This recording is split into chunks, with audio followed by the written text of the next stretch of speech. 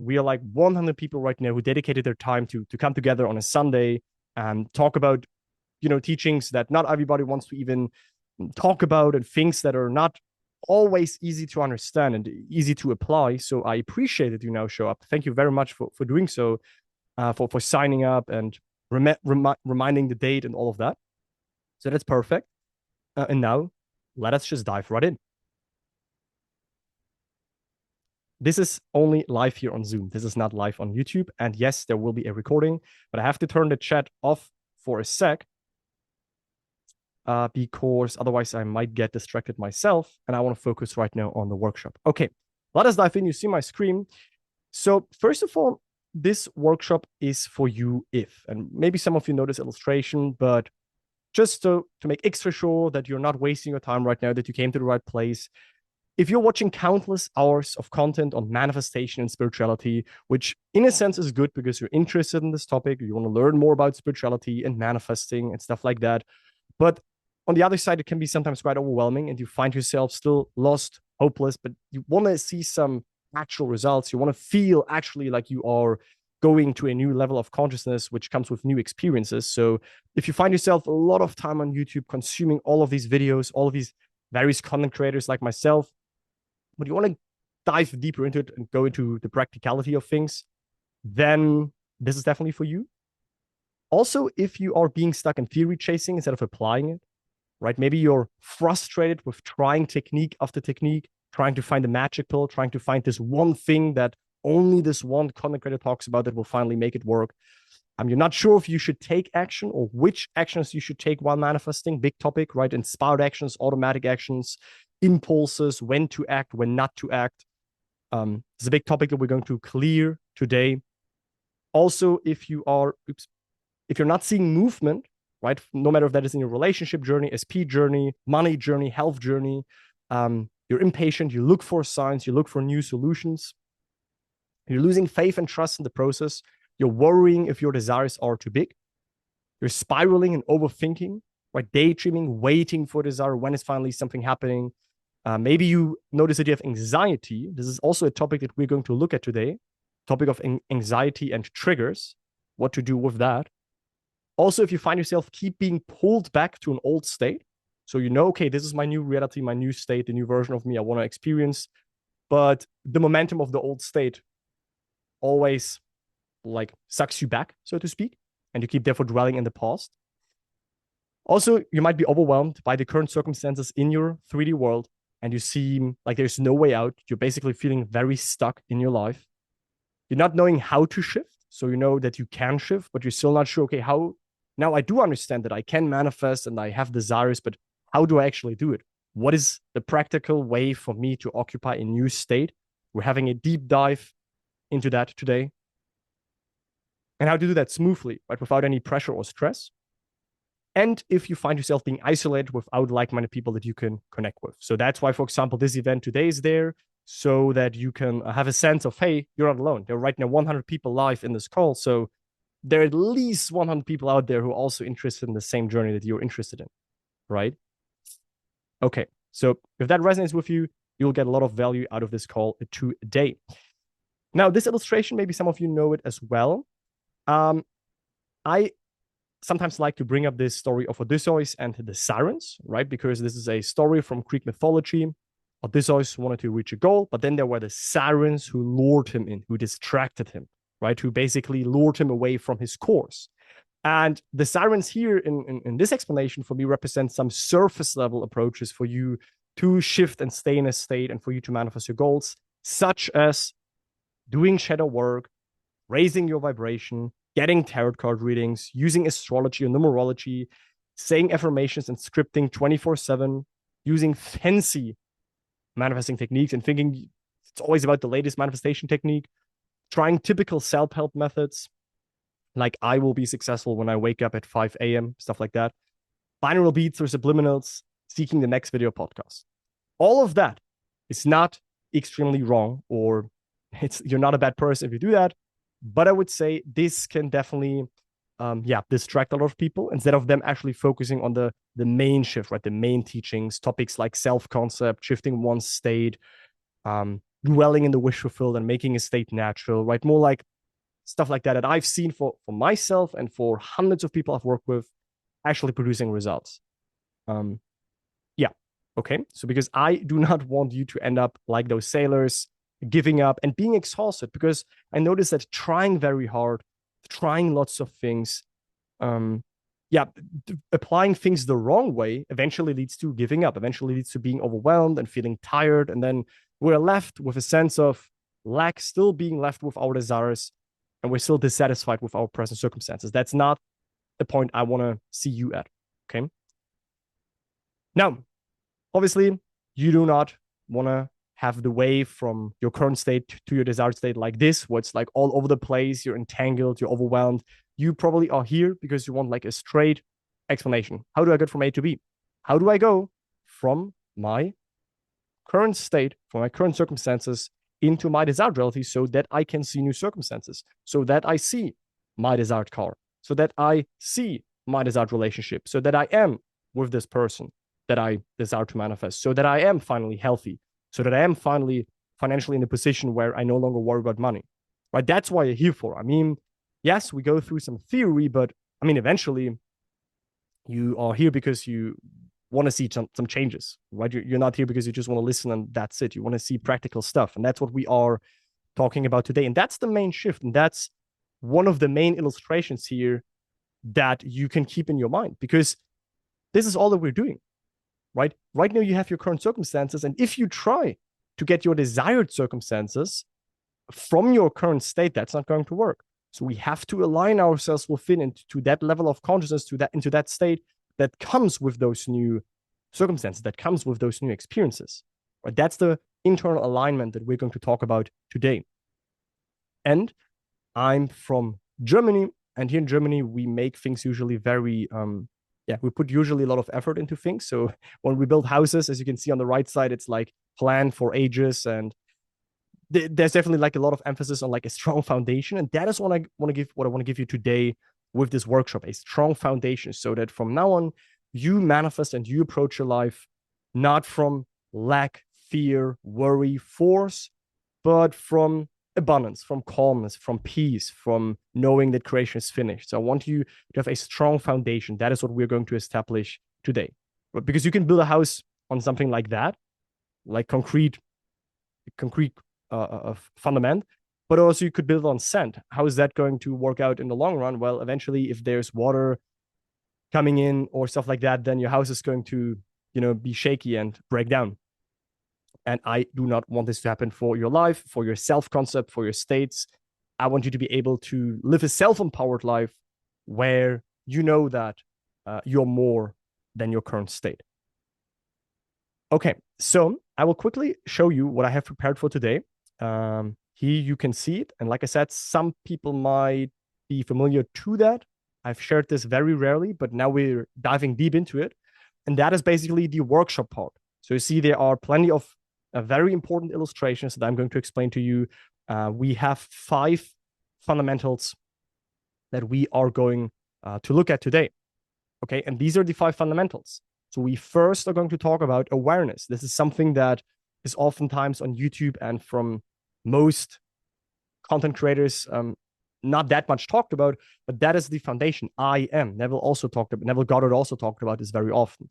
Right? So we have to speak about awareness, because this will eventually bring you stability, peace, calmness, and you'll be able to manifest from abundance. So we need to understand awareness and have an entire points on that. After that, we have to speak about states. So once we understand that, okay, all possibilities are there, all possible realities are there, all possible states, we then need to understand, okay, so what is a state? Why is it important to understand that? How is that expressed in our life? How can we change it? So we need to understand awareness, which is our true self. Then we need to understand that within that awareness, we have infinite states available, right? Then we need to understand the art of manifesting. So how do we shift into a desired state so that it eventually shows up in our circumstances? Because this is how life works, right? Life reflects back our inner state. So how do we change our inner state? How do we make something untangible tangible? That's the art of manifesting. And you see there are most illustrations that I have on that. We're going to look at the entire manifestation process. We're going to talk about the inner man and the outer man, a concept that is crucial to understand. And that is the third, basically, pillar. We're going to talk about peaks and valleys because it's cool to know about manifesting and this stuff, but I have come to know a lot of people, and I met in my journey a lot of people, hundreds of people that I coach and work with, and usually all of them at some point deal with fears, worries, overwhelming emotions, anxieties, and stuff like that. Especially when we shift, when we become more self-aware, a lot of stuff can start to arise. How do we deal with that, right? How do we deal with these things that come up? If we feel stuck, if we feel depressed, if we feel trapped, right? So that we are no longer a victim to our emotions. How do we approach all of that? Very important to speak about. And last but not least, integration, right? Because we do not want all of this to just be concepts and things we hear once or there. We want this to be a life philosophy that we live by. At least that's my statement. Because probably you don't want to hear this once, apply it, get some results, then fall back. And then after 1 year, you find yourself being very stuck in your life and then not knowing what to do. For me, all the stuff that we're going to talk about today is stuff that it's more like a lifestyle. It's more like just stuff that you keep in the back of your mind, and then you know for each life situation better and better and better how to approach it. Okay. So now before we dive in, can you let me know in the chat if all of that for now made sense, and if everything is okay with the setup? Can we start now with the first pillar? It's great. It's cool. Yes, yes, yes. All great. Brilliant. Perfect. Perfect. Okay. Thank you, guys. Thank you. Got it. Then let's start. Okay. So I will pause the chat again. Now, what is important is that some of these things are really deep concepts. If not everything makes sense immediately, that's okay. That's normal. Some of these things that we talk about later, specifically in the topic of states or in the topic of shifting, how we shift into a state, how we really manifest your goals, will maybe click quicker than maybe something like awareness or teachings that you've never heard of. But just stay patient and stay here, because remember, at the end or after the workshop, we have the gifts. A gift for everyone, a gift for 20 people, and a gift for one person, a very special gift for one person. Now, we are diving into awareness. That is the foundation of your life. That is oftentimes overlooked. Maybe this is the first time that you're even hearing about this, but I can promise you this. I've been in this field for actively coaching people for maybe 5 years. And before that, I've also, gone through my own journey and investigated all of that. And I can tell you this is by far the most important topic. Although maybe it doesn't seem like it right now, because you just want to hear the techniques and how do I shift in my new state? How do I stay in my new state? That's okay, understandable. But after I've worked with over 350 people, everybody who really understood it, everybody who manifested their specific person, everybody who manifested a relationship and money and health and objects and cars and apartments, everybody who really gets it tells me, Nicholas, the teachings on awareness, they changed my life. They brought me peace, and they're the most important. So please pay attention. Now, at one point in your life, you have to ask yourself, or maybe you already did ask yourself, who am I actually? Right? Who am I? What is me? What am I? What is this existence about? And then I brought this little illustration here for you, because then you probably say, okay, I'm Nicholas. I'm Nicholas, and I have my thoughts, I have my emotions. That's who I am. And that's who you think you are. You're this body, you have your thoughts, you have your emotions, and you have some sensations when you touch something, right? But when you do this investigation deeper, and maybe some of you have already meditated a little bit, maybe some of you have discovered meditation, you will find that in meditation, these things, such as your name, your thoughts, your emotions, your sensations, you can observe them, you can watch them, you can observe them is the best word. So they are not there always. They come and go. Right? Your name, okay, you change your name at some government institution, I'm sure you can definitely change your name. So your name is not who you are. Your body is also always changing, right? And even if you would cut off your small finger, you still refer to something, like you still are there. Even if your emotions, they change, right? On one day we feel maybe agitated or super excited, super blissful. And then the next day we feel neutral. So they change. Our thoughts change. We all know that. Right now we have different thoughts in our awareness that we had 2 minutes ago, 2 hours ago, 2 days ago. So our thoughts constantly change. And also our sensations change, right? Maybe now you feel your body sitting on a chair, on your couch, or you feel your feet, but later you maybe feel other sensations. So everything is constantly coming and going unless one thing, and that is I am. That is your awareness of being. That was there when you were 5 years old. That was there when you were 15 years old, 20 years old, 30, 40, 50. Maybe we have some people that are in those ages here. So the sense of awareness is something that never leaves you throughout your life. You're always aware. You are right now aware. And after this call, you will still be aware. And tomorrow morning, you will still be aware. But the contents of your awareness, so to speak, such as thoughts, such as emotions, they always change.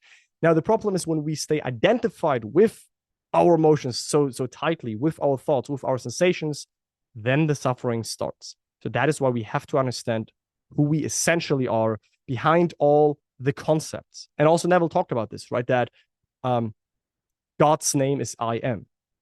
So I am your awareness of being. That is your true self.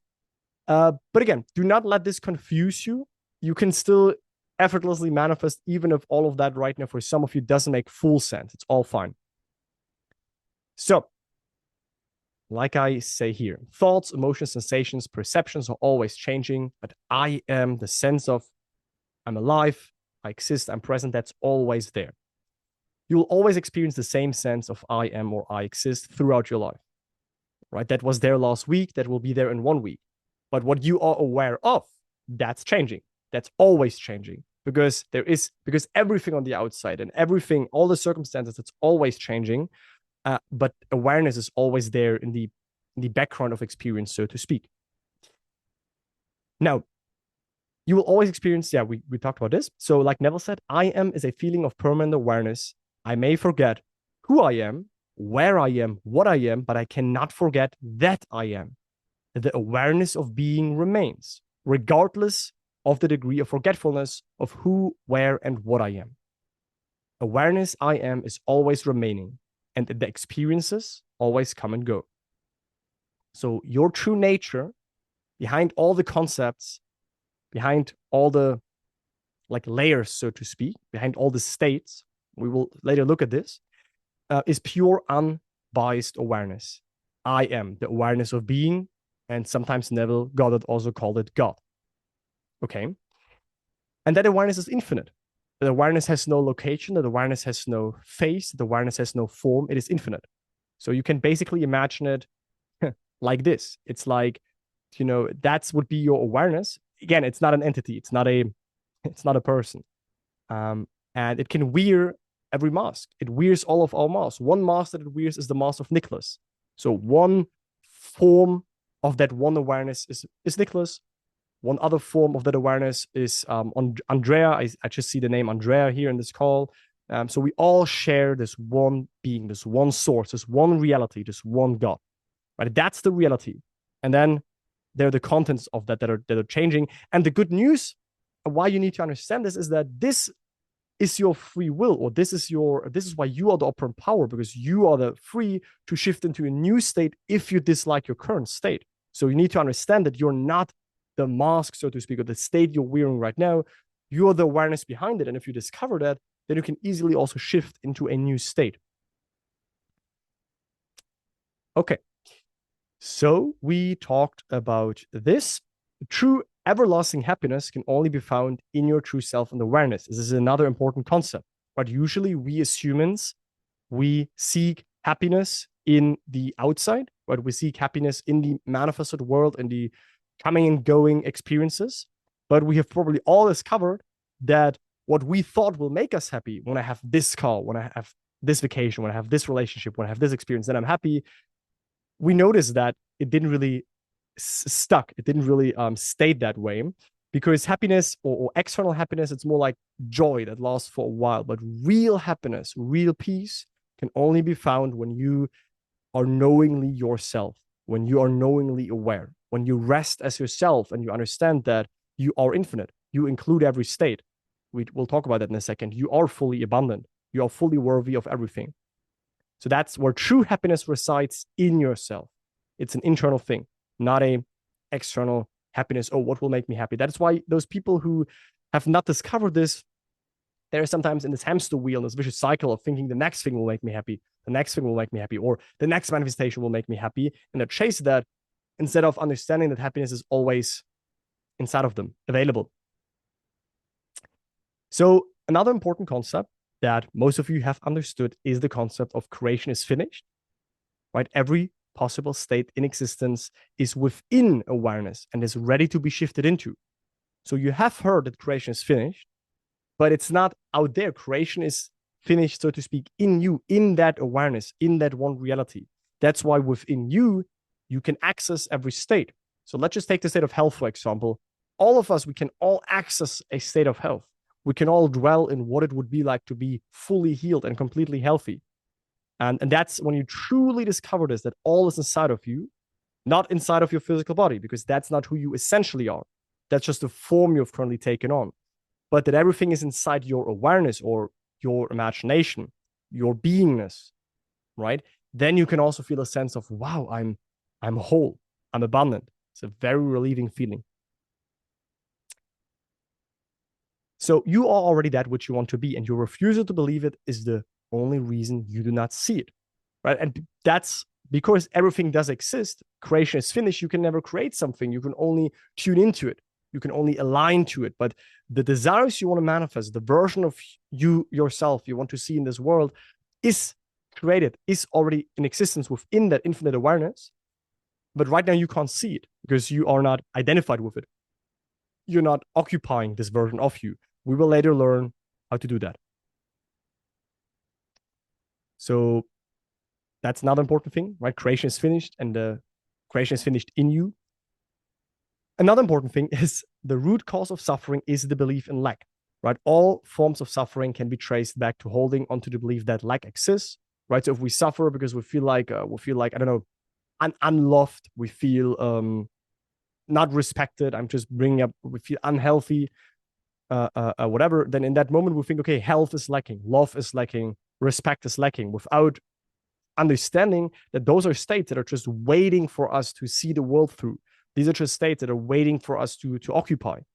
So that's why suffering comes if you think there is lack. But if creation is finite, how can there be lack? Things may be lack from few. Yeah, because we can only see one snippet of creation. You now see what's in front of you. You might lack currently your car, your relationship, the money situation you want, or the health circumstances you want. You might lack that from few, but it does not lack from existence. You can still feel the way you would feel if that would be true. That state already exists in you. So therefore, you listening to me right now, I'm speaking to the individual listening to me right now. You are whole. You are complete. You are worthy of everything because everything is within you. Can you accept that truth? It is a truth. Your rational mind might go in an argument and be like, yeah, but hey, I'm currently lacking this. I currently feel dissatisfied with my life. I don't have the things I want. This is not there. That is not there. Okay, but that is what the outer you is experiencing. But your inner you still, if you connect with that awareness, that is not missing anything. That is not lacking anything. That is whole. That is worthy of every experience because it includes all experiences. Okay? So you are the observer, the beingness, the consciousness, the awareness, the constant, the source of all that there is, the presence that is aware of your experience right now, right here. Without knowing your experience, there would be no experience. You need to know it. It's like without a movie screen, the movie would not be possible. So it needs a screen on which the movie is playing. You are that screen. You are that awareness. You are that presence that enables all experiences. And like I said, we're talking about some deep concepts here. Don't worry. It will become practical, especially when we go into states and also shifting. But that is still the foundation that you need to understand. right? So you can imagine it like this. Like currently, most people, maybe also some of you listening right now, you've never heard about this. You've never started to awaken to your awareness, and all you've been known so far is the contents of your current life or of the box you live in, right? You have never looked, so to speak, outside the box. You've never started to awaken to that awareness that is behind that, and you never started to observe yourself. You always were entangled in your life, in your thoughts, in your emotions.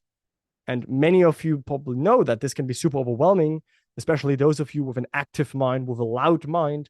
If we're fully losing ourselves in that, it can be a very uncomfortable place sometimes.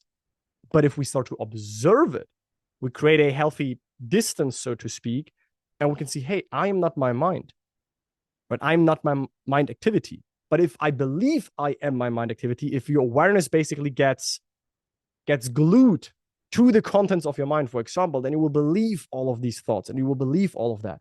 Or if you get too glued, too entangled in your current state, in your current circumstances, then you will believe that this is real. So that's why I'm so big on bringing awareness to your life so that you can have a healthy distance as well. And you see, hey, I'm experiencing this, but it is not essentially who I am. Okay. And many people also in our program, or yeah, they tell me this also, they confirm this, that it's like a light bulb that is in the beginning covered with a lot of dust, with a lot of layers, stories, assumptions, identifications, because our whole life we have been living on autopilot. Maybe we've been NPCs. Maybe some of you know this word, non-playable characters, just unconsciously drifting through life, never being aware. And that's obviously not a nice place to be. But once we start to be like, oh, wow, it's like a light bulb that is not shining very light in the beginning because it's covered with so many dust and layers and stories and identifications. But over time, once these identifications fall away, you can see clearly that you're essentially free. You're essentially a blank slate. But over the course of your life, so much stuff has been like painted on that canvas that you are, your awareness. It's like you were born, you were like a white canvas. And then over the years, 10 years is a lot, 20 years is a lot, 30 years, 40 years. You've accumulated all these stories, identifications. And now if you don't see through them and you're just being stuck in them, you operate by them, so to speak. And it seems your life seems stuck. But if you come back to awareness and through, for example, through meditation, through other practices that are there, you can regain more awareness in your life. And that is very, very freeing. And that brings a lot of peace back in your life. Okay, so we looked at this illustration as well. Now let's conclude the first part of the workshop, which is awareness. So yeah, let go of identifying with all the labels, right? We are here at this point. Let go of identifying with the mind. Be still and know that you are. This is basically Neville's first principle. Be still and know that you are. Be still and know that I am God. So most people don't do that because they've never learned it, or they never found the courage to actually be still and be with their mind activity, because it feels so uncomfortable to just let all that stuff arise. But we need to be courageous and do that. And eventually it will get calmer and it will get more stable and you will feel more peaceful, because that awareness, that is the source of peace. That is the source of happiness, of stability. Nothing in your life is stable. Nothing. Not your relationships, not your job, not your money, nothing on the outside is fully stable. But the sense of awareness, that is what you can trust on. That's always available. That is who you are. So invest also some thought, some conscious dedication into that sense of I exist, I'm alive, I'm present, I am. Right? For example, meditation can be super helpful for that. So that's why I said return back to the sense of I am as often as you can. You'll increasingly find yourself to be more peaceful. And I can confirm this for my life. And I can confirm this out of the hundreds of people I talked to and the ones who did dedicate to that. I know that they change. I know that their lives change just because of that first foundational pillar. So this is the most important part of changing your life and gaining personal freedom, becoming more aware, becoming more conscious, more self-aware, bringing self-awareness, mindfulness to your life. Without that deep understanding, you will always operate on shaky grounds. right? You remember the first illustration I showed you? This is basically your life or your manifestation journey as well without awareness. If you just focus on the techniques and the surface level stuff, this is people's manifestations journey with self-awareness and with awareness and with this first understanding. Okay. Now, please let me know in the chat some feedback before we continue. I want to hear, yeah, did it make sense? Was it too quick? Was it confusing? Was it super new? What do you think about this? Just give me some feedback here, please. That was an eye opener. It was great, making lots of sense. Perfect pace, loving it, super clear. Thank you guys. That's awesome. I loved it. Perfect. Nice. Great. And it's something so simple that we still very often overlook it. I mean, the sense of awareness, it's always there, can always be in the observant perspective, right? Neville talked about this actually often still within his lectures, Neville Goddard. But usually in the manifestation journeys and all of it, this gets lost, or when life becomes very busy, we just overlook it.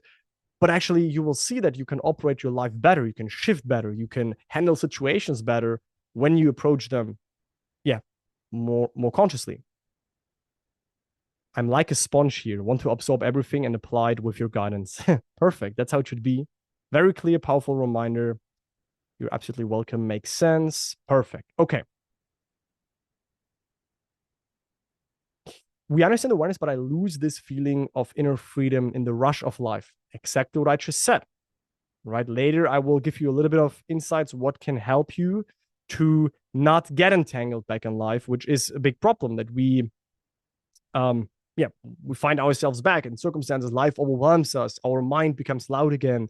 And it's like weeds that start to grow in the garden. And if we don't watch, after a month or whatever, the garden looks pretty messed up. So we have to kind of nurture that, of course, right? We can't, that's why I said in the beginning, we can't only learn this once and throw it away. This is a lifestyle. This is something that if you continuously want to have increasingly more peace, if you continuously want to know how to shift states and stuff like that, if you continuously want to have those teachings in your life, then it needs a little bit more than just this one workshop, basically. Okay, thank you for the feedback, guys. I will pause the chat again. I appreciate all your feedback, and we will go to the next point. Just one thing. How many people are we here? 100. It's a little bit weird because I know that we got like almost 400 people that signed up, and I purchased extra for that event a like a license for up to 500 people. So I'm really wondering if I missed the setting and we miss many people right now that cannot join this call. Let me quickly check on that. Is anybody here? I will enable the chat once more. Is anybody here like a Zoom expert? Do you guys know if I have to, after I purchase this license, do I have to activate that? If I want to have more like than 500, than more than 100 members here? Does anybody know that?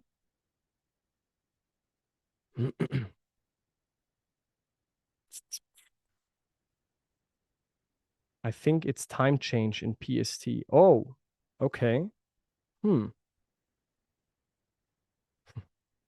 Imagine like 300 people right now cannot join. They're just waiting in the waiting room or something because of a missed setting or something. I think you can go to your settings in Zoom and check. Yeah, guys, let's do a 1 second pause. I know we're in the middle of the workshop and I'm fully in the flow actually. And I want to dive in right now into the next topic, which is states, one of basically the core essence of what we're going to talk about today. But this is really important because really there were like a lot of more people that signed up for this. So we are getting a message while entering. Meeting has reached maximum number of allowed participants. So Ritu, you got this message once you signed up? You got this message? You got this message. Oh, that's good to know. Okay, guys, give me a sec. I want to check this out. Mm-hmm.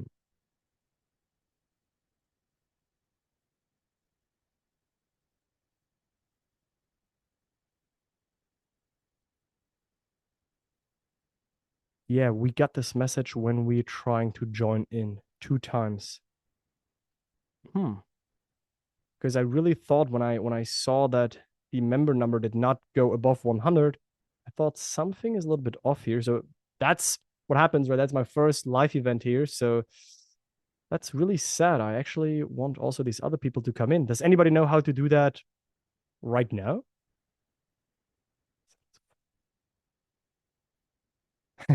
Okay, so now you guys definitely know and do not leave because I got some messages telling me that once you leave, it could be that you want to join, but then the 100 people are full. So at least you have good reason to stay here because otherwise, yeah, your spot might be gone. Settings, meetings.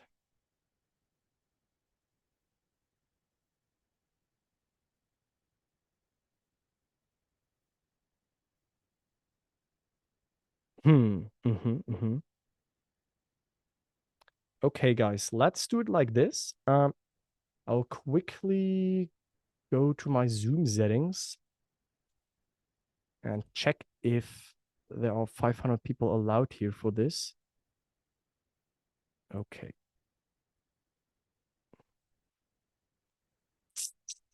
Roshan, thank you for that message. That might be it. I will check that right now. Uh, settings and then meetings. Okay, I'm there. Yeah, sorry for that, guys. We'll continue in just 1 second.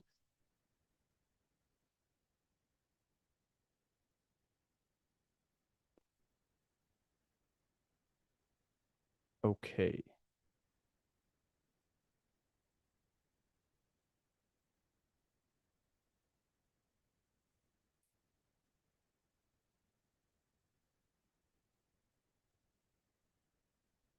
Select invite.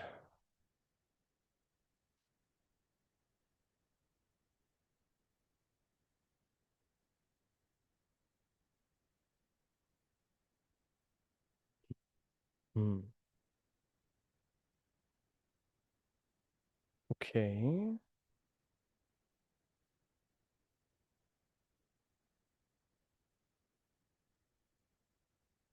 So if anybody still knows the solution or could help me out with Googling it, I think I'm in my Zoom settings right now. But the question is, can I here do any clicks to jump from 100 members to 500? So I purchased this.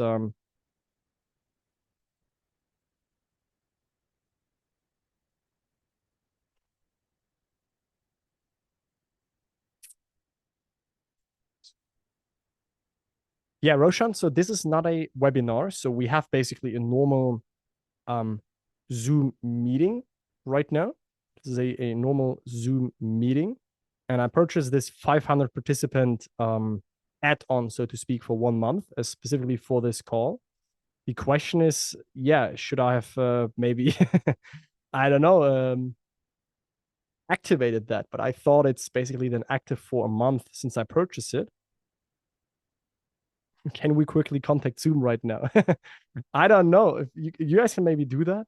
Otherwise, I would just continue, and then we would see how it goes.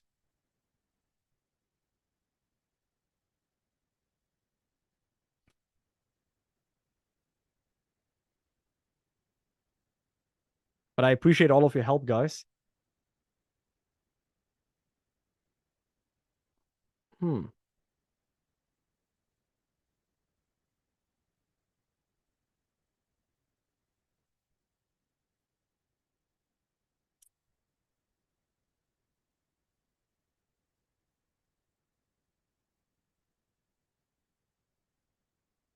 Okay, Roshan, thank you. I try that. So I try this one more thing, and if that doesn't work, then we still continue. Then it is super sad right now for these people, but I also don't want to keep you guys waiting because we're in the middle of the workshop.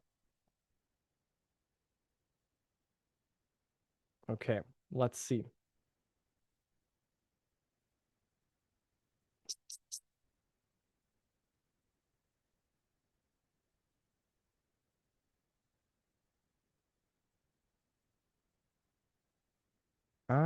Okay.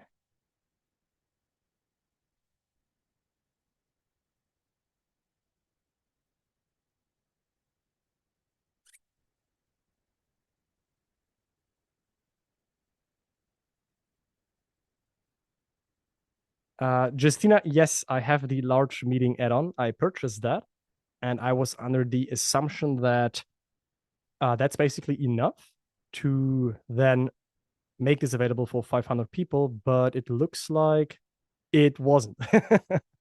I mean, that's how you learn by doing some mistakes. Yeah, I'm just sad about these people who are right now waiting and they potentially can't join our meeting right now here, and they're missing out on it.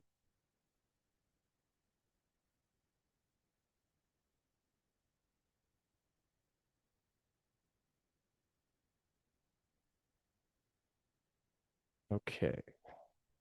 Yeah. I checked, by the way, thank you for all of your help that you sent in the chat, like all the instructions. Some of you went into ChatGPT and I tried that, but I don't really find that. And it's also taking a little bit too long right now. I leave that open, and let us go back in the workshop for now.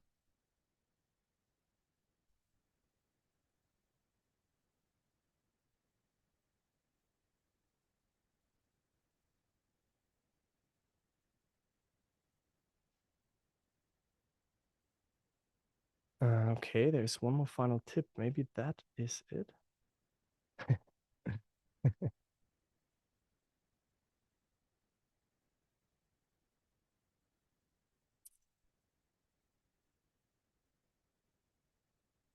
Have a little bit of patience, guys. We are almost there. I'm basically just following these instructions here that you guys gave me.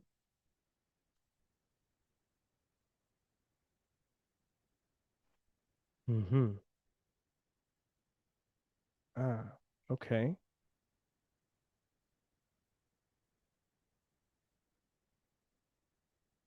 Yeah. So basically, definitely the 500 member additional add-on in Zoom is activated. I checked that.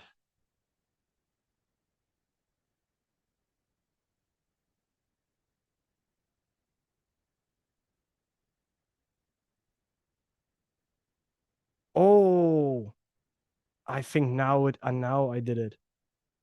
Hmm. Let's see if now more people can join. I think now I clicked something. Now it clicked. Okay, I will jump back to the meeting right now. I leave this open. We go back. Thank you guys. I will pause the chat, but thank you very much. So sorry for that little pause. We go back to the workshop right now. And in the meantime, we can see if the number goes above 100 members here. Okay, cool. So, guys, again, please bring your awareness and your attention back right now. You remember we have 5 fundamentals: awareness, states, manifesting, peaks and valleys, and integration. We talked about awareness, and this is the absolute foundation which everybody should understand. And yeah, this is basically discovering your true self. And I heard the most craziest stories when people understood that they are more than their thoughts, more than their current state, more than their current circumstances. They felt like a certain relief. It's not something extremely mystical or that feels that needs to feel very exotic, but still it's very freeing if one understands this.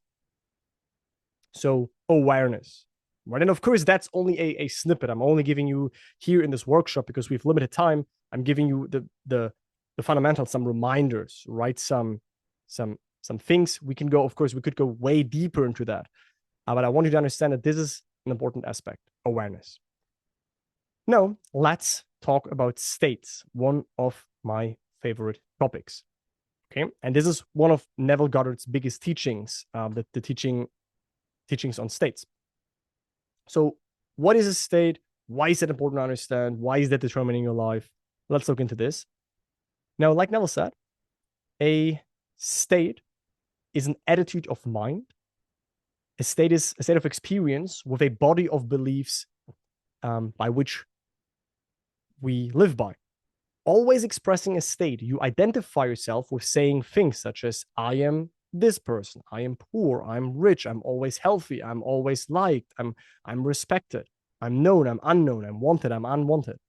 Right? But what we see is this. And this is why we started with the with the I am teachings and your true self teachings first. Because once you understand this, then you understand that, okay, you are free to bring your awareness to every desired state, to any desired state, right? And to any desired, so to speak, self-concept. Self-concept state for me is the same thing. It's what you are identified with, right? What you are, you as awareness, what you are dwelling in, right? And then life is a reflection of these internal states, of these assumptions, of these internal realities that you made alive inside of yourself. And here you have also a very nice illustration that has helped me in the beginning a lot.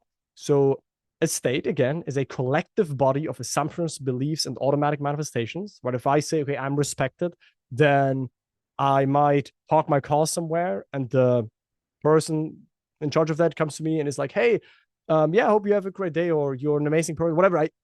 Things just happen automatically based on who you are. But yeah, states are also a lens, a filter determining how you see and experience the world. So it's basically going outwards. So if you're in a state of being respected, you will automatically think that people are like positive towards you, or that people only want the best to you, or that people like to hang out with you. So it's determining how you see the world. But also a state is a blueprint of how the world responds to you, right, and of the circumstances that you encounter. So it is crucial to understand that the states you internally have alive and you abide in are shaping your own personal reality. And we are later going to talk about what it means to shift into a desired state and how to do that in a way that eventually this desired circumstance then shows up, because we understand earlier that all states exist. The state where you have this desire, the state where you have this desire, they all are there. So we need to later align to that. And by the way, guys, we found a way, because I saw the number now is above 100, 102. So thank you for your help in the chat. And now more people can join. That's perfect. Okay, back to states, right? So we now know what a state is. And then there are 3 propositions from Neville Goddard that Neville made. Okay, so he first said this: my first proposition is that the individual state of consciousness determines the conditions and the circumstances of his life. So we found this out, but our life is shaped by our state. We see that, okay, we are not the state we're in. We are the awareness that is always identified with a state, which is then reflected back in our life. But once we understand this, then we can say, hey, I don't like my current circumstances. I feel dissatisfied. I feel like I have desires. Well, let me shift into a state where I have what I previously desired, where I am who I previously wanted to be. So that's a very important proposition if you do understand that by the conscious application of the law of assumption, right, by consciously dwelling in a new state, you can shape your outer experience that is very freeing and very powerful. And you can bring in desired circumstances. You can basically bring into the screen of space, I would never like to call it, you can bring in your desires. That's phenomenal, right? So that's the first proposition. The second proposition is that man can select the state of consciousness with which he desires to be identified, like I just said, right? Your state determines your life, and you can select the state you want to be in so that you get the life that you want. And then the third follows naturally. Therefore, man can be what he wants to be. Therefore, you are free to determine your fate. You're not a victim to your circumstances. Your life is not dependent on, or you're not dependent on how your life is right now. That's only a past reflection. But you can now start to set new intentions and shift to new states, obviously in your desire states, so that your desires start to manifest in physical form also around you. And I prepared a lot of images here for that. Okay, so we go through all of these images. These are all very important. One of these images is this, and that is that the state of consciousness, your self-concept, your identity, it's the center, it's the core element, so to speak, right? So instead of starting to change the outside here, no, we always want to change from within to without. We start on the inside. But once we start to change our state, automatically a state produces new thoughts, and a new state comes with new thoughts and new beliefs. A new state comes also with new emotions, a new set of emotions.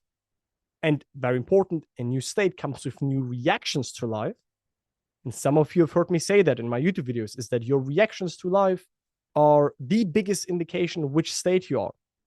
And you see that this is internal, right? A reaction is still internal, but based on your reactions that you have to life, you can understand in which state you are. So if you see a happy couple on the street and you have a very overwhelming reaction and your throat gets tight, or you feel dissatisfied with that and you wish to stay inside because you might see happy couples, well, what is that showing you? It means that in that moment you are lacking the state of potentially being happily partnered or being with your desired partner.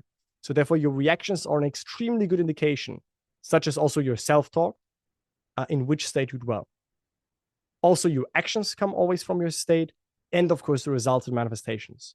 But this illustration is there for you to understand that really the core and the center and the most important thing is your state of consciousness. Okay, what else do we have here? Yeah, so a change of circumstances happens as a result of a change in your state of consciousness. That should by now be clear. And also the world is a mirror magnifying what you are conscious of being. So therefore, stop and try to change the world. Stop and try to change the outside.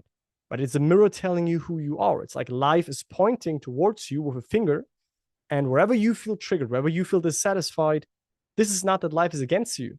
This is where life wants you to outgrow your present level of consciousness. This is where life basically presents desires and growth opportunities to you. That is why desire, and we will talk about this later, a desire is an amazing opportunity for you to grow. It's not something you have to suffer for. What you want exists because creation is finished. So a desire is a currently unoccupied state, right? And if we look back at this illustration here, then we see this mirror principle. We see that the state shift happens internally in our life experience, right? That's simply this state which now starts to express through us in our lives.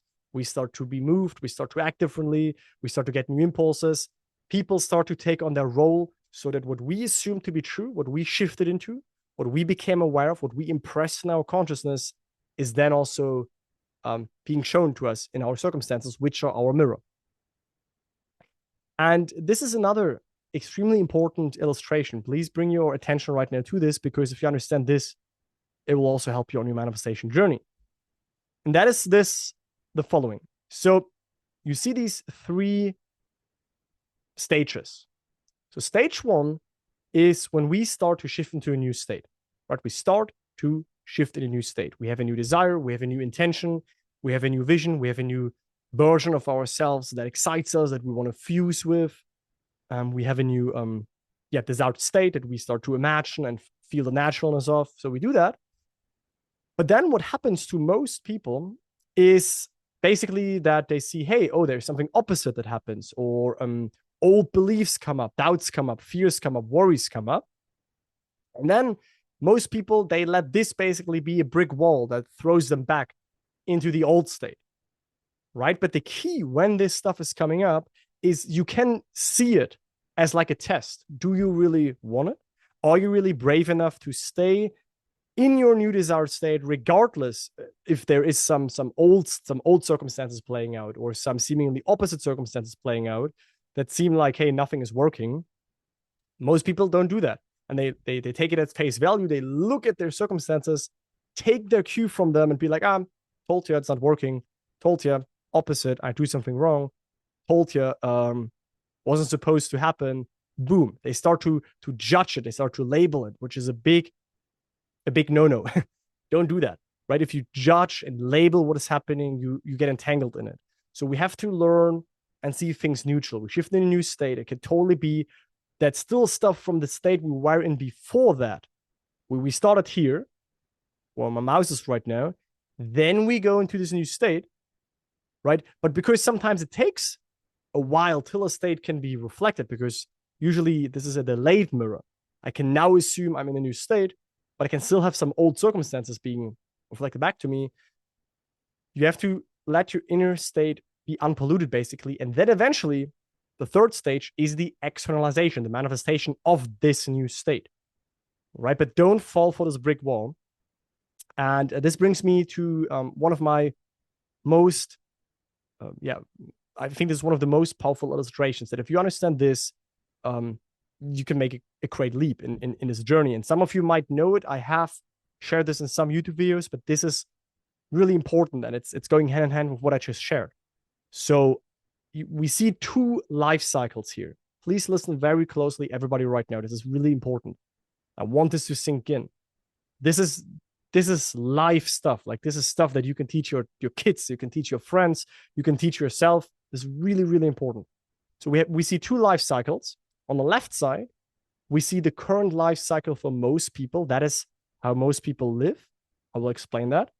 And on the right side, we see the life cycle that if you follow that, you can master your life. So on the left side, we see that most people approach life by being very objective, focused, right? Looking at what is. Be realistic. Look at the facts. We all know these statements, right? Look at what is. But what that is doing is pretty harmful in a sense, because we look at what is, meaning we look at the circumstances, which again are a reflection of our state. So we look in the past, we look at the mirror, and we form our attitude, our self-concept, our state, our identity out of what we presently see. Because of that, because of our inner state, we know that because of what we say is true, we get more of that. We get a reflection from life based on who we say we are. And then we look again at it and we stay fully stuck. Do you understand this? This is really vicious. So this is like someone who, I don't know, for years have struggled in the financial field of life, for example, and they look at life, they look at their past, they look at their life currently, and they maybe are a little bit in debt. Maybe they have open bills. Maybe they struggle with finances. And if they look too much at this, I'm not saying that you have to close your eyes and walk blindly through life. I mean, we all have life circumstances. But if you create a story out of them and you create a state out of them, so to speak, you take your cue from that and you say, because of that, because of what I see right now in my life, I am the financially struggling person. I am the single person. I am the lonely person. I am the unhealthy person. Then that is what you declare is true. That is what you get reflected more of. That is what you see more of. And then you stay there, right? A better way to approach that, and that's if you bring your attention to the right side right now, is if we don't start with looking at what is, but we simply let that be. We don't fight that. We don't argue with the mirror of life. We don't try to destroy the mirror of life. We don't try to get rid of the mirror of life. We let the mirror of life be there. But we start to ask ourselves, who do I want to be? What's my desire? In which state do I want to be? Regardless of what currently is happening. It's not always easy, but that's still how it works. So we start with, first of all, forming our attitude. And we do not start with looking at what is and then forming our attitude based on what the world is currently showing. We basically start by forming this new intention, this new attitude, this new state. We say, I am now this. Then what's happening, like we saw in this illustration, it could still be that we say, I am now a financially stable person. We start to shift into that side. We start to imagine scenes that imply that we now have a more lavish financial life, that we have now 10K a month, a desire for a lot of people. But we have that. Then it could still be that opposite circumstances show up. It could still be that we get reflections from the past state. That's fine. Don't judge it. Don't label it. Observe it. And should it trigger you, what do? Triggers are nothing bad. Should it trigger us? We let the trigger be there. A trigger is only an invitation to maneuver back in the wish-fulfilled state. And eventually, if we, in an unpolluted way, stay there, if we'll keep that mental image alive, if we'll keep placing our inner self again and again and again in the wish-fulfilled, we start to see reflections. The life must reflect back this new state. And then we can glance into life and we see, oh yeah, I got new clients. Oh yeah, I got this amazing job that I always wanted. Oh yeah, I got ideas that are now bringing me more financial resources. Awesome. Who am I? Boom, more dwelling in the state instead of so much always looking for signs and being so objective focused. Right? We can be focused subjectively where we dwell within and what's going on in the world. But if we're focusing so much on what's in the world, then it's very easy to take our cue from that and form stories and beliefs from what's out there instead of being our own chooser and determining for ourselves who we want to be, regardless of what has happened previously in our lives. Okay? Very important stuff. And there's a quote from Neville that I included here. So suppose the facts still deny what you did. So suppose your external circumstances still deny that you shift into the wish-fulfilled state. It doesn't matter. Let the facts remain. They will dissolve. They'll all dissolve because you're going to remain faithful and occupy the state of the wish fulfilled, right? And I declare, and this is something that I recently, I shared something also on YouTube about, is I say the biggest problem when manifesting is that we get entangled in life circumstances and we're identifying ourselves with them. And especially after a certain time period, when we overlook these teachings a little bit, I had plenty of people, amazing people who joined my program. They manifested apartments, they manifested partnerships, they manifested SPs, they manifested health, money, business stuff. I didn't heard for them for 6 months, 8 months, a year. They came back and they're like, Nicholas, I feel overwhelmed. I feel stuck. What should I do? Where should I start? And I asked them, when was the last time that you meditated, that you consciously shifted in your state, that you observed your reactions to life, that you did all the stuff that we talk about here today? I asked them and they said, yeah, it's been months. No wonder, right? And then again, they fall back into this cycle of life. They fall back into looking what is, and they get entangled in all of their life circumstances, and then they feel stuck again. Okay. Yeah. So what else do we have left in the states department? So there are 3 fundamentals that Neville taught as well. And those 3 fundamentals, when it comes to states, are self-observation, definition of aim, and detachment, right? We talked about self-observation in the beginning. That is basically only possible when you have an increased sense of self-awareness. If you are self-aware, then it will be easier for you to notice when you slip out of the state of the wish fulfilled. When you have more self-awareness, it will be easier for you to notice your reactions to life and to see that if they are not matching the wish fulfilled state, to then realign yourself. But if you're always just in the stream of life and you're not even self-aware, then no wonder that there is not a great shift happening. So it needs self-observation. It needs definition of aim. What do you desire? What do you want? What is right now your desire? Doesn't matter what anybody else wants. What is your desire? And then we need to detach ourselves from our present state and shift into the new state, right? We then have to detach from that state and fully place our awareness and fill our inner world up with dwelling in that new state till that is what we are automatically being identified with. Quick reminder for all of you guys, I see we are 109 people right now. Quick reminder, once we are done with the workshop part, there are 3 gifts waiting for you.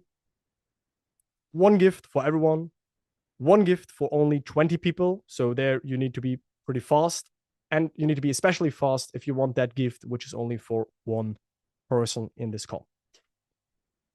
Now, let's finish the topic of states. So you have the ability to focus your awareness on a particular state, and there are infinite states, as we discovered earlier. Creation is finished. Every state you can think of, every state you can desire is in existence. You can only desire a state because it's available. But desiring something does not mean that it will also enter your life. Only once we occupy that state and identify with it, it can be reflected back.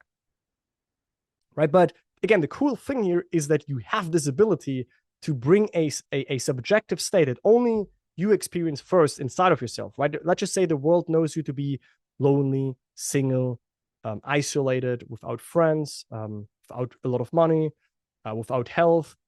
The world knows you as that. You can subjectively start to dwell in the opposite state that you desire.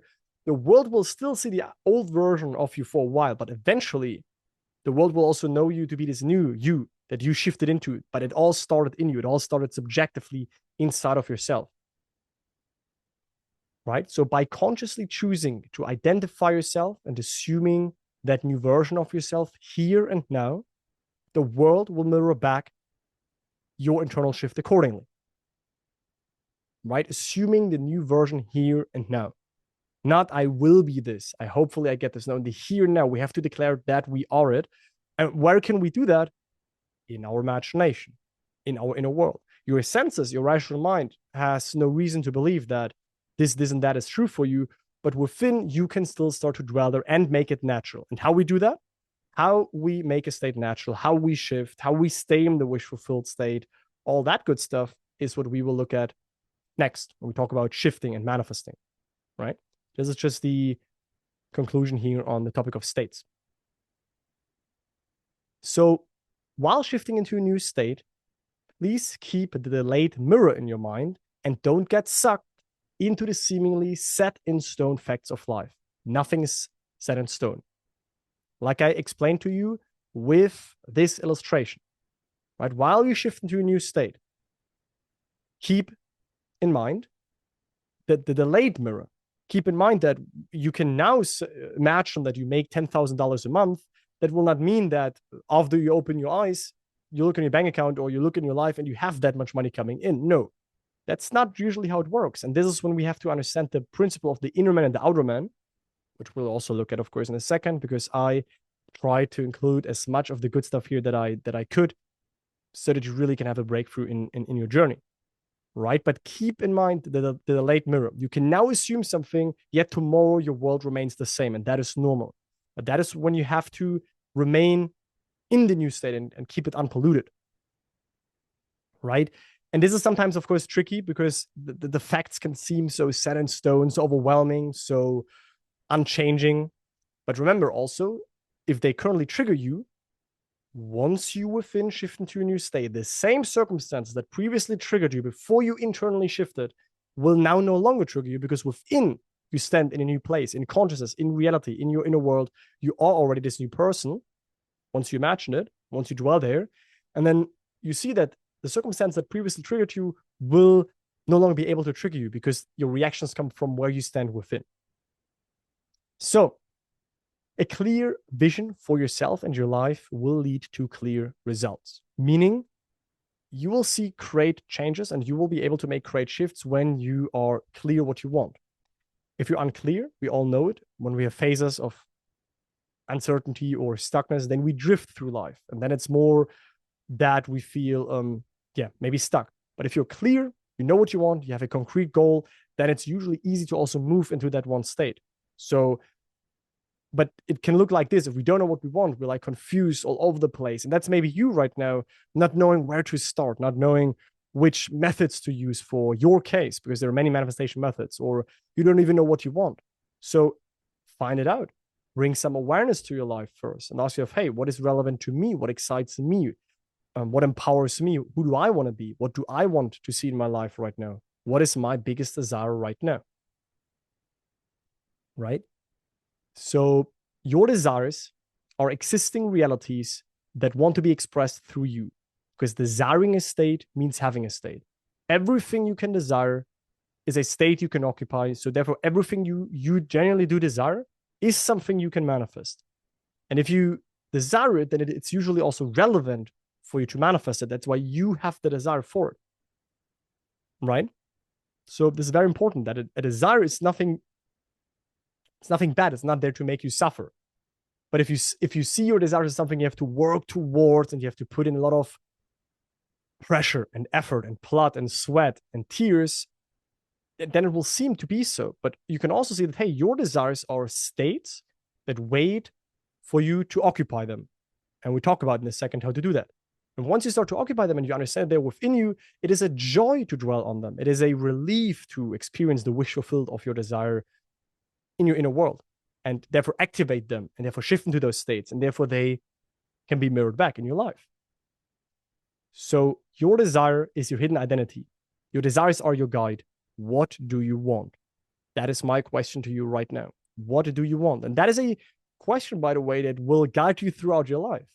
Because 10 years ago, you did want different things than you want right now. Now you want maybe 1, 2, 3 desires. Maybe some of you are here because you want to manifest a specific person, and that has been a desire for a while. Maybe some of you are here because you want to manifest a general relationship. You finally want a partner and you open who that is, who enters your life. Some of you maybe struggled with finances for quite some time, and you finally say, hey, I want to have a breakthrough in my finances. And you are worthy of that. That is your birthright to experience your desires. They are basically, again, life is not there to make you suffer. It's not against you. It's not happening to you. Life is happening through you, and your circumstances and the triggers you encounter, that's the finger pointing towards you, being like showing you who you have to be so that it no longer triggers you. So when you see a happy couple on the street and it would trigger you, who would you need to be where seeing a happy couple on the street would no longer trigger you? Well, you would be also happily partnered or be with your desired partner, be in that relationship that you want to be in. So it's not about that you no longer see couples or that you no longer see healthy people or no longer see people with a lot of money. No, if that triggers you, again, that's showing you where you have a desire, where you have room to grow. So genuinely ask yourself right now, what do you want? Okay. So that was the topic of states, right? We talked about what a state is. We talked about the importance, like why this is key to understand states and shift states, that all states are within you. We talked about the principle of like the delayed mirror, and to not take our cue from the circumstances, because if we form our inner state from what is, we're always in a like negative feedback loop, so to speak. But we should have always the state first. I am now this, regardless of what's happening, and not because of what's happening, I am this. Give me a quick feedback in the chat how we are doing, because I know we are, we're quite some time already in the workshop. So how are we doing before we go into shifting, before we go into the manifestation aspect, and how we make it, when we make it practical?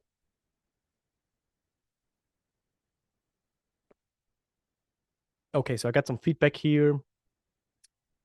Doing excellent, loving this, fantastic, good explanation. It's been perfect so far, great, very good so far, clear, good. So do you assume the state of the wish fulfilled?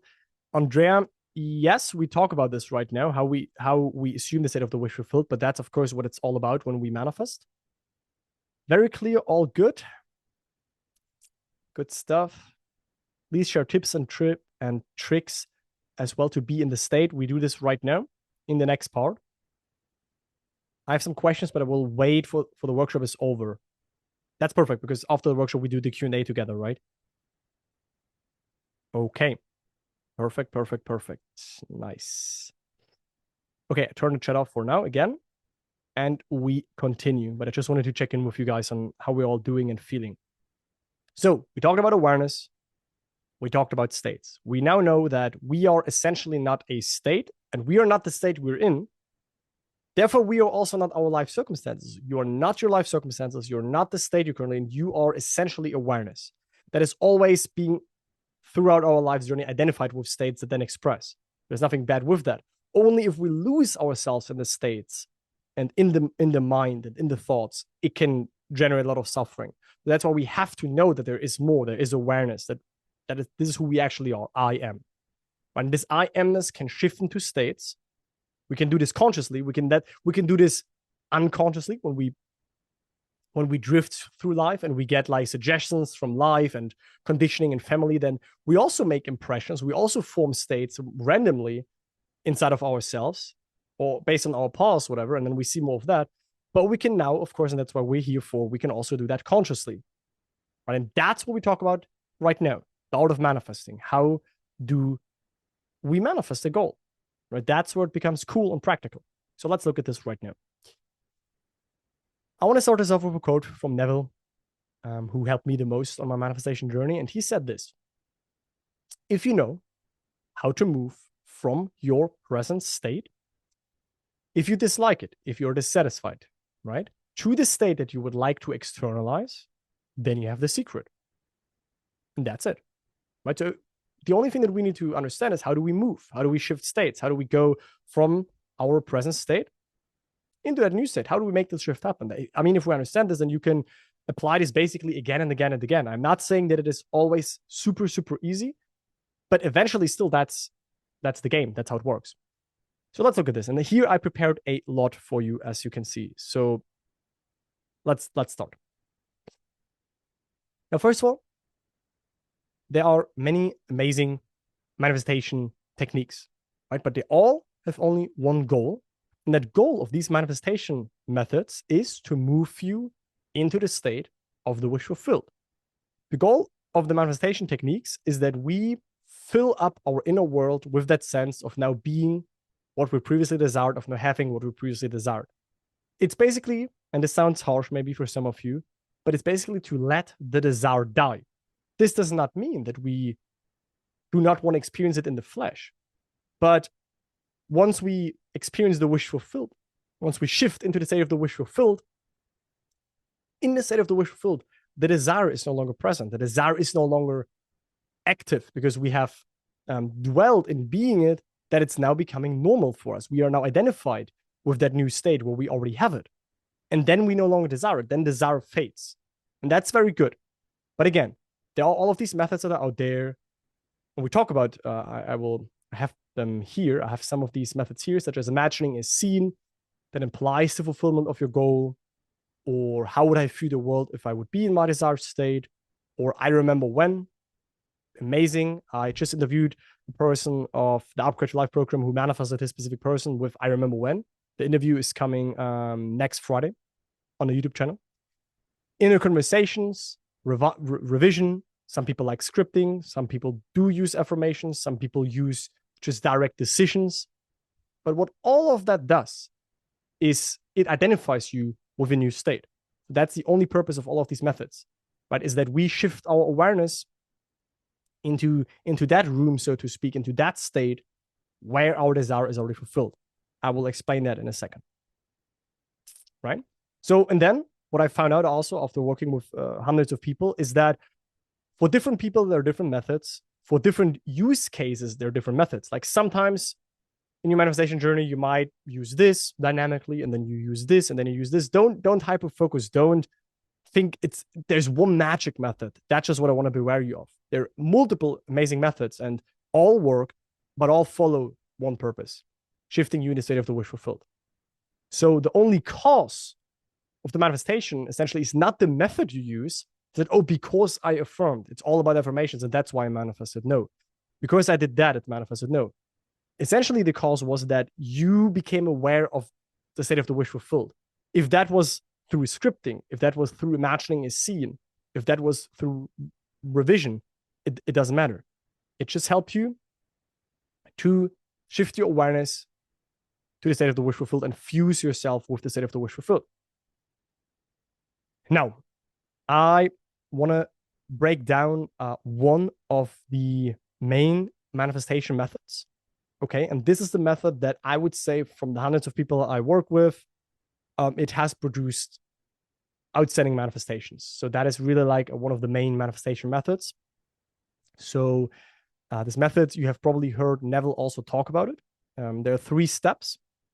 The step 1 is decide what you want. Don't compromise it. Don't even question, but what about this? What about this requirement? There are no requirements to shift the state. Like, you do not need to first be a master at this. You do not need to first learn hundreds of courses, but get 10 coachings from 10 different people. You can shift right now because you have everything you need. You have your imagination, you have awareness, and you have a desire. So if you have that, then you have everything you meet all the requirements already. So first step is desire. What do you want? Okay. Second step for this main manifestation method is that you construct an event. Okay. You construct a simple little single event which you believe you would encounter following the fulfillment of your desire. So basically, you come up with an event that implies the fulfillment of your goal. I give you some examples. Also from my own journey. When it comes to a car manifestation, I ask myself, so when I have my desired car, what would imply that to me? I would play with the keys in my hand. And that was my scene. Grabbing my keys in my pocket and rubbing with my thumb over the logo. And that implied to me that I have my desired car. Desired relationship, SP. What would imply that? What would a family member say? Well, I imagined that a family member would say, wow, you guys look amazing together. That was one scene. You guys look amazing together. Another scene was the person telling me, wow, do you have a new perfume? That was something that implied to me that the relationship is there. And I think another scene was my best friend making a fun joke, making a fun comment. It needs to be very subjective. It needs to be very, it needs to imply the wish fulfilled for you. What else? With an apartment, I had a scene where I imagined me and friends and my mom and my dad being in my apartment, in my new apartment that I got, and we celebrated in the apartment. We basically cheered classes together, and we celebrated. I even heard the sound of classes like going together, and that implied for me this specific thing is reached. So you get the point, right? You ask yourself, okay, if this manifestation is in my life, what would be different in my life? Who would congratulate me? What would imply it? What would I do differently? Or what would I do that without the wish fulfillment I can't do? But what is an event that implies to me personally that my goal is reached? My mentor, for example, he had an inner self-talk from the state of the wish fulfillment. He imagined saying to himself, finally, or I knew this would happen. That also perfect. Anything that helps you to enter that wish fulfilled state, that implies the wish is fulfilled for you, is something that you can experience in yourself, in your imagination, because you can hear things in your imagination. Your imagination allows you to hear things, to touch things, to see things. And when you dwell there, you will see that it becomes natural, and you will see that the desire leaves you because you are always shifting into the state where you now have it through that scene. Very, very, very potent, right? So if you need a desire, you need to ask yourself what implies that this desire is now in my life. Then the third step is you immobilize your body, right? And you relax, you induce the static into sleep. You do not need to do this in the evening. You can also do this in the afternoon. It's just important that you relax, that you calm your mind. But and then you mentally feel yourself into this act, right? You imagine it, that you're actually performing it here and now. You must participate in this imaginary action, not merely look at it and feel yourself from a distance, right? Feel that you're actually performing the action so that this imaginary sensation is real to you. Because what is imagination? Imagination is spiritual sensation. It allows you to now hear your best friend, although your best friend is not in your room with you. But if you would practice that a little bit, you could close your eyes and have your best friend congratulate you on your success, if that implies that you have reached your goal, right? And that's already it for that one main method, okay? And one thing that I want to mention quickly before I continue is when you imagine something, this is a key thing I learned from my mentor as well. Imagine it because it is happening right now, but not to make it happen in the future. We talked about this. I am, creation is finished. So what you imagine, it's not that you start to create that, but it wasn't there before. No, you can imagine it because it does exist. It's a portion of creation that is currently unphysical, non-tangible, unmanifested, right? Non-physical imagery, but it's still a portion of creation that's there. And you imagine it not so that it happens in the future, so that you get your desire in the future. No, you imagine it to now fully surrender and in the here now be in the wish fulfilled. This is a key. And I would go as far and I see 95% of people in the manifestation journey do this wrong. And that's why they delay or postpone or not at all get their manifestation, because they always go within and they imagine to get it. They imagine to get it. They imagine to get it. But what does that imply to the mirror of life? The mirror of life can only give you what's already done inside of you. But if always inside of you, you're just imagining so that you get it, you didn't fully experience the wish fulfilled in its fullness. You're just doing it because you think you get it in the future. Don't wait. Experience the wish fulfilled fully now. Because, and we're going to learn this right now, the manifestation is the consequence of the wish fulfilled. So you have to fulfill that wish fully, and then the manifestation is only, the world is only being like, here, look, Nicholas, that's what you've done inside of yourself. That's what you first gave yourself within. Here you go. There's the confirmation. There is the, you get a B for doing well. Here you get your manifestation. But at this point, you notice you will no longer need it because you fully know that it already happened inside of you. Let's look at this. This is the manifestation process. Some of you notice from the free masterclass. Some of you notice I shared it here and there also on the YouTube channel. But that's key to understand. Okay. I want to quickly guide you through that. So let me take a sip of my tea.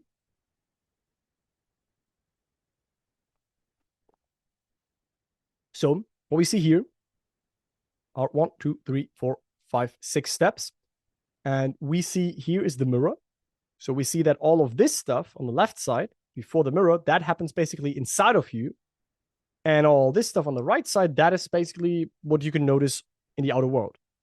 And we also see the green highlighted parts. Those are the parts where you have to do something. The rest happens all automatic.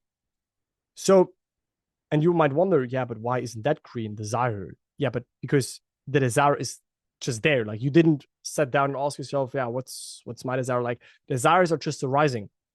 The outer you is just noticing them again because of your triggers, because of your reactions to life. You just notice why you have desires, because your higher self, in a sense, gives them to you, feeds them to you, so that they can be expressed through you. But you didn't work out the desire; it is just there, or it's not.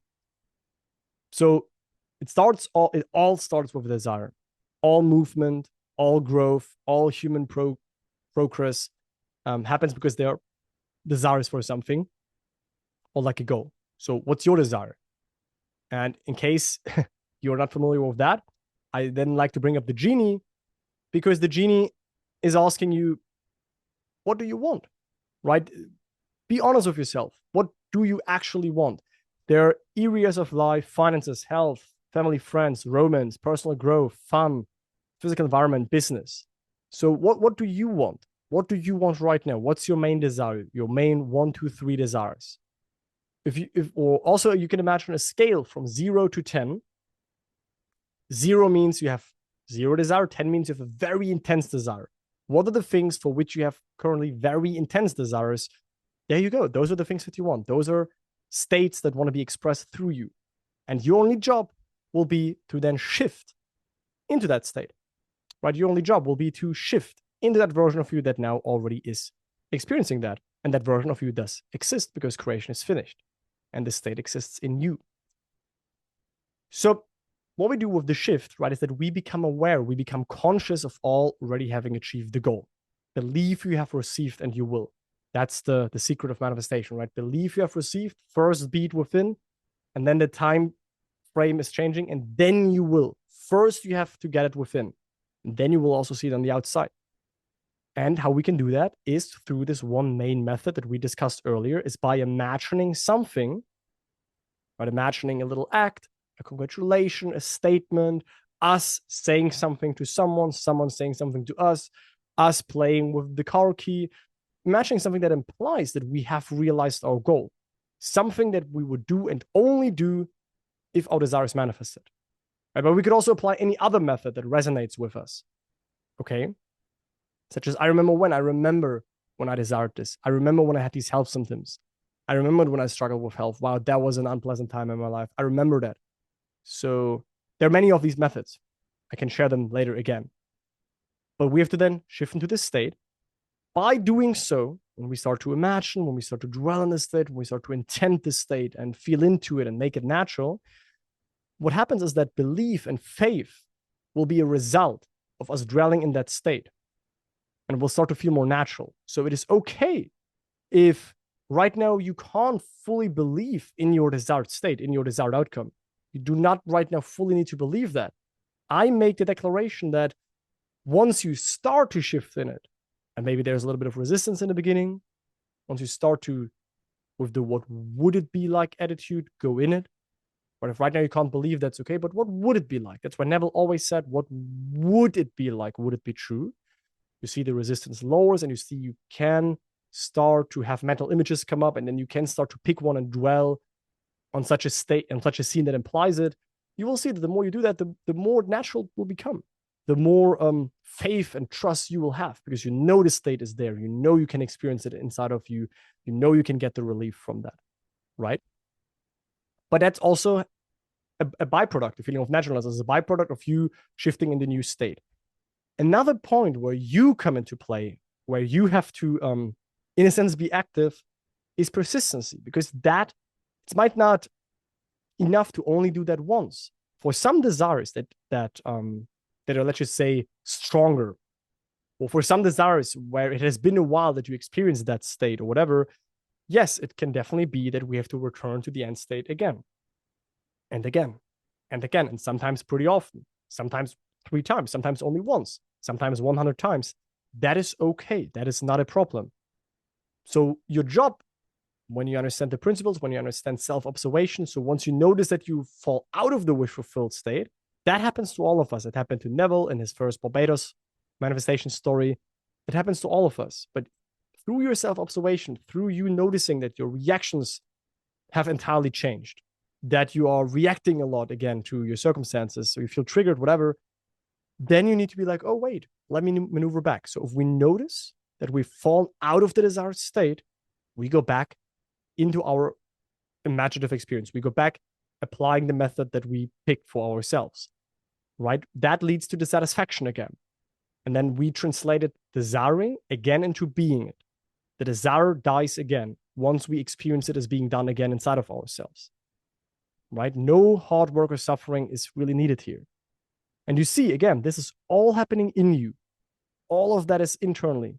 The shift, bringing your awareness to the wish fulfilled, imagining that it is done, it's all internally. Coming back to the end state, it's all internally. And then the mirror of life can start to reflect back that wish fulfilled. The manifestation, your end result, seeing that in the outside circumstances will be a consequence, a byproduct, a result, an echo of the wish fulfilled. So a long time, so to speak, before you see the manifestation, your wish already was fulfilled in you. That's the cool part, what so many people miss. And so many people think that seeing is believing, right? Once I see it, then I believe it. Then I'm in the wish fulfilled. No, you first believe it, I'm in the wish fulfilled. And you do that by, again, imagining something, and you dwell on something that implies it is done. And then you will see it as a result. Okay. And this brings me also to the part of I do not lift the finger, or the bridge of incidents, which will then happen. Because this is where a lot of people get tripped up on, right? The bridge, what should be done in between? What should I do in between? Are there any actions I should take? Stuff like that. Now, let me tell you this. The bridge of incidents, it's not your job to manage that with your logical mind. Because while you dwell in the desired state, there is no longer a bridge. It seems like there is no longer a bridge because it will be done for you. But this only makes sense if you understand the principle of the inner and the outer man. So the inner man is where you dwell imaginatively. Let's just take the desire for $10,000 as an example. We have a person, they struggle financially currently, they maybe are a little bit in debt, and their real goal is $10,000 a month. Then I would feel financially abundant. I want to be in that state. Okay. They start to place themselves now internally in that state of $10,000 a month. They ask themselves, okay, what would imply to me that I would make $10,000 a month? Well, my best friend would ask me, how have you done this, bro? This is crazy. How have you done this? Well, maybe this person would pick this scene because their best friend being excited and happy for them, this would imply it for this person. So they start to imagine the scene. What they're doing is they're placing the inner man in the wish fulfilled. Right within, they start to dwell in a state of 10K because hearing their friends say that implies to them they're in this state, and this becomes more natural. So the inner man is placed in the desired state. In that moment, what do you want to do? Or what actions do you want to do to get to $10,000 a month? There's nothing for you left to do because in that moment, you are in the state where you make $10,000 a month. That's why your imagination can instantly basically bring you and connect you with any state. So then after a couple of minutes, you come out of that and you see circumstances still the same. Bank account still red numbers, still in debt, still not $10,000 a month coming in.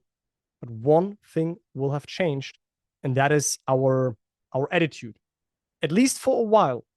Of course, if we notice that we slip, we do that process again and again and again till it sticks, till this is who we are, right? But the outer man, I want you to understand this, right? The inner man can be already in the wish fulfilled, whereas the outer you, so to speak, still sees the old circumstances, and that is okay.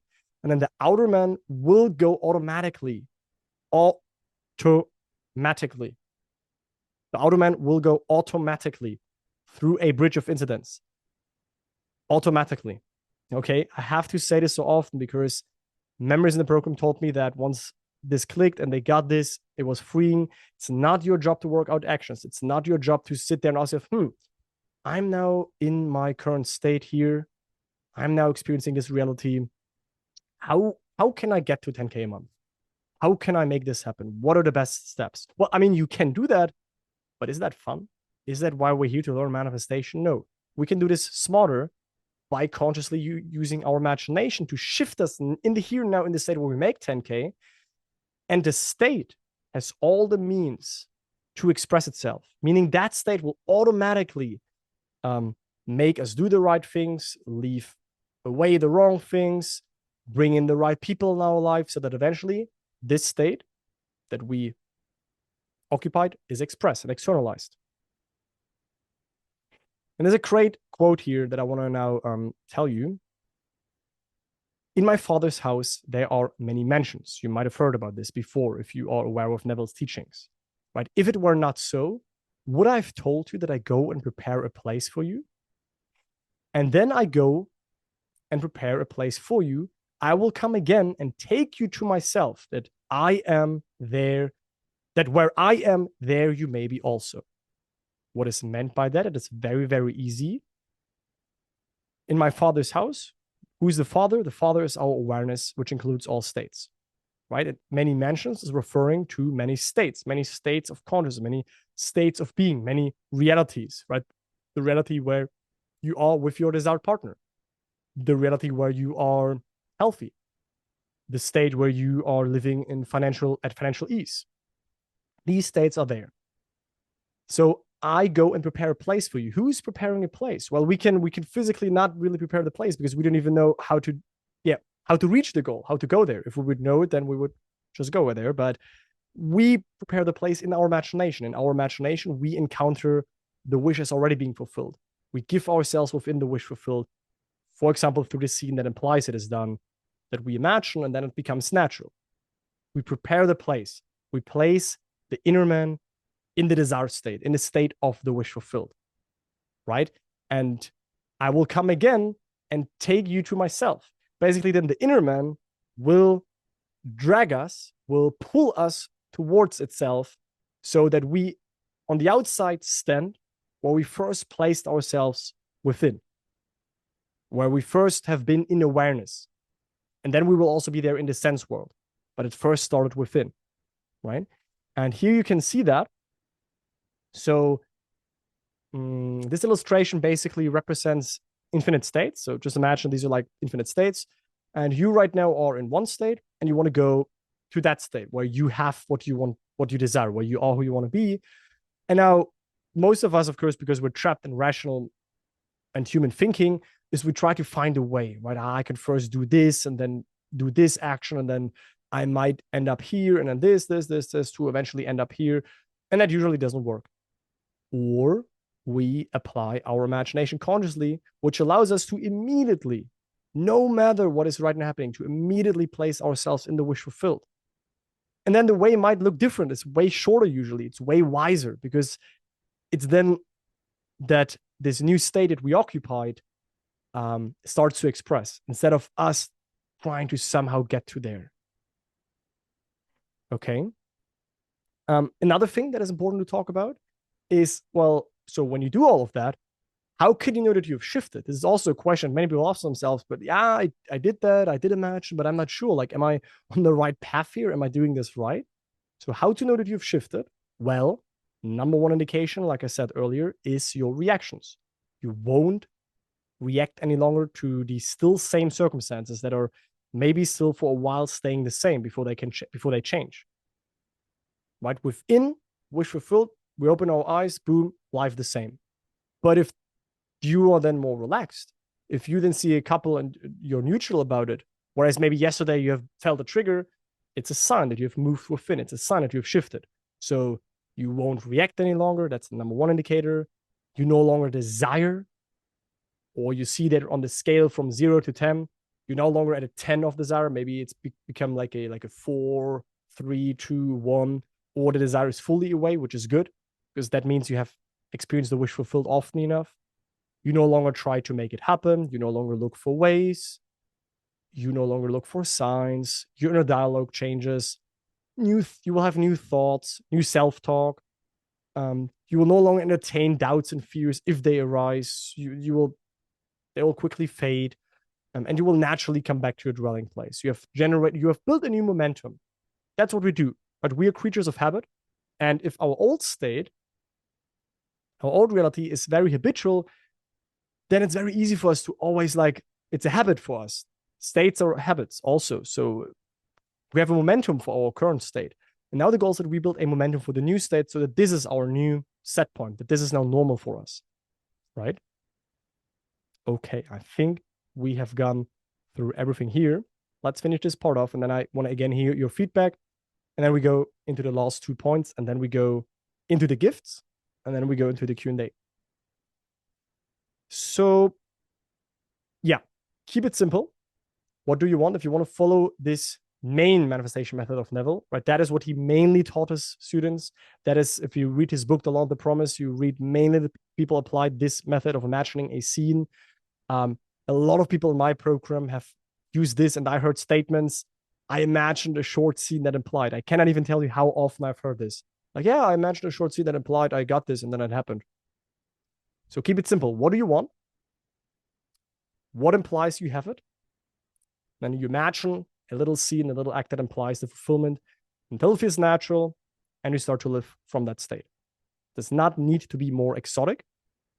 Again, if you want to do that, if you go for that main method, so to speak, that Neville talked about very often, I do recommend a short scene, 3 to 5 seconds, right? I mean, how long did it took me to, how long is the scene of me feeling my car keys that I did to manifest my car? How long is the scene that I did to manifest a relationship, of hearing someone tell me, wow, you guys look amazing together? How long is the scene of other things? It's very short, but you then loop it. You then can have imagination sessions where you experience that for 5 to 15 minutes.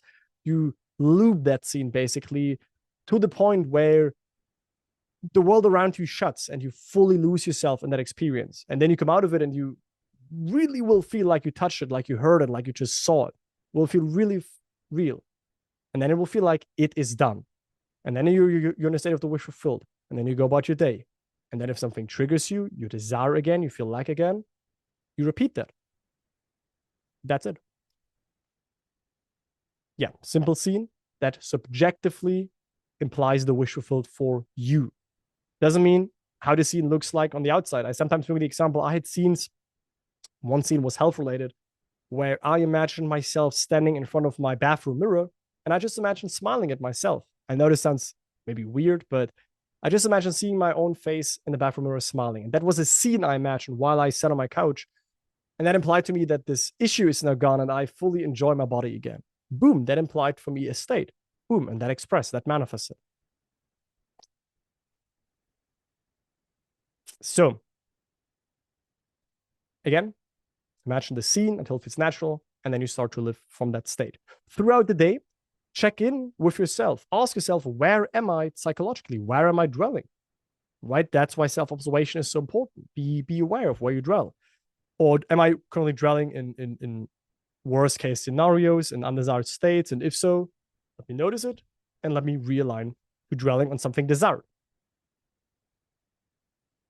And if you notice that your reactions do not match the wish fulfilled, gently maneuver back to your desired state. Gently maneuver back. Realign yourself. You're always free to shift again. You're always free to be like, wait, no. And then you can reimagine your scene. You can sit down again. You can imagine the scene or apply any other method. And I just saw here the last thing that I have, 5 pitfalls that I see a lot of people are doing. And most people who join my program, they quickly tell me, oh, Nicholas, I've been doing all of them. So check in on yourself if you might be doing some of them, but it's making the desire very special and thinking that one desire is extremely special and therefore you put your life on hold. Maybe you start to get sick. Maybe you start to dismiss other areas of your life because you're so hyper-focused on this one area. It's not cool. It's not cool. We have to bring fullness and balance into our lives and give dedication to all of our desires and not make one more special, because then it will also always seem so out of reach and so special. Looking for external validation and signs, conditioning the desire, but adding a lot of things to it, like this can only happen if this and this and this and that. Putting in way too much effort, like you're being obsessed with it and you're doing way too much that would actually be necessary, and fantasizing instead of shifting, flirting with a state and daydreaming about it and thinking of it instead of actually shifting in it and declaring it as true for you. It's a difference. Okay, great. That was the point on shifting. Now I open the chat again. I think that's a nice setup if after each pillar, I quickly get your feedback and I check in on how you guys are doing, if you want me to speed it up or not, because now we would basically have 2 more pillars open, peaks and valleys, and then the creation. Then we would do the gifts and then the workshop. So the chat is now open. Let me please know some feedback. How are we doing here in this call?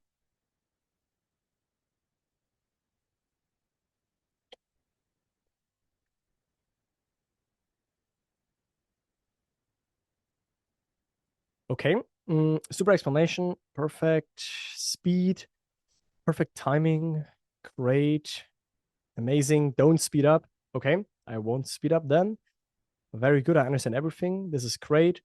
Shift, persist. It is done. Yeah, that's a great statement. Now we're doing great. I've been gaining new insights. Wonderful. Serious confirmation review. Okay. Really good. It's all good. Keep going. Okay, that sounds awesome, guys. Then we keep going. Okay, you have to have a little bit of patience still, and then we go into the Q&A. This will be a lot of fun. You move a little fast, didn't have the time to take notes. That is okay. I hear that. I can stay aware of that. Remember, you will get the recording of that, so it's not needed to now take notes. Okay, I will pause the chat again right now.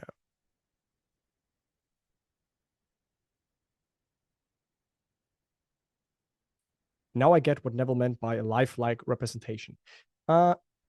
Yeah, right? A scene it can be a simple experience, right? You do not need to include all senses. Usually I only go for maybe seeing and touching, or seeing and hearing, or only hearing sometimes. It's not that you need to include every sensation. I know Neville said with utmost vividness or stuff like that, but in the real life application, not every little single sentence that Neville said, you have to think, oh, what about that? What about that? You have to test it, apply it, and find a way for yourself. But I can tell you, most people I know, and myself included, a simple little scene where you just hear one sentence or see this one thing, whatever, is usually fully enough to shift. Okay, great stuff. So again, workshop is soon finished. Then 3 gifts, 1 for everyone, 1 for 20 people, 1 for only 1 person. So you have to be very quick for this. Yes, let's continue right now with peaks and valleys. Because again, for me, the manifestation journey, and again, manifestation journey equals your life's journey. Because again, manifestation is not something that only a few selected people can do. We all do it. The question is, do we do it consciously? Do we do it to bring our desires into the manifested world? But it's still something that every human does. So you are already a master manifester, if you believe it or not. But I'm sure you're here to also learn how you can do it consciously, so that we can bring your desires into the manifested world, into your circumstances. And now we know awareness, foundation, self-observing yourself, having self-awareness. Key thing, we know states that life is basically, as long as we have this human life, we express states, what we assume to be true, what we're identified with, we express that in our world. We can select these new states by all of these methods that are there. And I showed you this full manifestation process. And we talked about the inner man and the outer man, and that actions come automatically from the new state. And now there's also a thing called peaks and valleys in our lives. I know no one, and also myself included, whose journey does look like this. So a concept that I want to show you right now is basically the concept of peaks and valleys. And it's not called ups and downs, because ups and downs would still mean that your baseline level is the same. But there is still a progression. There is still you still evolve, right? So you can see a valley here is still better than a peak here. So you see, there's still an upward trend, but your journey will have like peaks where you're like empowered, you manifest a lot, you feel motivated, you shift a lot. It will seem easy for you. And then there might be a valley where you will feel maybe a little bit depressed, maybe a little bit slow, maybe a little bit contracted, maybe a little bit stuck. And there are key things here that we're going to talk about so that you do not get lost in this and not let this like destroy you. Okay, let's talk about this. So it's normal. Where are we here? It's normal for all kinds of emotions to come up while we shift, while we grow, while we go through this journey, right? Also here, key is that we bring awareness to our emotions, right? So, and when an emotion comes up, maintain aware, be an allowing, indifferent, non-judgmental space for your emotions. Because if we try to suppress them, it creates friction, like I say here, right? Emotions are safe. They are part of life. It's never about to get rid of emotions. It's never about to never have emotions. But we usually never learned to allow the full spectrum of emotions, and we're attached to the good ones, and we demonize and try to stay away from the bad emotions. And then when they come up, we try to get rid of them, and then we create we resist them, and then we create negative emotions and frictions. But don't run away if you also have, like, if you feel angry, if you feel sad, if you feel a sense of loneliness in your body, whatever it is, don't run away from them. Stop judging and labeling your emotions, and stop chasing the good ones, and run away from the negative emotions. They're all allowed. They're all emotions are emotions. Know that emotions have no power over you, so allow them, accept them, and realize that they don't define you. And that, again, is why it's so important to understand who you really are. Because if you think you are your emotions, they can seem very overwhelming. They can seem very intense. If you understand that you're actually the awareness and the emotion is simply arising, then you can watch it, you can observe it, you can let it be there without forcing it to be away. That is why you have to understand who you really are. You are not the emotions. They are arising like clouds. I will just say something about that. Yeah. So remember, and that's what you can keep in your mind, you are the sky. The clouds come and go. You are the ocean. The waves come and go. You are the screen. The images come and go. You are the train station. The trains are coming and leaving. You are aware. Everything you are aware of is constantly changing, right? So a great illustration is like this, that if you lose yourself in your emotions, in the clouds, right? This image right now is sky, and the clouds represent your thoughts and your emotions and things that arise. If you lose yourself in that and you believe yourself to be that, well, then it takes you on the roller coaster ride. If you can remain aware of it and let it be there and let it fade, a new sense of peace will enter your life that you cannot gain from anything on the outside world. That is really life-changing. And that's why both awareness teachings and manifestation teachings are important.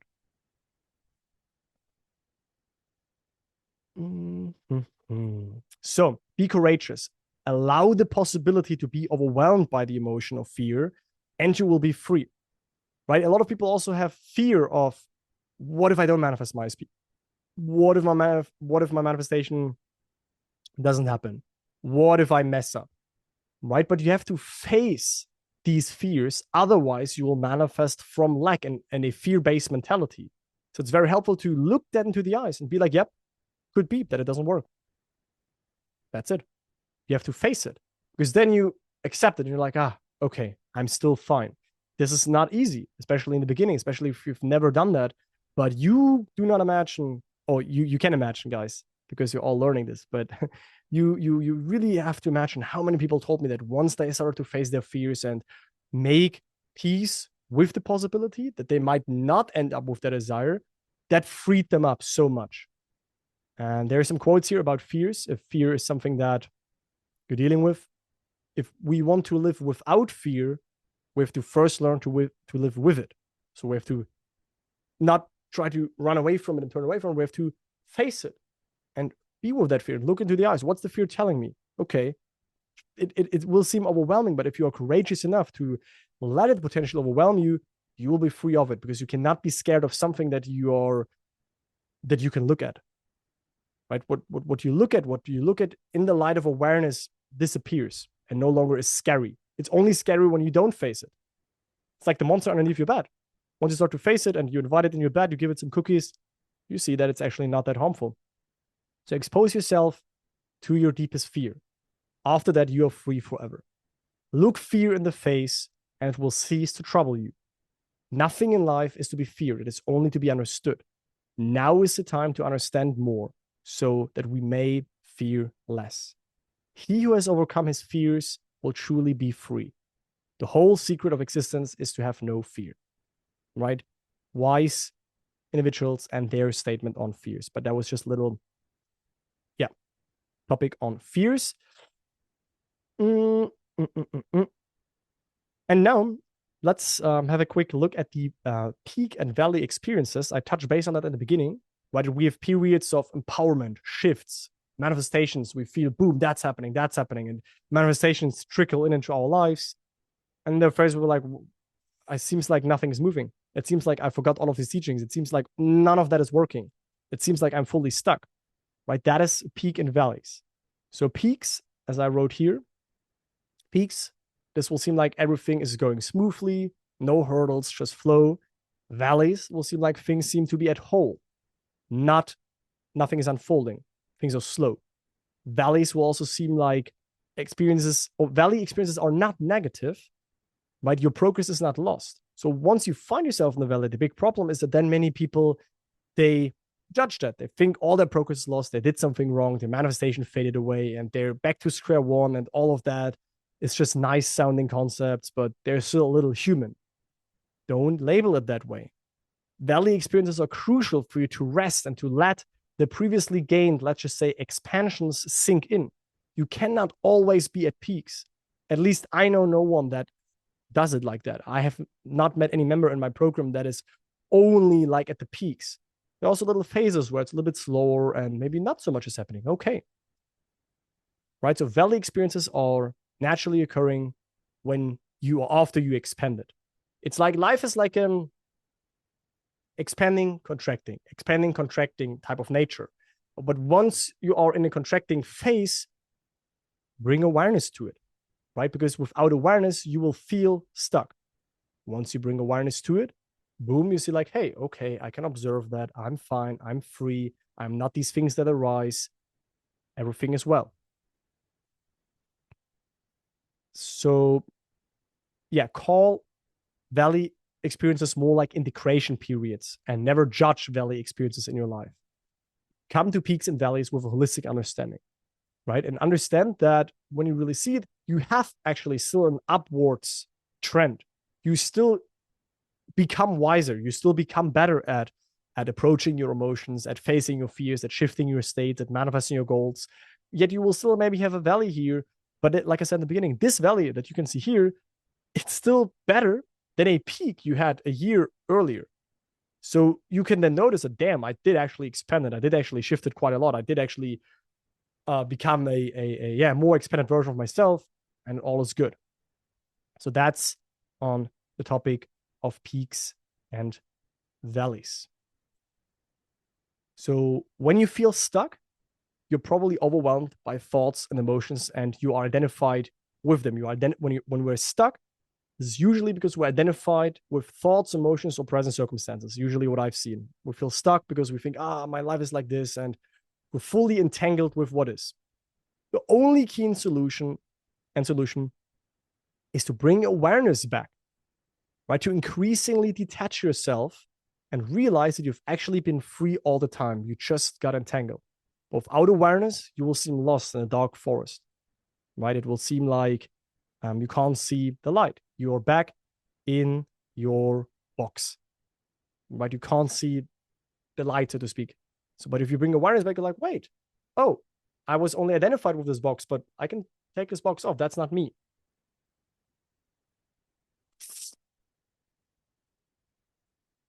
Right? So when you feel stuck, you're usually entangled into something. So go back into the observer perspective. Do a meditation. Do some deep breaths. Observe. Take a step back. Rest. Relax into yourself. What is important is a non-judgmental acceptance of the present moment, because what suffering is usually resisting what is in the now. So once the emotion is there, once let's just say heavy emotion is there, a fear is there, something undesirable or an undesirable sensation, bodily sensation is there, when you resist it and you want to get rid of it, then usually the suffering occurs and happens. But once you allow that Not allow it in terms of allowing it so that it stays there forever, but you fully allow that experience, you're not resisted, you will also see that your suffering decreases. And in the beginning, it feels like a process, right? What I just shared, all of that, facing these things, allowing these things, being with these things, it will feel like a process. But over time, you will do that automatically and will turn into the highest form of intelligence. And what is the highest form of intelligence? It is observing without judging or labeling. The highest form of intelligence is observing, but not judging or labeling. Because as soon as once we start to judge and label, we become identified again. But just observing means that, hey, I can get out of this mental prison. I observe it. I see I am not my thoughts. I am not my emotions. Okay. Good. And this is something, yeah, I also want to introduce that quickly. So an example, let's just say an emotion arises while you shift a new state and emotions come up. There are like two options here. Option one is that you spiral down on this emotion, while you dwell on it, you identify yourself with this emotion, you let this emotion shift you back in a state of lack. You're thinking that this emotion will hinder your manifestation. You then create stories around this emotion saying, because of this emotion, it means that, yeah, my manifestation is no longer possible and stuff like that. You are thinking that you're doing something wrong. You will feel limited. You will feel low. You will feel disempowered. You will feel stuck. And you will judge yourself for having this emotion. You will blame yourself. And this will only make you even more stuck. But that is a choice. But that happens automatically, unconsciously for most people when you do not have awareness of that. If you have awareness, you can be aware that the emotion is arising. You don't judge it. You don't label it. You know it has no power over you. It's an appearance in consciousness. It's a cloud that arises on the sky, but the sky is not really faced by that. You start to perceive it as something good because it's good when stuff comes up. It means you're growing. It means you're more aware. It's good when you notice that it comes up. It's okay when it's there. Label it. If you label it all, then at least label it as something good to empower yourself. So allow it, accept it, and realize that it does not define you. And how you can picture this is that's an ocean, right? So the depths of the ocean is always still. If you picture like the Mariana Trench, it's like I think the deepest part of the ocean. You know, on the bottom of that, it's stillness, it's calmness. There are no big waves. There's not a crazy stuff happening. On the surface, on the ocean, you know it, right? It can sometimes be extremely rough, and other days it's completely calm sea. So be the depths of the ocean knowingly. And if stuff happens, okay, we observe it. It has its space, but it does not need to define you. So like the waves, emotions come and go. Some are tiny, some are huge. Either way, they come and go. So ocean can look like this, can look like this a little bit, and can look like stillness. That's what's happening on the surface. But we remain stable. Okay? So that is the topic on peaks and valleys and emotions and fears and all of that. Again, we're just scratching the surface here. There's way more on all of that, way more on awareness, way more on states, way more on manifesting, way more on peaks and valleys. But let me know in the chat how we're doing before we go in the integration part. And then it's time for some gifts. How are we feeling, guys? Was that understandable? Did that help you? Precise and clear. Fantastic. Good. Perfect. Great. Very helpful. Soaking in all the knowledge. It was terrific. I hope that was a joke. But if it was terrific, then that's also a feedback that I take. Great. Game changer for me. Perfect. Perfect. Totally mind-blowing all over. Wonderful. This section was the best till now. Absolutely ready for questions. Yeah, questions very soon, very soon. Okay, let me pause the chat again. Thank you for the feedback, guys. I have paused the chat. So that's peaks and valleys. And now the question is, or the thing is, we want all of this to be a lifestyle. Like I said earlier, right? We do not want to forget about all of this because this is really important stuff that never stops, right? It never stops that a desire arises. It never stops that maybe fear comes up. It never stops that an uncomfortable feeling might come up or that an emotion comes up. So that's all more a lifestyle. And I have put some things together when it comes to the point of integration, okay? So let's talk about this right now.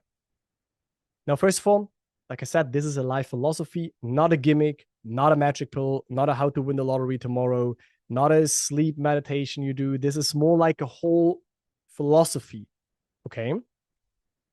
Also, what I want to do is I want you to keep your mental health in check, because I have encountered people who came to me crying that they are completely messed up because they got told that this outside world doesn't matter and it's all unreal and people are puppets and people are not real and stuff like that. So I don't really find this to be a helpful paradigm, right? It's never about to ignore your 3D completely.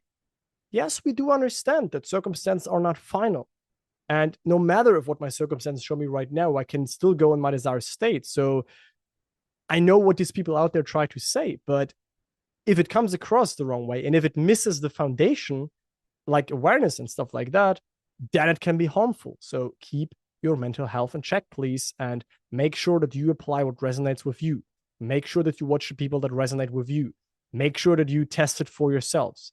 Do not be blind. Think freely. I think that's clear.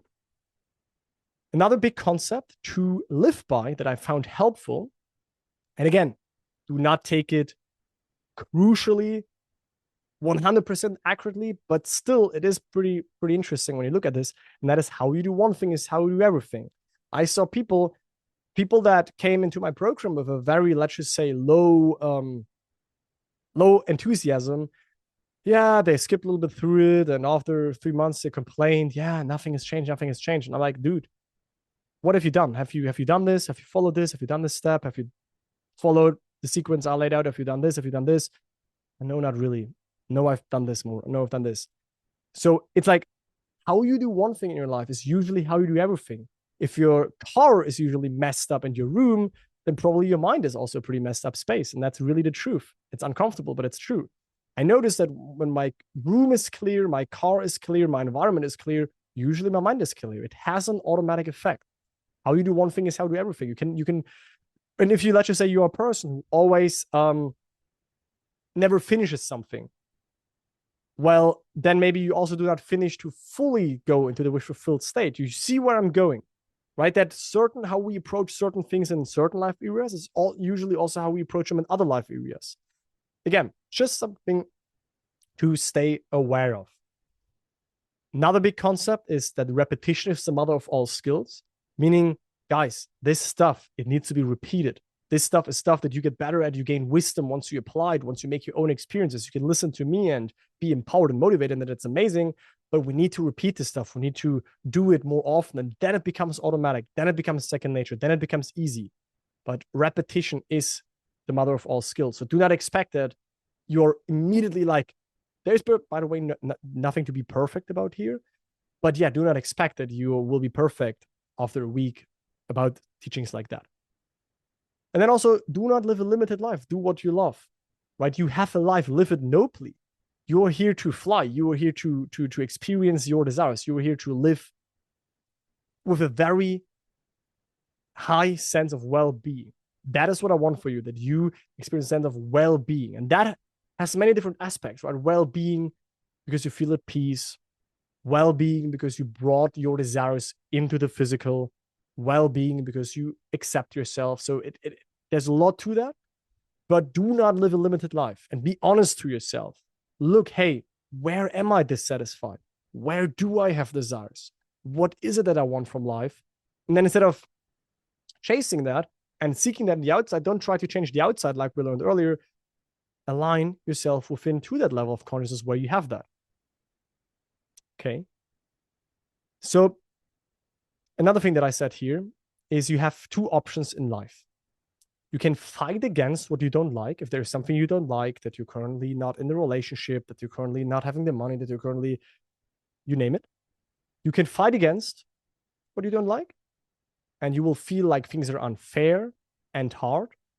That's one way of living life, like fighting against, blaming circumstances and stuff like that. Or, and that is a more empowered way of living, you can subtract your attention from the problems, when you can in yourself generate the solution. So you can basically apply the law of assumption consciously, you can basically understand that you are the operant power. You can understand that you can grab your hairs and take your head out of the mud by yourself.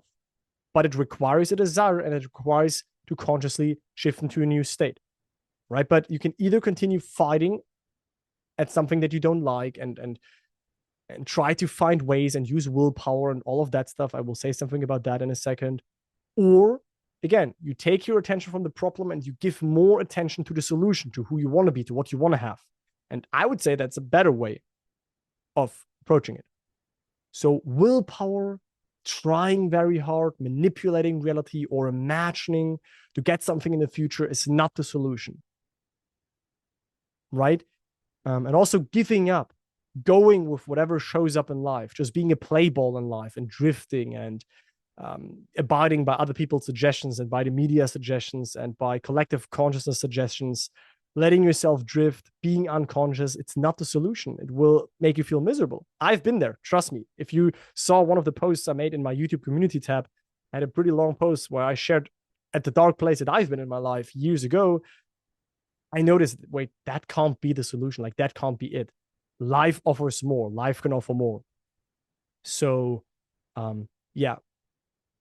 If you don't like something, it's only because you have a desire, and the desire is nothing more than a request for growth, a guide showing you what's available for you. So invite it in, right? If you dislike something in your life, that's normal. I also sometimes dislike things in my life, or I feel dissatisfied, or I feel triggered.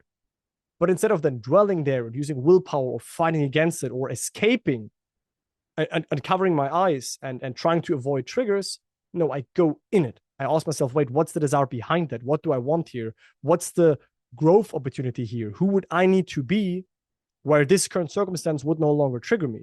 And then, boom, I have an opportunity to shift into a new state. And then, therefore, the circumstance will also change. So accept that you are the operant power. And what does that mean? Being the operant power means that you decide where you put your attention on, where you give your awareness to, what you shift into, with which states you fuse, in which realities you dwell within. So you are the operant power, but you are the awareness, you shift, you can decide. Also keep it dynamic. You do not need to have a daily manifesting routine. You can imagine freely. That's something that a lot of people think that, oh, like I need this strict manifesting routine, and at 2 p.m. is my set time, and at 8 p.m. Listen, this is cool, but it can sometimes limit people because you can imagine freely.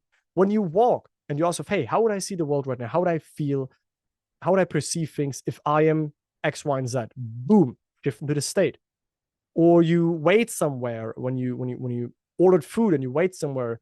You can also, when you're by yourself, you can also imagine hearing your best friend congratulate you on your wish fulfilled. If you think about that in that moment, you can keep it dynamic. You do not need a strict routine.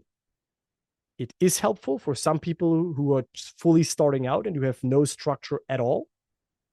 But eventually, you can also keep it dynamic and imagine when you want, imagine when the desire is there, imagine when you feel the lack. You were born with wings. Why prefer to crawl through life? We usually crawl through life when we don't know who we are, when we only know ourselves as this little human, and we think, okay, I'm stuck in my life. I have no opportunities to grow, to shift, to manifest something, and I'm in my reality. Okay. But once we again remember who we really are, once we again discover our awareness, our imagination, and the infinite being that is in us, that we are, Neville called it God. If that word is too out there for you, that's okay. But if you have that immense power, then you will feel more free. You will feel more well-being. You will feel more peace. You will feel more empowered. You'll feel more calmness. And that's something that I wish for all of you guys. And last but not least, again, community, in my personal point of view, is one of the greatest ways to stay active in these teachings. Earlier, someone in the chat asked me how to keep all of that in mind. Who was it? Do I see that here? I think it was up higher. But one of the ways, right next to watching some YouTube videos here and there, next to, I don't know, having a mentor, stuff like that, is really I see it in front of me because I am, since more than 4 years, I have the Upgrade to Life private community in my program. And I can see that this is one of the greatest ways to stay active in those teachings, to connect with like-minded peoples. So, because there you have the reminders and also helping others like I do right now. You do not have to do it in that extent, but here and there commenting or whatever, here and there reading a post, that is really reminding you of all that stuff. I know this is like a little bit advertisement right now, but it really is the truth. And also a lot of the great spiritual teachers said that there are 3 pillars: the teachings, the teacher, and the community. Only the teachings, nice, cool, you have a lot of theory. Only the teacher, okay, you are with a teacher and he can tell you stuff. But also the community where you have people who are in the same boat as you, dealing with the same topics, going through the same challenges, overcoming the same pitfalls, manifesting same goals is powerful. Okay? So, you and only you decide where you place your awareness. But of course, this world is tricky because our awareness is always and our attention is always pulled towards certain things. Social media, the news, and then we get basically self-impressed into ourselves if we're not cautious, if we continuously take our cues from something that's suggested to us in the outside. But we want to also form our own states and say who we are, who we want to be. Right? And you and only you actually have power over your awareness and what assumptions you make and accept to be true. You are the operant power. You are awareness, and you're free to select the state that you want to be in. And your desires do exist. So these were the 5 fundamentals: awareness, states, manifesting, peace, and values, and integration. Quick summary, and then we have the gifts. So, quick summary is this: you're infinitely greater than you think you are, because you are not your present circumstances and you're not your state. You're the awareness that is currently entangled in them, but you can zoom out, understand that you are the blank slate, and you can fill up your blank slate, so to speak, with new contents. The source of true, ever-present, innate happiness is awareness itself. I am, is your true self. So happiness is in yourself, available. But it is sometimes veiled. It is layered. It is hidden. It is covered. It is, layered is a good word. Creation is finished. There is no lack in existence. You have free will to choose your state. Your state, your self-concept, your identity expresses in your life. It is the core stone. Never take your cue from the circumstances. Keep your internal state unpolluted. Not always easy. Awaken to the power of imagination. And when you do that, when you understand that you have imagination, a wonderful gift, right? You can understand it. You can shift in any state you like. You can experience something that implies that your wish is fulfilled, and therefore enter that reality. And therefore it will be expressed through you also in your circumstances. Keep it simple. When you go for the main approach, what do you want? And then you imagine a scene that implies that you now have it. Always go straight to the end. The how and the when is not your concern. That is taken care of by infinite intelligence, by your higher self, by that new state, not by you rationally working out a way. You're the operant power, and there is no power outside of yourself. There is no power outside of awareness, because everything is within awareness. How you do one thing is how to do everything. Repetition is the mother of all skills. Do what you love. Do what excites you. Shift into states that empower you. So that was a lot, but that was the summary. Okay, guys. These are the fundamental basics. Again, way more on each point. We could go way deeper, but of course, this is a free workshop, and we have limited time, and we want to do also a little Q&A section right now. So who wants more? I offer more, but now here is this workshop. Let's talk about some gifts, okay?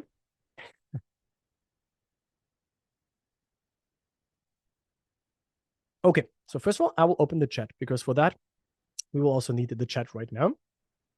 So you made it right now to the end of the workshop. So congrats, all of you who stayed. We're still 105 people. By the way, guys, I know we figured out the participant limit, probably. I think I enabled it, but looks like that's still only 100 of you guys could attend today, which is still amazing. The other people can then, of course, watch also the recording of that call. Now, you made it. So thank you, first of all, very much. You sticked until this point. You now got some amazing and deep reminders. You probably learned something new. So now I have some gifts. Okay, one gift for everyone, one for 20 people, one for one person. I will explain that. The first gift is very simple, and maybe some of you have seen this maybe somewhere, but I still think you will enjoy it. So let me reveal it. The first gift is a PDF. And now some of you are, oh, that's the gift that we get? I thought we would get something better, but wait. So the first gift for everybody is 25, literally, in my eyes, life-changing Neville Goddard quotes that you can download as a PDF. For me, I put these quotes together because most of them are my favorite quotes from Neville. And by just reading them, you can understand everything that we talked about. These quotes are about everything we talked about today so far. And you can download that fully free. You do not need to give me your email. You can just download it if you go to this link. So everybody can do that right now or later. If you want to, you can save it. But the link is upgradeToLife.com/PDF. You'll be able to download this for free. That's it. That's the first gift. Okay. So you get access to this PDF that I usually do not share very often, just here and there. But yeah, you can now download it. Now, I thought about, of course, hey, so what can I gift you guys? And yeah, I mean, I could have gifted like Amazon gift cards and stuff like that, but don't know if that's really cool. So I thought about something that's maybe a little bit more helpful. And I now have a gift that is only for 20 people. So once I tell you how this goes, you have to be fast. This is not a marketing gimmick to, I don't know, increase scarcity or stuff like that. It will literally be gone. Okay, that's why I'm saying it. So this will be for 20 people. And again, I told you in the beginning, I told you on the registration page, hey, so this call will not include crazy sales pitches, and I will not push my program into your guys' face. So I keep my promise. However, I still know that some of you are interested in it. I know some people ask me constantly about it, and we already are over 350 people inside of my program. And I thought, what could be a cool opportunity to give you guys? And that's something that's new, like the platform that my program is on made that available. So I had the idea that for 20 people, I give them a free 7-day trial of my program and community, in which you pay zero money, in which you can still leave if you say, yeah, okay, after the 7 days, I don't want to be inside that. So there is zero like binding to pay anything. You can just test it if that's cool for you. So would you be interested in that? Because if you all tell me no, then I can already like overjump this part basically. But if that would be a nice idea, which I thought it is, that you guys can, that 20 of you can join the program for fully free and look around in it and familiarize yourself with it and see if you like the vibe. And also remember, because it's 7 days, you will have access to a Q&A call also with me. So you get basically another call with me for free in our program with our program members. So I got a lot of yeses right now. That is, of course, very cool to see. So how this works is this. Currently, if you would live, as we speak right now, if you would go to the join page of my program, you would see it would be $99 a month. What I will do right now live is I will now turn on the free trial function, and then I would wait till 20 people are in. So since I assumed we would be a little bit of more people, since I assume we will be like 300 people here, maybe we don't even hit 20 people. Okay, you know what? We actually say we make this for 10 people, that it's a little bit more exciting because that's like 10% of people here in this call. So I will turn this free trial function on right now. I will then tell you the link. Okay. And then I wait. I will tell you in the meantime the other gift that it's just for one person. And in the meantime, you can secure your spot for the 7-day free trial of my program and community. And then we continue. I tell you the other gift, and then we go into the Q&A session with me. I thought that would be a fun and cool idea. And yeah, you need to be a little bit quick right now. And again, no bindings here. Okay, so let me turn it on right now. I do this live. So you can basically see right now it's turned off. I don't know if you guys can see that. So as give members a 7-day free trial is currently turned off. In 3, 2, 1, I turn it on. So now this function is turned on. You have to maybe refresh your page. And this is the link that you have to go to if you want to jump in. I will monitor that quickly because I could guess that 10 people, we get 10 people in very quickly. So yeah. So if you go to that link, upgradetolife.com/school, you will now see, it should say free trial.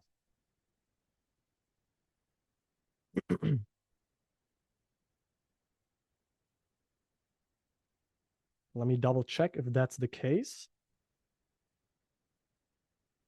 Yeah, exactly. It's free trial. So we're now at 357.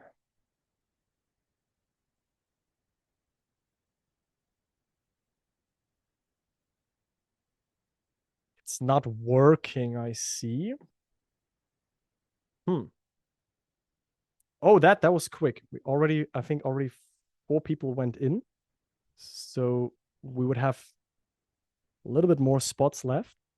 And then I will turn it off live again so that it's really like for this call and for this special. And I told you have to be quick if you want to secure that spot.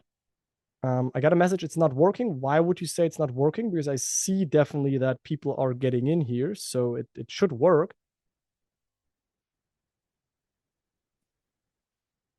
I'm in.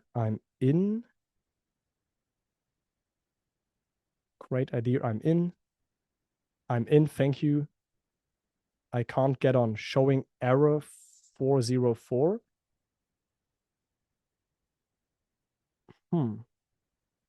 Definitely weird. Because I saw that almost, I think 7 people are in right now. So we'd have like 3 more spots. So maybe guys refresh the page, maybe try in a different browser, maybe try on a different device. But it looks like it worked for 7 people so far.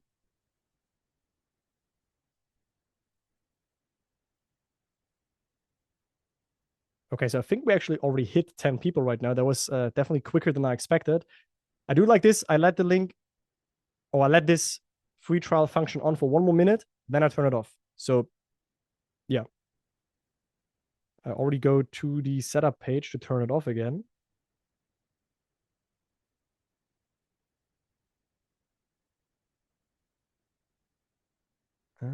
Here we go.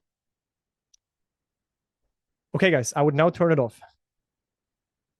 I'm very sorry for those of you who tell me that it didn't work, but it must be subjective because I see really a lot of people who told me that it did work, like 10 people did went in. If I check again, I see that the number went up, so it must have worked for you guys. Let's do it like this. For those of you who tried, but it didn't work with the free trial, send me an email afterwards and I see if I find any other way for you. But yeah, we do it like that, okay? So I will turn it off right now, guys. I will turn it off right now. Boom. It is now turned off. So if you now refresh the page, if you would now go in an incognito window and go to that link, upgradetolife.com/school, the free trial option is now over. But again, for those of you who did it, I know I appreciate that. Shoot me an email afterwards, info@upgradetolife.com, and we fix that somehow. Okay, good. And now I have a gift for just one person. I think that's also a cool gift that you will like. And that's something I usually don't do or I don't offer, which you usually can't even purchase. So you have to now be quick. Whoever wants to get this, you have to now be quick. So the gift is simple. It is come on, guys. Since you stayed in the workshop, we can do 60 minutes. Come on, 30 minutes. We don't half-ass things. So you can get a free one-on-one coaching session with me. Again, those who know my website, who know my offers, you can't book that somewhere with me. just as an individual thing. But yeah, I will give that to one person right now. And how you can get that is by solving a little riddle. Okay, so I search a little riddle, a little yeah, a little mysterious riddle, and whoever answers me first in the chat, I will be fair. So the first name I see with the right answer, they will win the 60-minute session with me. Okay, so are you guys ready? Just pay attention. I will read it. I mean, I cannot prove if you use ChatGPT or Google for finding the right answers. So it is what it is, right? Whoever is quickest, no matter which helpful tools you use. But who wins that? From whomever I see the right answer first gets this one-on-one session with me, and we schedule that. I would then only need your email, and then I would contact you. So are you ready, guys? I will reveal the riddle right now. Here we go. So be prepared to read it quickly and then tell me the answer in the chat. I build without bricks, yet towers I raise. I'm found in your nights and brighten your days. I speak without sound, yet I make you sing. In silence, I'm loud, and in stillness, I bring. What am I? All right, the right answer is already in. Yeah, the right answer is in. That was quick. I saw many people wrote the right answer, but one person was first, and the person who was first is M. I just see the letter M. I don't have a name. You have to give me more details, but your name here on Zoom is just the capital letter M. Who are you? Mel. Yeah, Mel. Mel, send me your email. I will screenshot that so that this does not get lost. You were first. You wrote the right answer, which is imagination. So if you send me your email, I will get in contact with you. We schedule a 60-minute one-on-one session whenever we both are free in the next couple of days. So I would only need your email. Can you please send that? Only I will be able to read it. So no worries. You can share your email. Or you can email me after. My email is info@upgradeToLife.com. Like my website domain, upgradeToLife.com. info@upgradeToLife.com. So it would be cool if you can give me your email. But if not, shoot me an email, please. Or message me on Instagram. My Instagram page is Upgrade Your Life, like my YouTube channel, Upgrade Your Life. So if I don't get your email, then you would have to contact me through my email or my Instagram account. So these were the prizes, guys. And now we move into a section that also probably a lot of you guys have waited. Perfect. There is your email. Let me screenshot that. Nice. Mel, big congrats. I do this very rarely. I very rarely do isolated one-on-one sessions with someone. So you'll have my full attention. We can dive into your situation, whatever you want to ask me. And I will contact you. I just got your email. Thank you for sharing. Perfect. You're absolutely welcome. Well done. So these were the gifts. You all have access to this 25 life-changing Neville Goddard quotes. Just go to upgradelife.com/PDF. Some of you secured your spot in the 7-day free trial of my program community. You can leave at any time. If within the 3 days you don't like it, well, just leave. You have 7 days to check it out. And now Mel has won the one-on-one session with me. Cool. Second part, Q&A session. Okay. I would say this before we do that, we do a let's say a 3-minute pause. Okay, maybe we all go to the bathroom, get something new to drink. My glass of tea is almost empty. I will fill it up again, and then we come back in 3 minutes and we start the Q&A session. And I will tell you also how it works, what the rules are, how we do that, and I will answer your manifestation questions, whatever you want to talk about. We speak about this right now. Okay. So little pause. Let us come back here in 3 minutes. Let's meet again here in 3 minutes. Just a 3-minute pause. We dive into the Q&A session. Your questions, my answers. I'm looking forward to that. I see you in 3 minutes.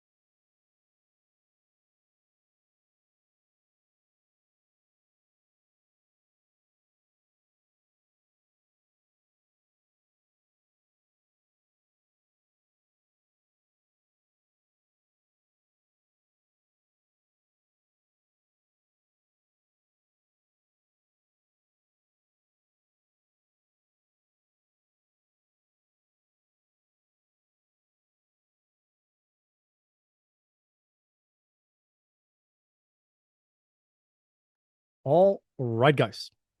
Perfect. I hope you are all here.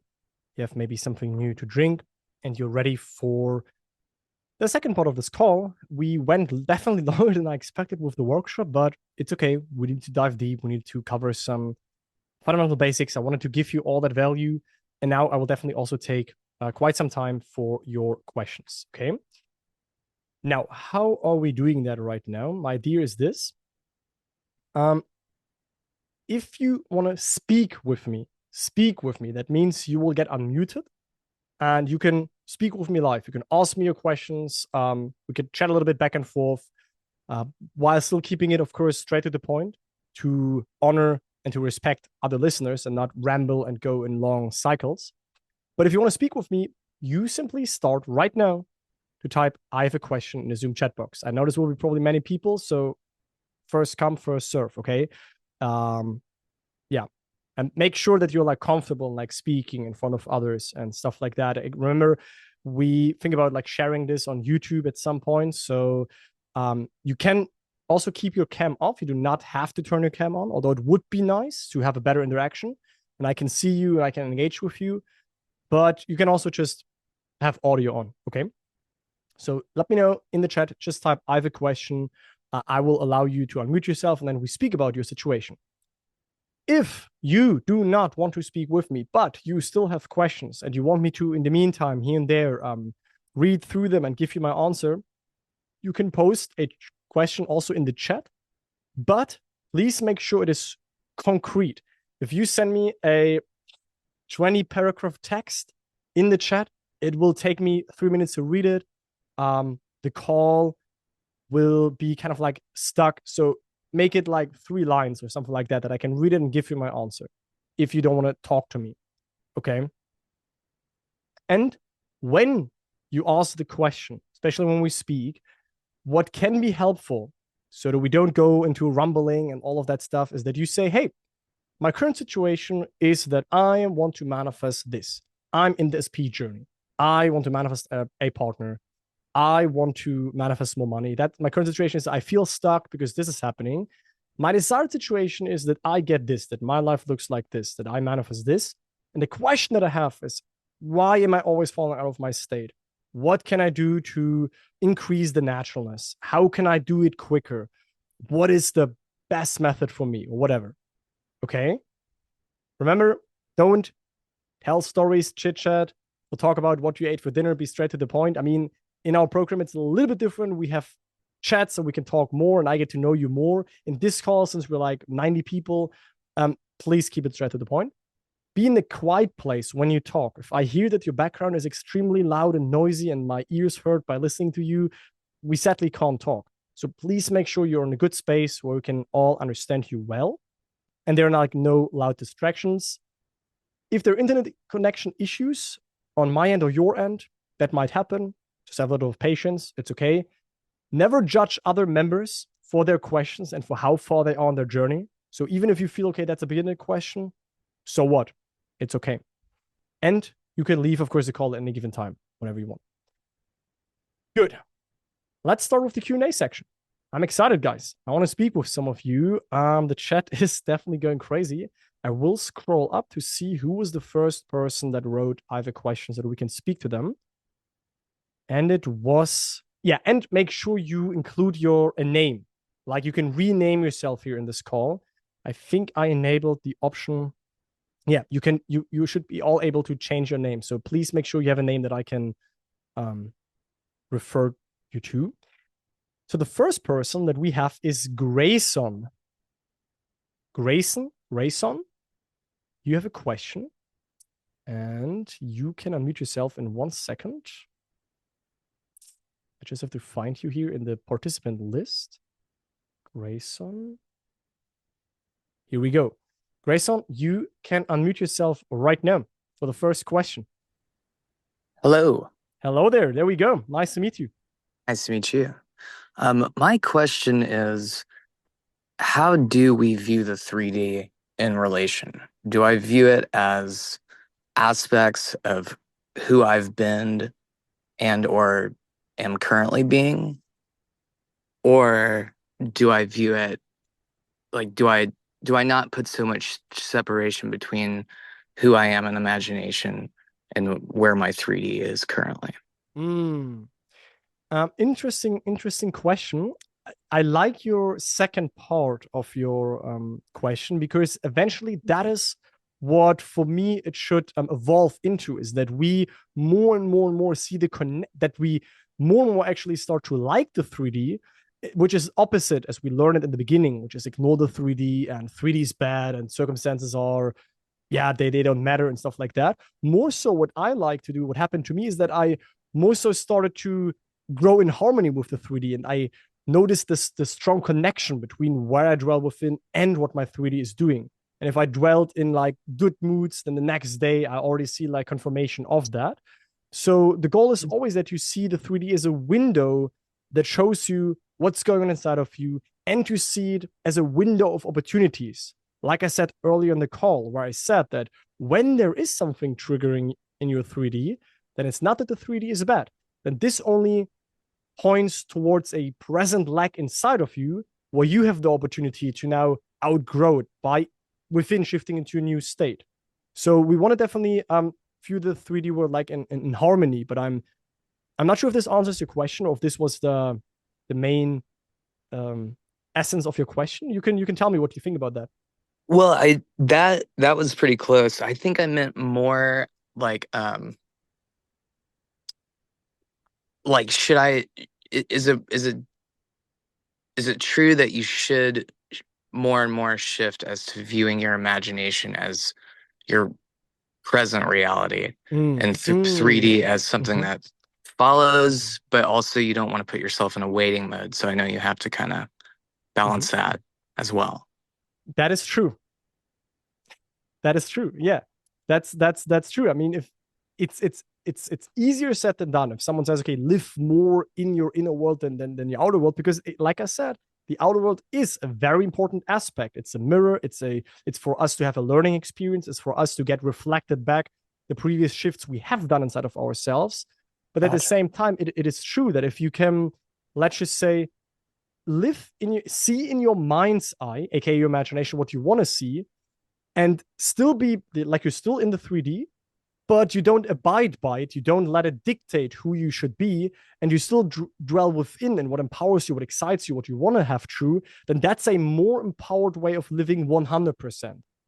Spending lots of time in the 3D, which we probably all know, is definitely more a limited way of living. So tell me what So you think. so let your desires lead you, really. I mean, That's the wisest thing you can do because what else do you want to let you lead you? Like your desires, I declare, that's my statement, is that they are your guide. They are showing you in which direction to go. Your desires, that is your higher self communicating to you what is relevant to you. That's why you feel those desires. They're not there coincidentally. You desire what you want because that is usually extremely relevant for you to experience, and it's already in a sense close, like because you can already like sense it, so to speak, maybe easier mm, than something that's completely irrelevant for you. Maybe you, Grayson, maybe you don't have the desire to be a sumo ringer. Maybe I'm right with this assumption. So that's, you could still imagine that you win a sumo ring competition, but you won't desire it. It's completely irrelevant for your life's expression, for your theme, your blueprint. So if you right. can dedicate to your desires, you will feel very empowered. That's what I said earlier in the call, in the workshop, that when you find out, hey, what do you want? I don't know if you got the chance to secure the free trial, but because of the free trial, the people who have that, they will be able to access my program with some worksheets. And in there, I do have also like worksheets that can help you to find out more, like what you want, what your desires are. But spending time there and shifting into that is good. But again, this does not mean that we lose connection to the 3D or we um, ignore it entirely, if that's also what concerned you. Totally. Totally. That answers the question. Yeah. It does? Yeah. Yeah. Okay. So Great. it's almost like let the desire show you where you're internally trying to go and just allow the 3D to be feedback without getting pulled into it. I could have not put it better. Yeah. Good deal. Good deal. Really nice. Grayson, thank you so much for the first question. That was amazing. Thank you so much for attending. Speak to Thank you you. soon. Awesome. Nice. Have a good day. That was cool. Okay. Next question is from Lucas. Lucas's iPhone is the is the person here. So Lucas's iPhone. You're next. Just have to find you. There we go. So Lucas, we have two Lucases in the call, but Lucas's iPhone is next, and you can unmute yourself. Wait a sec. Right now, Lucas. Okay, can you hear me? Hello there. Yes, very good. Hey, Niklas, nice to meet you Hi. finally. Okay, I'll try to make it short. So my current situation is I'm getting stuck in the same loop for like months. It's basically I just want to become more financial stable and abundant, and sometimes it works, sometimes it doesn't. So I'm facing all the time the same situation, and my problem is that I'm doing all the mental aspects, like I'm doing the visualizations and stuff. And then out of the sudden, another hit comes from the side. And then I realize, for example, oh, I cannot buy some grocery stores anymore, or I'm running short of paying bills and whatever. And my question is, how do you stay constantly in the state of, okay, I'm trusting the process? Because sometimes you stay there and then you get like anxieties of, fuck, my life is almost going to an end. So to do it like in a dramatic way. Mm, Um, and mhm. the key is because you always say, stay in a wish fulfilled, but how do you do this when you see everything is against you? This is the, I don't know, I want to make the switch. Yeah, wonderful. No, very important. So let me see. I wanted to show you one illustration. You I can hope see this my. was not so long. Sorry. No, all good, Lucas. Let's dive into that. You can see my screen, right? You can see the illustrations. Yes, Yes. yes. Did you attend the whole workshop? Like, did you listen through the entire workshop? Unfortunately not. I just Okay. joined at like nine. I'm living in Canada, so Yeah. I was joining at like 9:30-ish. Okay. Okay. No worries on that. So let me try to explain it first of all. So your question is basically, how do I make the shift? Although I'm constantly hit by overwhelming circumstances. Yes, Is for that your? example, yeah, I want to get out of this lack situation, and I'm always, I try to be in a good state, and sometimes Mm, it works for days, and on another day something hits me, and I don't know why I feel bad or I feel mm, sad, but the other days I feel really good, and then mhm. bang on the next day I feel automatically bad, and I don't know where it's come from. What do you do when you feel good? When you feel like you're in this state, you feel like you have this financial state. Is it general? Do you have a number in mind? Yeah. It's general. So just you Uh, want to feel like good around finances, or is it specific? Yeah, I just want I want to travel more. I want to buy the things that I want to buy. I don't want to make, I don't know, I don't want to have a headache when I go to grocery stores. And I mean, I do this, even I'm running short of money. I just go to the grocery, be brave and say like, you know what? I go for the expensive thing because I know I can do this. And it gives Mm-hmm. me a good feeling. And I Mm-hmm. feel like, wow, it's a nice feeling. On the next day, I feel like, oh, somehow I feel sad. I feel like Mm. empty. And I was like, why? I felt yesterday so good. Why do I feel so bad today? I don't get it. Okay. That is something that I try to say here.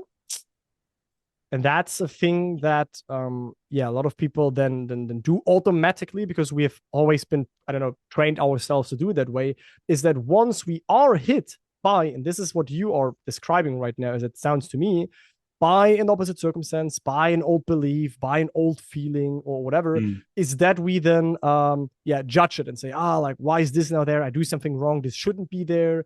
I know better. um why is this still coming up? mm, Without realizing that while we remain there, we just more and more and more, yeah, lose ourselves in it and get entangled back into the old state. mhm, What we aim to do here, in your case, is we aim to build a momentum for the state of being free to travel and having more financial resources, right? That's the state. That's what you want to experience yes. in your world, right? So, but right now, for a certain time period, I don't know for how long, maybe it's been for months, maybe it's been for years, you have been always been in the state where you do not have this, right? Yeah. So now when we shift into the new state, the goal is, like I said, that we build a momentum for that so that this state becomes habitual, natural, certain, our automatic home, where we automatically return to that state. That even if we would get a bill, we would still know that, hey, I always have more than enough money, or yeah, money comes easy to me. Now, what do you do? Do you have a scene, or how do you shift into that new state? Yeah. So first of all, what I experienced to tell you one thing, I just, my bank balance right now doesn't look really good at all. I receive bills, but I'm super relaxed. I'd be like, well, whatever, it's okay. Mm, This is mm, what it is. Like I don't overreact anymore, and this is what I realized. So I think my scene has already come to fruition. Is it right? mm-hmm, Yeah. mm-hmm. So And your my scene reactions was, already change. You notice that yeah, your reactions to the bills that yeah, still come in, or to the current bank balance, they absolutely. change once you started with a scene. Yeah, my scene was basically I had my bank card and I jumped into like stores for like Apple, bought a new MacBook or went to a restaurant and paid a whole bill for friends. I had a friend who said like, sorry for saying that. He said, fuck yeah, let's go. Good job. Nice, Things like nice. that. And I do this like, and another question is, I want to do this right now when I go to bed. And when I think about the situation, it stops immediately. So I don't produce a situation. It feels like I'm satisfied. Is this normal? Mm, Like I don't create this anymore. When I want to yeah. create it, it's like, no, you don't need that. Chill.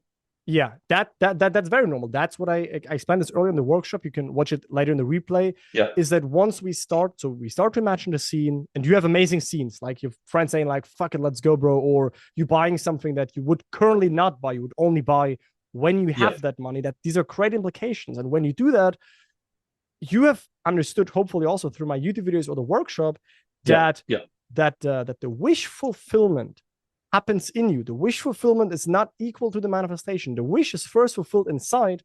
That is when Hmm. then the desire leaves us to continue to imagine, to continue to do anything and work towards it.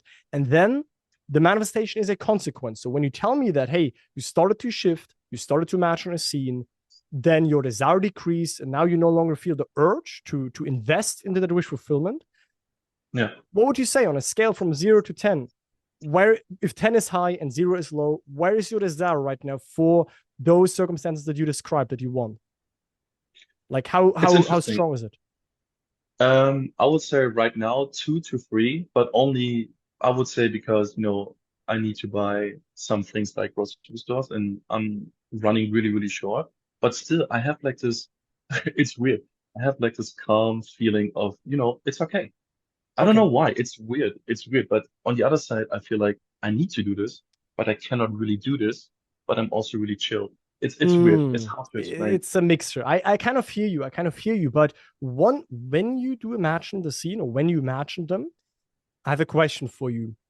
Did Mhm. you imagine them to again get a future result, or when you imagine them, did you surrender in the desired state in the here and now, and embodied, so to speak, that state right now, here now, or did you wait it for a? Did you do it to get the financial abundance in the future? I would say it's a little bit of a mix, but not 100% to get it. It's more like I'm expecting it. Okay, okay.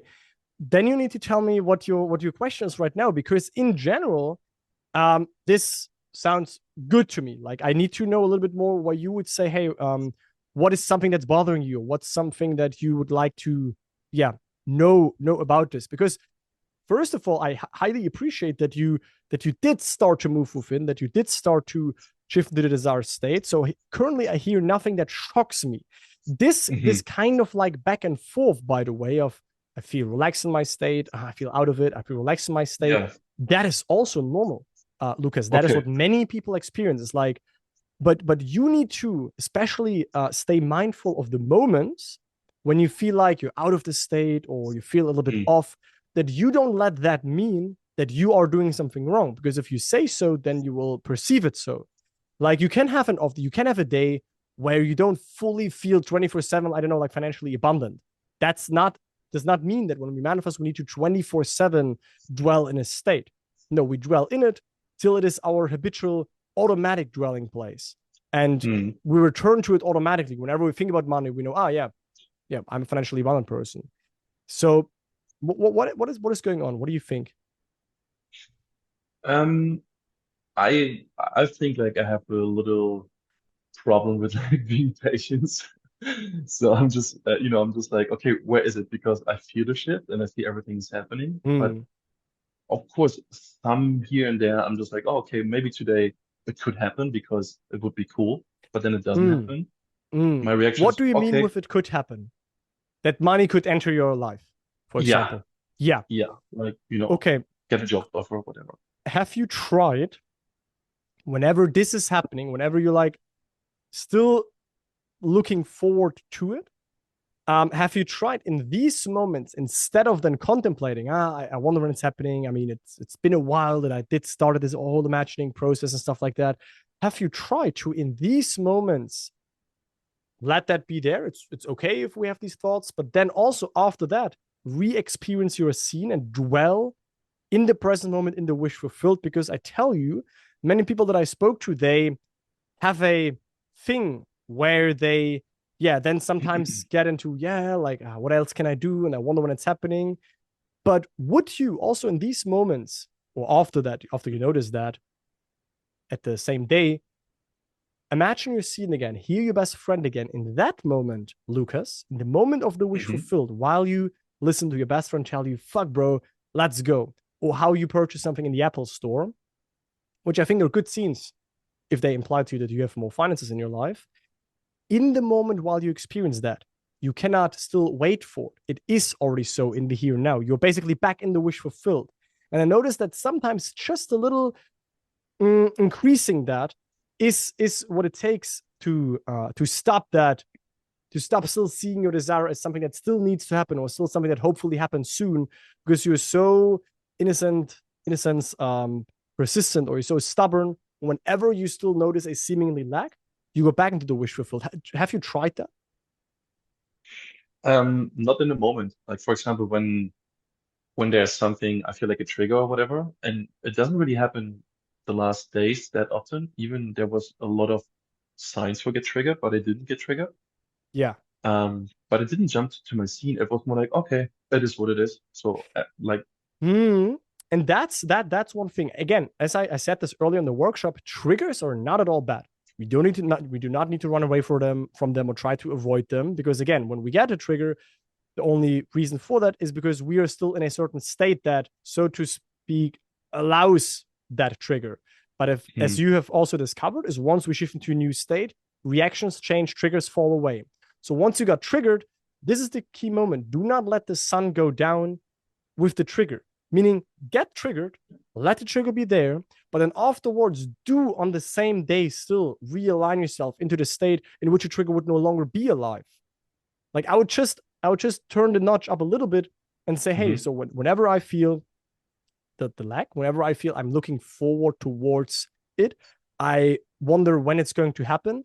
All these things are no longer possible in the wish fulfilled. So then I would basically go back to the wish fulfilled, maybe a little bit more, like not that it needs to be like a chore, but it's also sometimes the question, look, I had people, so they went to the wish fulfilled, and we all know that we go to the wish fulfilled, amazing. But of course, what we want is that the wish fulfilled sticks, because it's not cool if we just shift into the wish fulfilled and 10 minutes later we are kind of like desiring again. So have you tried, Lucas, to remain longer in the wish fulfilled? I mean, for like 5 to 15 minutes, and not just for like a minute. Have you tried that? During the day or when you visualize? When you visualize, not more often throughout the day, but when you visualize, when you have an imagination session, to have that session for maybe like 10 minutes, and you loop for like 10 minutes that sentence of the friend, to like really deeply identify yourself with the state, so it stays longer, instead of just saying, all is good, all will be good. If you say that, all will be good, I'm in my desired state, all good, that can help for the moment to calm your rational mind, but it could be that 1 hour later you still desire. Whereas if you deeply maneuver and you stay in the wish fulfilled longer, it also sticks longer. I think I didn't try. I just did my scene, and then, in the mornings, for example, I just do my things. I just push myself basically with my positive emotions when I have the scene. Yeah. And in the night, the same. I just do the scene, and then somehow I was like, okay, cool, now I can sleep. Or I just fall automatically to sleep. And how long is it that you usually imagine when you do imagine that scene? I want to be honest with you. Sometimes it takes 10 minutes. Sometimes it's like a half an hour. Like if I feel it and I don't want to get out of it, I just keep continuing. I mean, that is the kind of like time length that I refer to. Right, I don't mean longer than that, but we notice that in our program is that when people imagine for like a minute, and for some desires again, that won't be really enough, because for some desires, they're more intense. They need us to dwell longer on the satisfaction. A lot of people notice that when they do a 10, 15-minute imagination session where they have their scene that they laid out, that fully implies that their desire is done, and they imagine it for 10 minutes, sometimes for days, they remain in the wish fulfilled without any worries. So that was just my idea, that you practice to not too quickly fall into this judging and labeling when something arises, when still things are not perfect yet. You still see that, but then you ask yourself, when would I no longer care about this? When would I no longer even look forward to my manifestation? Well, when the only case is when I already have it, when I am it now. And then I would really, sink into the desired state. Okay. Can I say one last thing? Yeah, and sure, then sure. Tell me what you think about this, because you can tell me feedback, like if you think you can adopt that, try that, play with that. What do you think? I think you make a good point, because sometimes I think so that I forget like little, like I have the whole package, but sometimes I miss little gaps between this whole thing, like like little details I can add to on, maybe like as you said, hey, when there's some things they come up and they don't really help me, then just go back to the visualization, like get back to the creation, and then you get the feeling back of, hey, it's already done. It's just the mental strength that I receive right now. Yes. And that's what I said also in the call. I think you will really benefit also from rewatching the workshop once I uploaded the recording, because that's kind of what I meant by if we don't have self-awareness and we get easily entangled with these thoughts that come up, such as I missed something, I do something wrong, why is this still there? This is kind of like what I shared here. An emotion arises or a thought arises, and then we have an option. We spiral on that. We judge ourselves for having this thought or emotion. We think that we're doing something wrong, or we do the other way, which is we be aware of it. We let it be there. We say, hey, it's good, because I now have an next opportunity, another opportunity to realign myself back. This is like really nuanced type stuff, but I don't want to make you think that you do something wrong here, because it sounds really good, especially when you tell me your reactions changed after you started to move and shift within. That sounds very, very good. I think now it's just like like a nuance thing for you. Yeah. So here's the thing, like when I imagined my new iPhone, I just let go. And I cannot really let go with the finance thing. And I just want to know how to do this, because as you said, like I did the same process with your car keys. I just touched with my thumb the 3 cameras from my new iPhone. And I did it for like 2 weeks. And then my lust was gone. I was like, oh, I don't want to do this anymore. I don't know. It was like a subtle thing. Yeah. And then you let go of desiring because you experienced the desire as being done. Letting go. Exactly. Letting go of your desire. You probably have a strong, sometimes you have maybe a strong desire for that financial abundance. It's important to you. You really want it, which is good, by the way, because a strong desire is usually when we also are, that's when we are invested. That's when we really want to imagine it as being done and all of that. So it's good when you have the strong desire, but don't focus on letting go. How can I let this go? How can I let this go? You letting go of the strong desire happens when you enjoy the wish fulfilled in the present moment. When you enjoy, when you imagine not to make the financial abundance happen in the future. It's also something I explained earlier in the workshop. But when you imagine the scene of your friend or you buying something for the sake of in the here and now being in the wish fulfilled state, and then the world mirrors back that you are within already financially abundant, and then you can focus on really surrendering and allowing and devoting yourself to that state without a future expectation. There is only the now moment. Time does only exist in the 3D, but not in consciousness. So you must be it now, here and now. Okay. Yeah, I think that helps a lot, Nicholas, to be honest. Let's do it like this. Like, let this stuff sink in. Please, Lucas, please rewatch the whole workshop, because there are also some stories I shared earlier and some other stuff that might help you when it comes to the finances. And if you got a follow-up question, all of you should get an email after the workshop with a way to contact me if you have questions on the workshop. So Lucas, you can also shoot me a message, and then I do my best to give you some feedback, but keep it simple. You have your desired state. Boom. You have a state. Sometimes it's a little bit tough. I know. I appreciate that. I know. But I try to remind you, you have your desired state, so you know what you want. You know which experience you would make that would imply that to you. The friend would congratulate you. The friend would say something. You would buy something.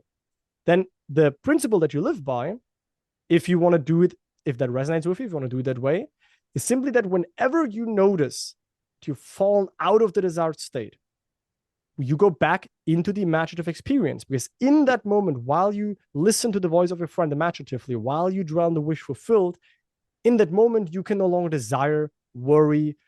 It's satisfied. So you have to find a way to get back into this satisfaction in the present moment. Okay, cool. Yeah, maybe this was the hint that I was needing. Okay, Lucas, thank you for the conversation. And Thank you feel very free, much, you Nicholas. can message me on Instagram. You know my Instagram account, Upgrade to Yeah. Life. Message me there if you want, or shoot me an email later. But I want to make sure that you move forward on this. Cool. Yeah, I think this was a big help. And as you said, like I just watched the whole I think that conversation video. plus if you rewatch the whole workshop should definitely help you to make this happen, right? Because it's really Cool. the if we remove all the things that are difficult, so to speak, or that we put in our way, then it is actually simple, right? You just have to find a way to those things that arise, those doubts, those worries. Like, yeah, today is a day where I don't feel so good. Okay, I don't judge it. I don't label that. That can be that way. That's not taking your wish fulfillment away. That's not taking your manifestation away. You just have to observe that neutrally. Something I also explained in the workshop earlier. And then you have to find a way when you're calm to go back into the state in which no worries exist, in which no trying to make it happen exists, which is the state of the wish fulfilled, which you already found a way to enter. Just re-enter it. Yeah. Okay. Perfect. Nice stuff. Thank you Lucas, very much. Sorry for the guys who were waiting so long. Lucas, thank you for the conversation. I enjoyed it. Thanks. Nice. Me too. All right, guys. That was necessary to, talk about that in detail. So let me see who is next. I see 50 new chat or like 50 new messages here.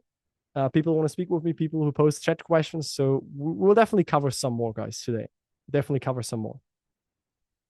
So the next person here is Philippa. Philippa, you can unmute yourself right now. All right. Hello, Niklas. Hello there. Nice to meet you. Hi, nice to meet you. Nice to meet you as well, and thank you very much for your workshop.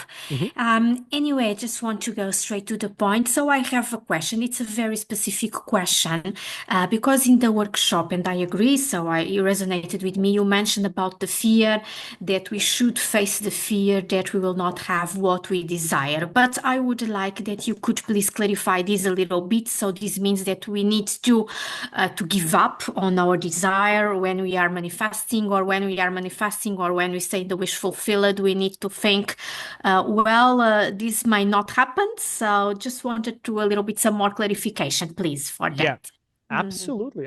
Again, the topic of fear is something that at some points everybody is probably facing to some degree in their lives, but I did definitely not mean to give up on your desires. That would be the opposite statement of actually the message I wanted to bring across today, which is actually you should pay a lot of attention to your desires, pay a lot of attention to what you want, because we figured out that that's very important. No, what I meant, what I mentioned is that some people, let's just say they want to manifest a specific person, a desire that some people have. We know it in the manifestation space, nothing extremely like bad with that.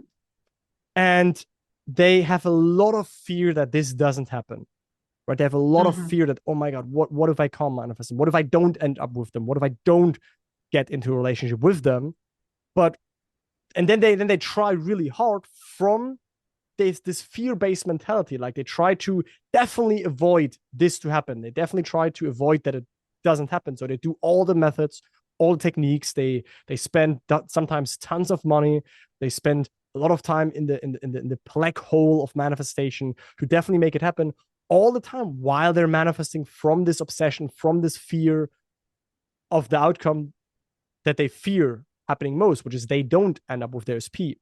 My statement in this example is that we face that fear. What's the fear? The fear is fear of being alone, fear of not being with this person, not being with this specific person, and that we simply look that into the eye.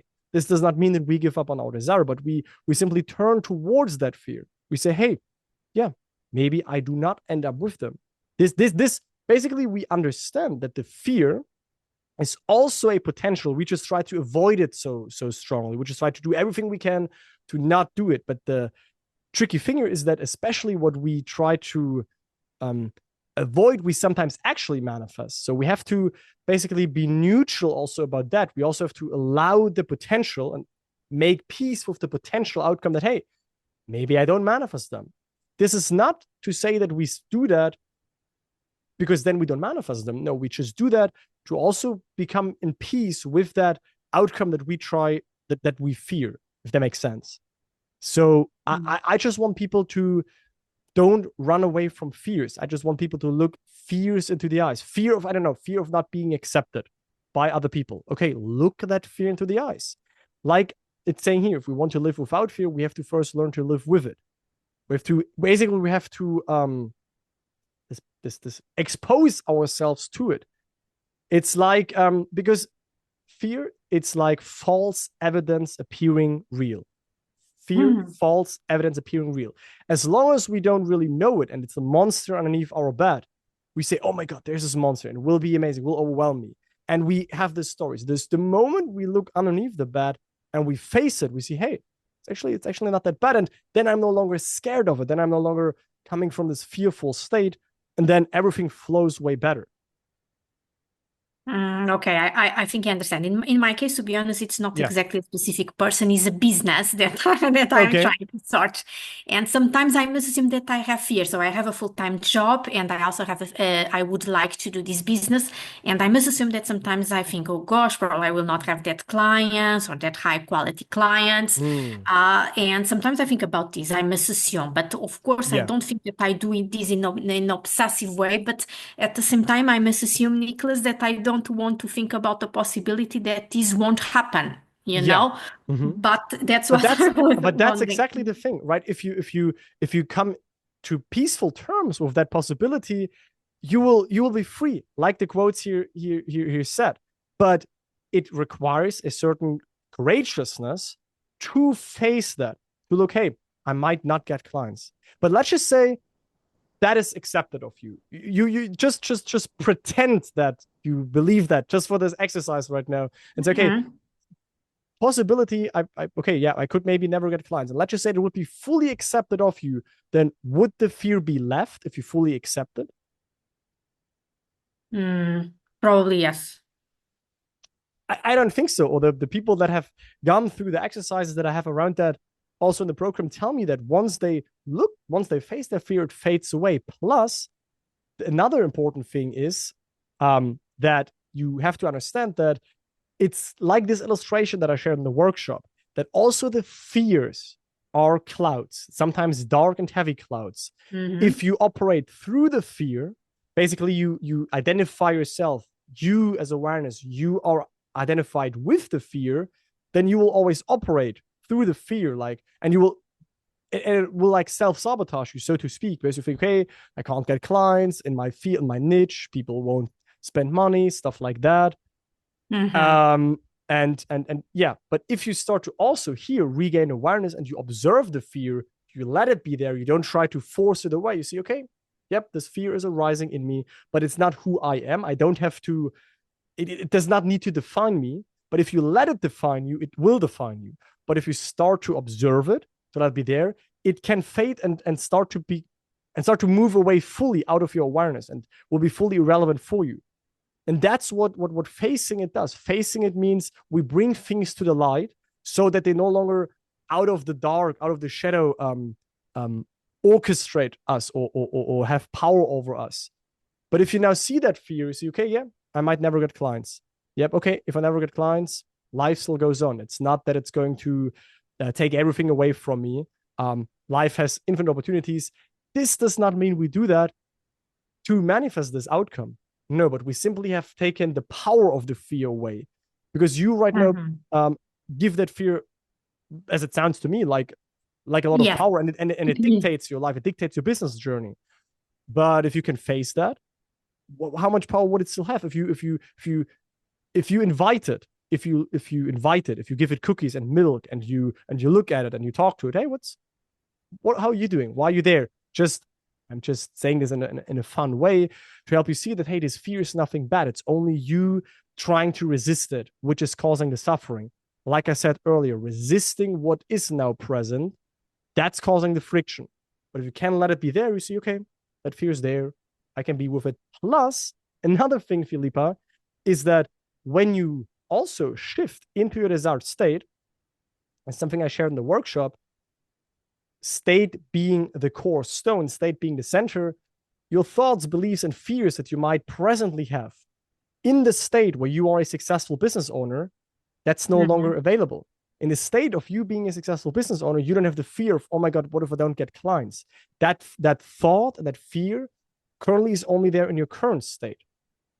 Does that make sense? Do you know what I mean by that? Yes, that's correct. So just to summarize a little bit, so probably what I understood is that we need to be in peace with the fact that my desire will not be there, but at the same time I will incorporate my desired state. Yeah, but it's not about that you're kind of, yeah. It's not that your desire won't be there. Your desire is there. The desired state, probably your desire is business success.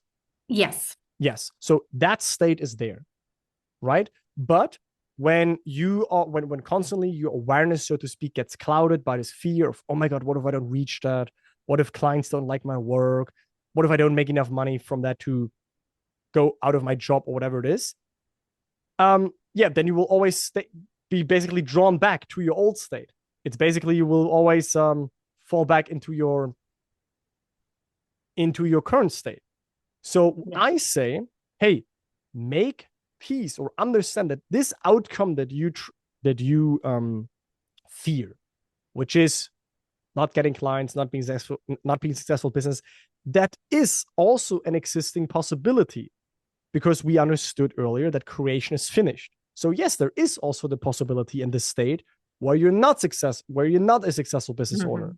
But if you resist that and you do everything else, be like, no, this can't be there, you are in fight. I say, hey, also acknowledge that this outcome would be there, but it's not interesting and not relevant to you, because relevant for you is that you identify yourself with the state of being a successful business owner. I just don't want you to constantly live in this fight, or that you constantly have fear of the fear. It's also a thing that many people have, that you have fear of the fear.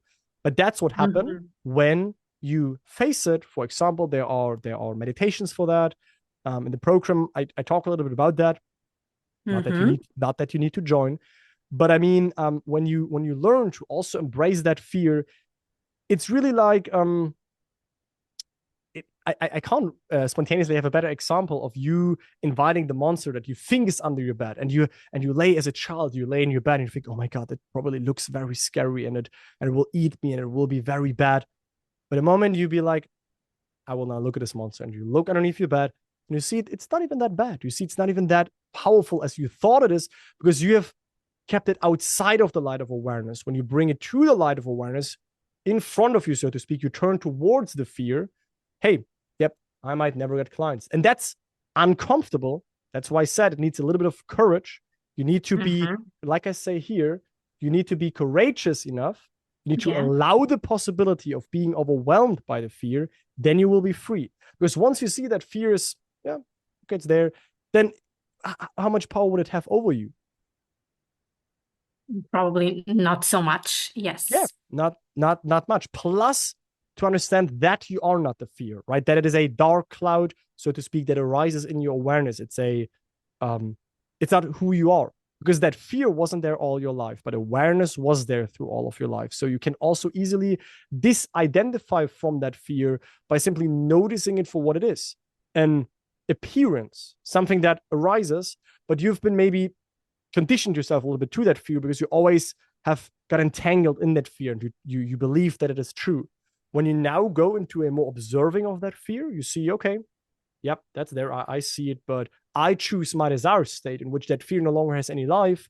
You should find that it fades away. I don't know if you are aware that I have this business course. You could go to, at some point, you could go to upgradeToLife.com/mastermind. They have a video where I share a course that I have for people that are interested in the business success journey. But you could also reach out to me after the workshop, Filipa, and let me know. Yes, thank you so much. I what you will think about it. really enjoy the workshop. Thank you so Okay. much for taking my Nice. question, Nicholas. Thank you so Cool. much. You're Have a good welcome. evening. Bye. Bye. You too. Bye. Thank you for the conversation. Okay, guys. So let me go back to this. And let me see what's going on here in the chat. Okay. Let me see who is after Filipa. So we spoke with Grayson, we spoke with Lucas, we spoke with Filipa right now. So now we speak with our friend John. John, you're next. It's the John who does not have his last name entered. So only John. We have two Johns. John, you can unmute yourself right now.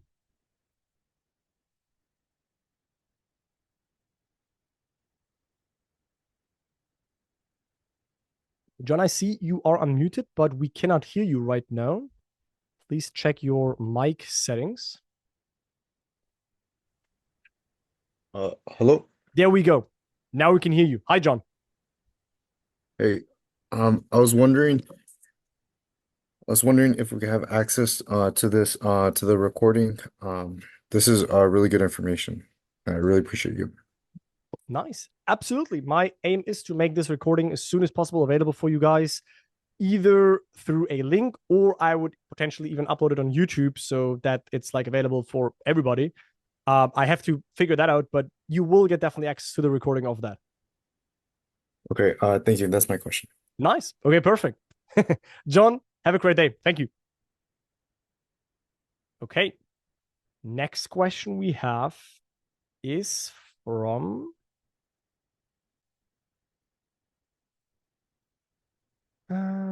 who is next? From iPhone. Well, iPhone. Who is iPhone?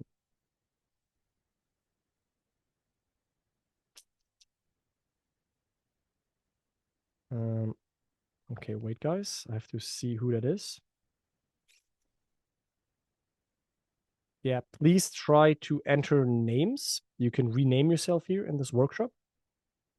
Sounds a little bit better, but iPhone, you can unmute yourself.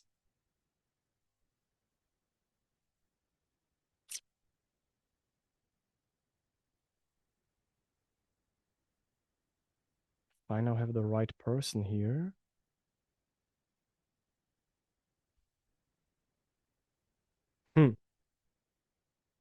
Looks like this iPhone is no longer there. Okay, in that case, yeah. I have another person, AC. AC. AC. AC still in this call?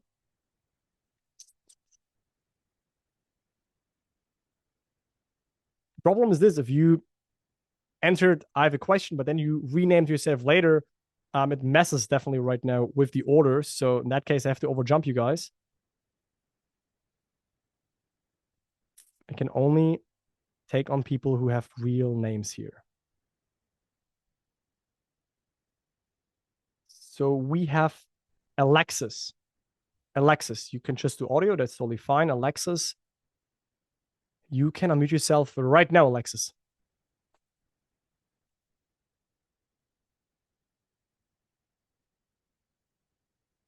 Hello? Hello there. Hey, Hi. Good to meet you. nice to meet you too. Thank you for all this information, by the way. It's been a lot of help. Awesome. So I guess my preferred question to start off with is because you've been talking a lot about fears, and honestly, that's something that's come up with me more recent just because of, life situations that just kind of came out of nowhere. And I know you were saying about like the 3D and detaching from it and looking fear straight in the eye. But how do you do that when the fear is like potentially life and death? Like, how can you just say like, oh, that's okay if this person dies, or, Yeah. So you have, I assume, therefore, something like that in your life right now, that you have like a person that is like not doing well, and you have the fear of this person ceasing to be Exactly. in the Yeah. 3D world. Yeah. Yeah. So I would say the topic of death, if we call it like that, has its own nuances to that. I would first, Alexis, is that your name, Alexis? Yes. Yes, it Yes. is. I would first like to, before I give you my thoughts on that, because I see myself as being very good at explaining certain topics and giving guidance. And I will give you some thoughts on that, but I would refer and recommend that you type in Rupert Spira after this call is over and later. Rupert Spira is Okay. a spiritual teacher who is very well at explaining, for example, this topic, like the topic of losing that someone ceases, losing a loved one, losing someone that's close to us. I would recommend you to watch his videos to familiarize yourself more with that philosophy so that you find more stability when it comes to that. That would be my first recommendation. Rupert, as I say, like, I found him here. you Thank found you. him. Okay. I looked him up. Yeah. He is extremely good at this. And also, I would say it's also coming, for me personally, this is also coming back to, again, the nature of reality. So you have been in the workshop, you have understood that essentially who we are, this is not something we notice in our day-to-day lives, because in our day-to-day lives, we are usually objective focused and we see everything and we are so entangled with everything. But that's why occasional meditations and knowingly being that awareness is so important, that you get a better understanding of how life works. And then you will find out that essentially, yes, we call death that a person ceases to exist, but it's their appearance that, so to speak, stops in your sight. But essentially, nothing can leave consciousness since creation is finished. I know this is deep. We have to see if that angle hits home for you, but I understand that yeah. line of thinking. I do understand Okay, that. very nice. And I do believe in it. Yeah. But it doesn't really like take away the fact that I don't want it to happen, you know? Yes, absolutely. In the conversation that I had earlier with Philippa, when you hear the topic of facing the fear, and in this case, also coming to terms that yes, eventually I will be without this person. The question is when. Like, that's the fact That's that true. as soon as we come to also self-admission when it comes to that, and we say, okay, eventually, this person, their appearance, their external appearance, will be out of the 3D. If you can, so to speak, do that before it actually happens, I would say it would also bring you peace. If you can now see that, hey, this is eventually going to happen, but this does not need to take away the connection, for example, you have with them, because you can have that with them in your heart also when they are physically no longer there. And Rupert talks about that. He talks about, hey, where does a loved one go? And he says they're still at the source of your heart, which is consciousness, which is in you. So you could still feel the connection with them and their beingness, if you understand that. If you understand kind of how reality works. But I'm not sure if you want to go deeper on that, or what do you think about that? I feel like I've had that kind of guidance before, and hearing, you know, because I've also not read it completely, but I've learned about Many Lives, Many Masters. I don't know if you've ever heard of that book, but it does talk about. Oh, okay. I'm sorry. It's a book basically about what Rupert Spira believes in as well. Okay. That, you know, once someone is not here in consciousness and all that, you know, they can still be with you. Well, not consciousness, but like physically, they can still be with you in like what they call consciousness, or what they call whatever they want to call it, you know? Yeah. But you would say that this did not fully help you, so to speak, or you were still, the fears still remain to be there? No, I mean, I won't lie. You repeating the fact that, you know, whether death happens now or later is inevitable, that does give me some peace. A little bit. Yeah. you know? Yeah. Yeah. But I was mostly asking this to see if, like, I don't know if it's a see or what, but like using these, of course, you don't want to use these practices to manifest something. You want to become that state. Hmm. Hmm. Well put. Could that be done to manifest a state within myself that could even heal somebody else? Absolutely. I just wanted to bring this up. I just wanted to ask you, is there a desire? Like, let's just say you have someone and they got sick, and you now have or had an accident, and you now have fear that this will cause an earlier than expected ceasing of this person. I would definitely told you right now, hey, why don't you, if that's your desire, imagine them being extremely well and seeing them in a state of health, for example, if it's right now the opposite. Have you thought about that? I have thought about that, and really, it's partially my fault, and I don't want to be hard on myself either. But I did let go of practicing these things for a while. Okay. So Yeah. this kind of coming up now is like me trying to refresh my mind and build a better foundation than I even had before, which I feel has happened in this call alone. And I'm really grateful for you for this. You're absolutely welcome. And I mean, why don't you let this be an opportunity for you to see, hey, so, okay, I know I can manifest. And again, if you manifest for yourself or for someone else, there is no difference. So you could also have, hey, so what would imply to me that they're doing well? We have many people in the program who manifested things for other people. If it is health for other people, jobs for other people, relationships for other people, a better lifestyle even for other people is what I heard.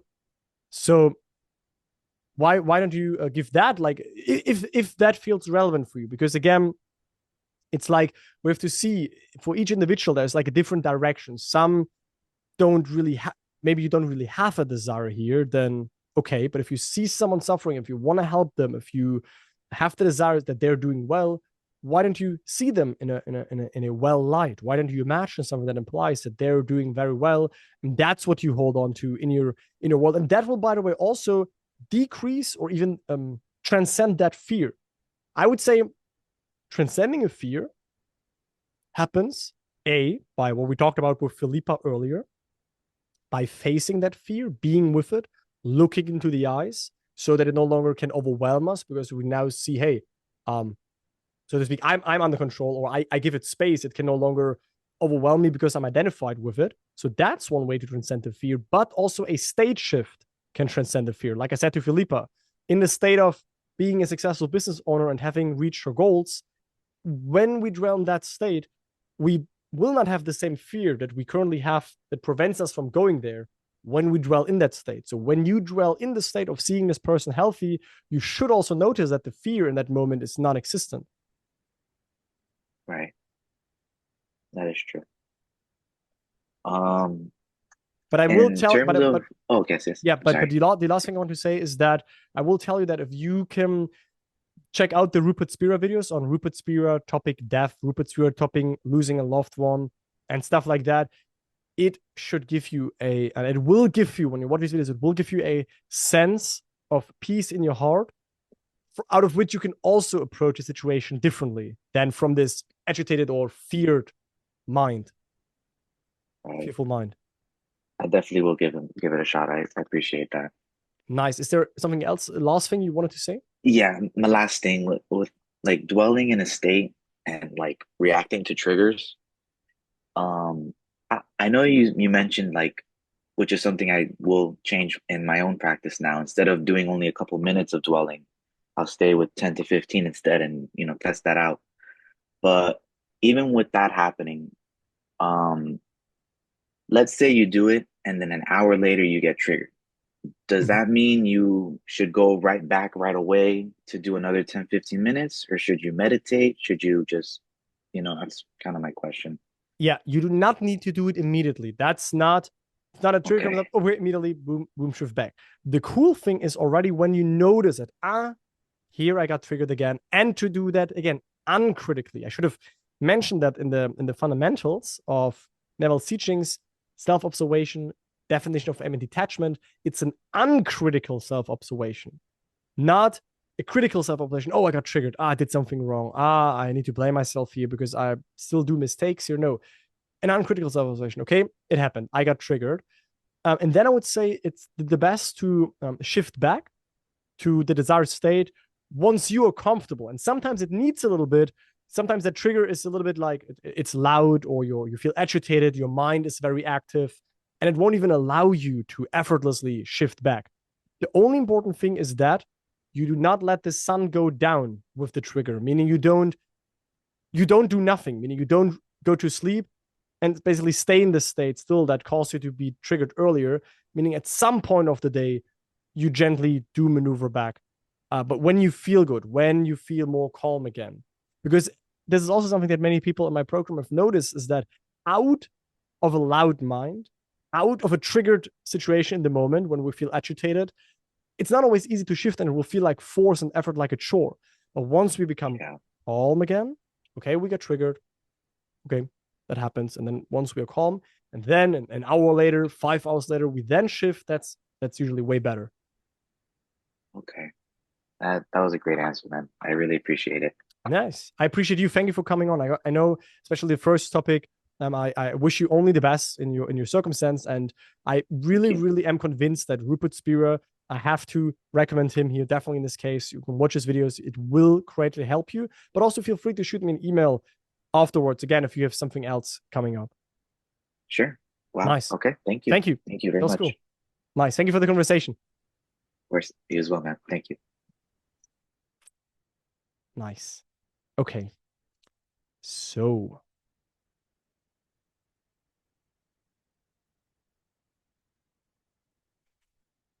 Okay, let me see who we have next here.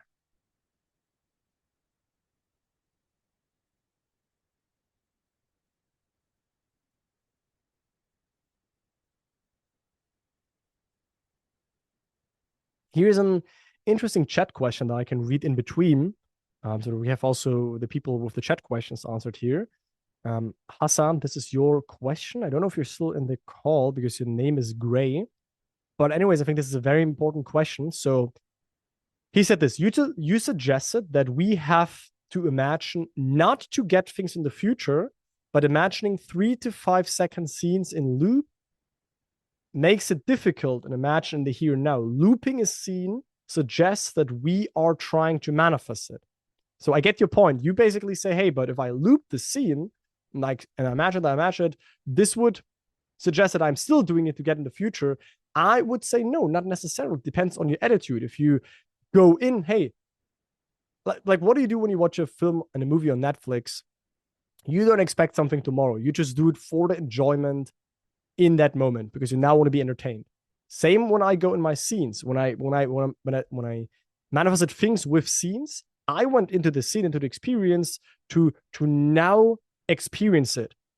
And I want to experience it again because it's nice to experience the wish fulfilled. It's nice to experience the wish fulfilled. Only if you go in with the thought, okay, now I loop it to still get in the future.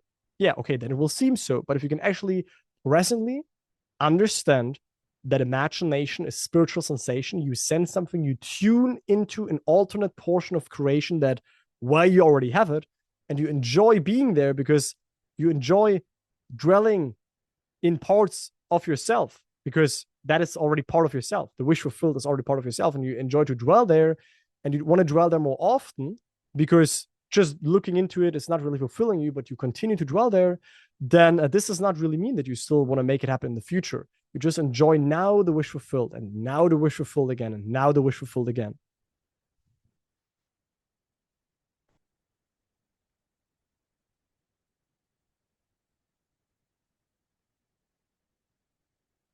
I want to manifest a life where I no longer have to give my time to an employee. Do you have any tips for keeping myself in the state of this wish fulfilled during 8 hours I'm required to be at work? Yeah, listen, the thing is this, we do not have to, again, 24/7 embody a state. The goal is that eventually the state becomes habitual, automatic, a dwelling place. So what I would do is I would say, okay, you have 8 hours at work. That is time where you probably are busy and your awareness is, you are entangled in doing the work. And that's fine in certain circumstances, right? When we are driving, when we are focusing on something, then it's not a problem when we are also physically focused. But then what will be important for you is that you do the best investment you can do in yourself is to, in the here now, dwell on the wish fulfilled. So I, in your case, would find at least one, maybe 2 times in your day. I said earlier, we don't need a routine, but sometimes it's helpful, especially if we're busy. Our desires have to be important for us enough that we dedicate time to the wish fulfillment of them. So meaning in your case, I would find maybe time before work or after work where you have time for yourself, where you can sit down, lay down, relax. And then that is when I would ask myself, hey, so what do I want? You said what you don't want, I think, right? I want to manifest a life where I no longer have to be an employee, but that's what you don't want. But what do you want? I would clarify that. Maybe you want to be self-employed. Maybe you want to be financially in a position where you don't have to work at all. So after that is declared and you know what you want, then I would find 1 or 2 times per day where I do enter that state so deeply that I feel fully fulfilled, that going to work does no longer trigger me, where going to work already starts to feel like unnatural to me. Like, wait, that's no longer me. It's what you kind of will feel, what you kind of will have as thoughts, because you will start to identify yourself more with the state where you're no longer an employee, where you're free of that, where you are financially in a position where you no longer work for someone, for example. So the 8 hours at work, don't let this be your enemy. Continue to go to work. And if it triggers you, you don't need to shift at work all the time in this new state. But it is important that you do dedicate a certain amount of time to really dwell on the wish fulfilled. That's why I said find maybe 1 or 2 times per day that you then have such an imagination session we talked about. By the way, in our program, we do this together every Saturday in the Q&A call that I give. Like a call like this Q&A section, we do this every Saturday, every week. And in that, we also do an imagination session together. And these are the sessions that, in your case, you would definitely have to do right now. Or other ways to dwell on the mood of the wish fulfilled. So again, that the 8-hour workday starts to no longer bother you that much, and it will feel like old news, like no longer belonging to you, because within you are already standing in the wish fulfilled.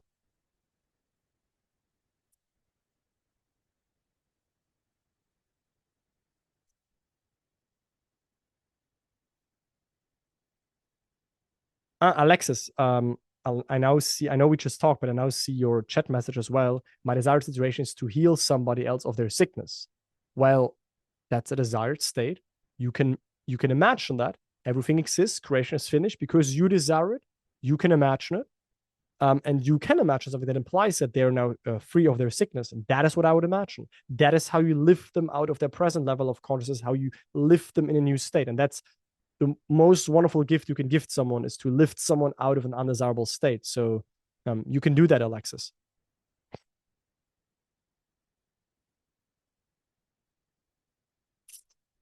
Okay. Okay, we have a question here from Justina. Justina, you want to speak with me? I see you have a question. Well, Justina, you can unmute yourself right now. Hi, can you hear me, Nicholas? Hello there. Yes, I can hear you. Hello. Nice to meet you. Hi. Nice to meet you. Dankeschön. Right, okay. I did write this down so I don't waffle too much, but my question is relating to manifesting burnout. So basically, I am quite a seasoned manifester. Usually I would naturally, before I knew about law of assumption, just go like sensation in my body, and then it pushes out, essentially. But what I ended up doing, I would have a challenge with romance and romantic SPs, and I came across law of assumption, and I got really mental about it, and I was trying too hard and too long. We're talking years, and normally I would manifest in hours, days, weeks.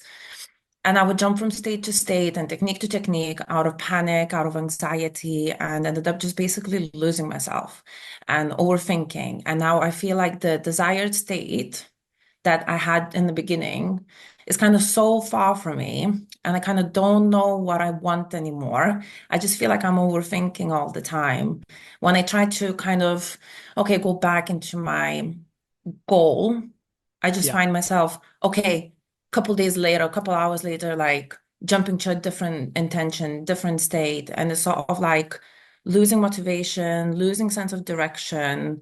And it's just like I'm keep putting myself back into, and I'm conscious of it. I keep putting myself back into the state of trying over and over again because I kind of just got so polluted with so much trying. Yeah. So I kind of Yeah. want to strip it all down, but I feel a little bit lost. Like how do I kind of get back to the core of myself and like just expect good things again? Because now I just feel like it's so impossible for me because I've been trying so much. It just feels so impossible to have like positive things with this SP, and he's like a beautiful person, but I just feel like I attach so much stuff to him now. So Yeah. any guidance would be appreciated. Yeah. Thank you. How did you resonate, first of all, with the points that are made in the workshop in regards to getting deeply entangled and identified with thoughts, with the circumstances, with our present state? Have you been in the call when I mentioned that? Yeah, and Yeah. I kind of like I went through it, and now I don't really because I mean, it's not been stagnant. It has been moving, especially lately. Like I'm kind of coming back to the root of just feeling the sense in my body, but I'm just not trusting myself anymore, Nicholas, you know? And I kind of like struggle a little bit before. I used to just decide on something, sense it. I wouldn't be mental about it, and I would just kind of stay in it. Yeah. And I wouldn't be fazed by things. Throughout the last couple of years, I did get entangled in 3D. Lately, though, some things would pop up. I would get triggered, but then I would have a pep talk, and literally within minutes, it would all reveal itself, like again, to be positive, because I would, decide to not react anymore. So I'm kind of like past that, but I still don't really trust myself. And I still feel a little bit like I don't know what I want. I kind of do, but I don't trust that I know that I do. Yeah. Does that make sense? Yeah, it makes sense. It's a situation that maybe it comforts you, but you're not alone with that. Like I know people also have been in this kind of like overwhelmed spot, and I have seen people who fully turned that around. My question to you is, when was the last time you kind of took a step back? Like for now, it sounds to me from what you shared that you're like doing lots of stuff or like trying lots of stuff all the time and trying to find a tool for that here, and then you're not clear here, and then what can I do now? But when was the last time you kind of like took a step back from like all of that?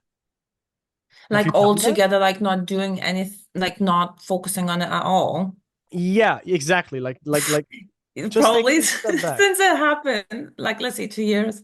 Yeah, because that's something like would you say you have a fear of taking such a step back, because then you would think that your desire would fade away, or your ability to manifest it would fade away? I also realized just a couple of days ago, like I'm scared to sometimes let go of the trying state because I feel like, okay, I'm gonna put it this way. I know that when I step into the state that I want, whatever needs to push out will push out.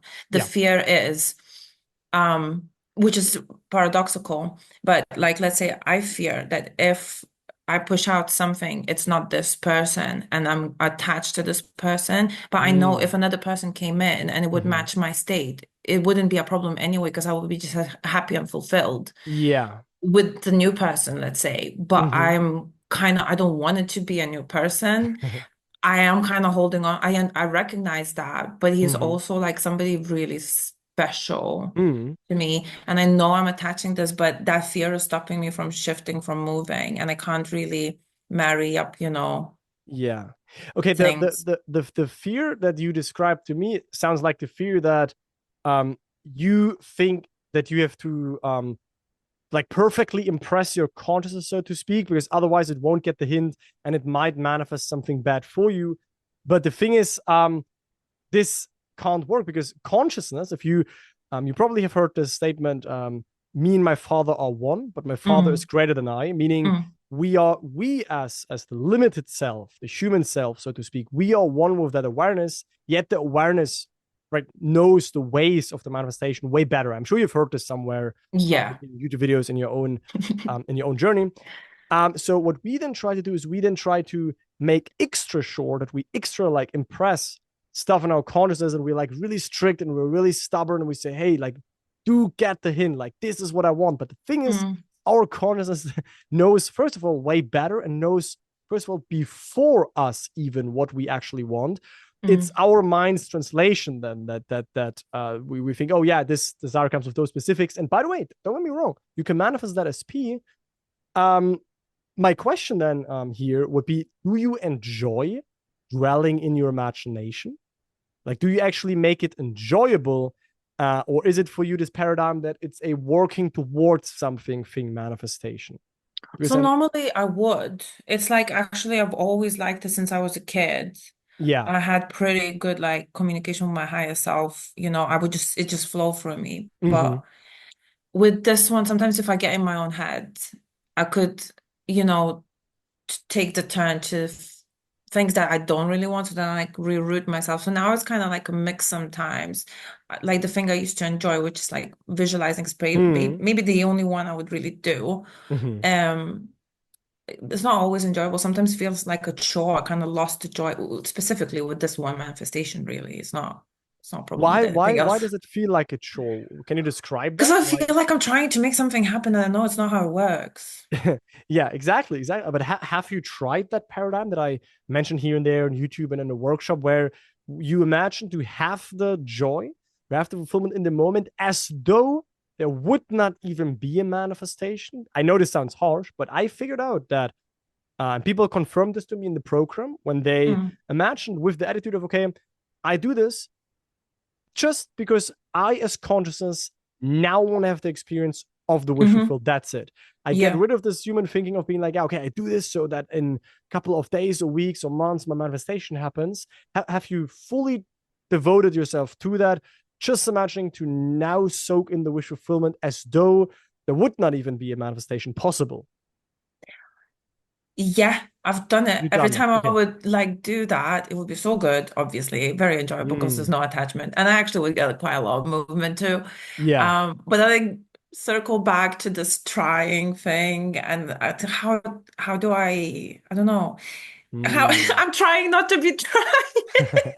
Do you know what I mean? And I'm just thinking, what should I like?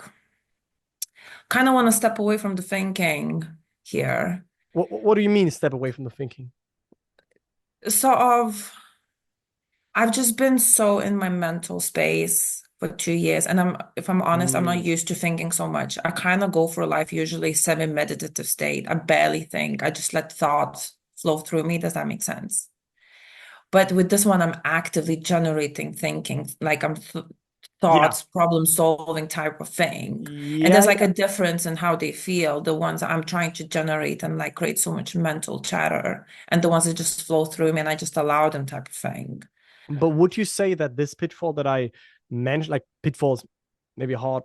Yeah, definitely. I am so guilty of that. Yeah, but the one making the desire special and putting life on hold, have you found yourself in that for this specific manifestation? Yeah, definitely. Yeah. And have you tried to simply come to the understanding that first of all, this desire or this desired state cannot cease to exist? Meaning, I sometimes say this to people, I say, even if you would for the next 3 years, as a random number, even if you would for the next 3 years not at all focus on this, focus on other things, maybe you would forget about it, maybe you travel or you build a business or something happens, and you would understand that even if you pause this for 3 years and then you come back to it, it would still be as available, because no matter what would happen, you could still imagine that you are with this person, meaning it would not have ceased to exist.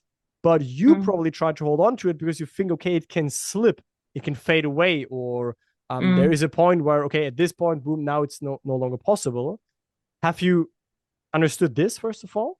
Yeah, and I try to like live my life anyway, but I just it's just at the back of your mind the whole time, regardless of That would be my next question: is have you tried to invite other desires that you neglected or other things that you are passionate about that you enjoyed back to your life, and have you tried to kind of like also give like some dedication to that, to in a sense get out of the I don't want to assume obsession here, but to get kind of like out of No, you that can say it. I hyper-focus. feel like that. Yeah, to get out of that hyper-focus, obsessed Yeah. state with that one outcome, have you therefore tried to look at other areas of your life, like what is also important, or who you were, who you are, like what makes you, what you're interested in, with the knowing while you do that, that is our state. That's therefore, it's not that it moves further away, because most people think that if they have times, and that's maybe relevant for you, Justina. Most people think that when they don't think about their desire, it will not manifest. You know what I mean? It's kind of the opposite sometimes. Yeah, or a lot of the time. Like I would consciously make an effort because I'm quite self-aware, I recognize these things, but it is hard. I'm still, doing my best not to like solely focus on this, and it is better now. Yeah. It's just, I don't know, I feel like I'm holding on so tightly, Why do you hold on so tightly? Because probably there's also fear that it won't happen. It's kind of like, yeah, it's like just you're really scared, something really precious, which is, by the way, that's fine, but a little bit having to do with what me and I think it was who was it? We talked about the fears earlier. Also here, like, have you looked the fear into the eye that there is also the potential, like the potential is in the reality out there that you do not end up with this person? Have you actually became to feel with that? Because I see, like, the people that we have in the program that manifested their SP, and again, this next Friday there is a success interview on that coming. Oh, nice. Most people that did that, they came from a if it doesn't happen, I'm actually fine as well attitude. The ones who are like, if it doesn't happen, no, I actually can't live without that. That's usually the people that I see who delay it very strongly, or who really, the real struggles. The ones who already made peace with, if it doesn't happen, I'm still fine, but authentically, not just saying it to calm the mind, but who are truly in peace with the acknowledgement that, hey, this might not happen. They're the ones who seem to have no problems manifesting it, because all the resistance is away and all the pressure. Have you done that? Like, have you do the topic of facing that fear? Yeah, it's something I would intuitively do as well, and especially now because I have more awareness, which I've done. And I came to the place where I wouldn't really enjoy it, but I would be okay.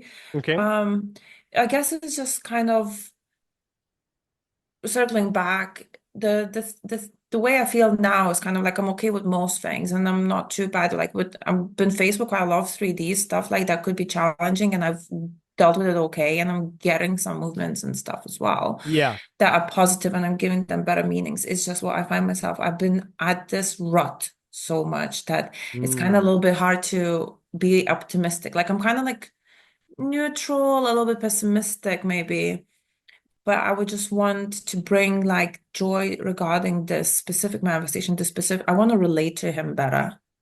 And I'm kind of like a little bit lost how do I do this at this point. So I'm wondering if you yourself experienced like maybe a bit of a burnt out situation. Absolutely. And Again, how absolutely. like after all these steps, like did you just simply take a step back completely, or have you managed to maybe just relate to it a bit more positively at all? Yeah, like I can first of all tell you that, first of all, burnout, also like manifestation burnout, if we invent this word, basically, definitely experienced that. Definitely many people in the program who experienced that. So I think it's not that uncommon. Again, I had people who were like in severe mental health issues and problematic circumstances that they got themselves into, because they were like, so let's just say overwhelmed or like like burned out to manifest, like for quite this time. That is why my first intuitive question was, when it was the last time that you took a step back, because that can simply create space when you're like in that situation all the time. It's pretty clear that this happens. Wait. Yes. No, that this here happens, which is you lose sight. Wait. I resonated so much with that bit. That you kind of like, that you kind of like, you can't even see clearly, because all you have in mind is like techniques and this P and this and this and this and that. But once we kind of like, again, come back to awareness. I don't know, for example, when it was the last time, if that resonates with you, that you did like a presence and awareness meditation to because that is the first principle. The first principle of the teachings is be still and know that I am, or be still, know that I am God. But be still and know that I am, because when we are still, then the mind is still, then we're not identified with any of this stuff. You're right now, as it sounds, pretty much entangled, right? Don't want you to identify yourself with that image right now, but it sounds like you're right, really much like locked in, and you can't experience that freeness and that lightness and that peace and that calmness. So the solution only would be now if you can access more awareness. Have you done that once, Gesine? Have you tried an awareness meditation to be aware and to be the blank slate where you are really like resting and you feel peace? Have you tried that? Yeah, I know what it feels like as well. So you saying that actually had this like, yes, sensation. So I feel like it's the right way for me to approach this. I can at least guarantee you that will stabilize you and not make you I identified with all of this. Yeah, this, but I need to continue to manifest. And if I let go of this right now, then it won't happen. That's why I would always say to someone that is in a sense agitated, or there's a lot of activity, so to speak, is to hey, let's invest. Now you invest a lot of time in learning about manifestation and in learning about shifting, and you have probably shifted already, and you've probably imagined the end, I can assume, already enough. But that's why I say, and that's why I say, if we have a strong foundation, that means that we manifest from calmness. So now it sounds like you have done a lot of the technique side and you learned all of Neville's teachings. But as it sounds to me, if you can now also practice a little bit of the awareness, self-awareness, presence side of things, you should notice as a side effect that you become more centered and less pulled into all of these directions. Yeah, no, it makes sense. Thank you. Like when was the last time you did that, Justina? Was it a long time ago? Was it yesterday? but I mean, it's kind of like a familiar state to me, and when I would face life challenges in general, not with this, it's where I would go to. With a specific situation, I find that I would get really deep in problem solving, and it would take me some effort so I would be able to pull myself out. I don't know, last time maybe a week, 2 weeks ago, but it wouldn't be to the same extent like I would normally do. I would be a bit more entangled, so I could, just what do you mean step out of it more. What do you mean with problem solving? With the specifics, well, it's just more like I go to bed and I get up with it like, oh, it's like I still need to get this done type of thing. Like, still not achieved it. When was the last time when was the last time you stopped desiring your SP?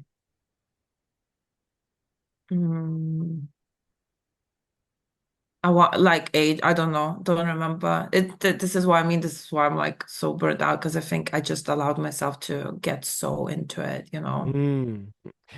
Okay, because I want, of course, as I mentioned throughout the workshop, I want people to perceive and to understand that it should not be hard work. Now, of course, if we aim to work towards a desire, it can seem like a willpower and effort, like what I mentioned here at the end. Willpower, trying really hard, manipulating reality, or imagining to get something in the future is not the solution, as you now notice it by yourself, right? But do you remember when the last time was that you really you have a visualization that you do, right? I kind of just let it flow through me.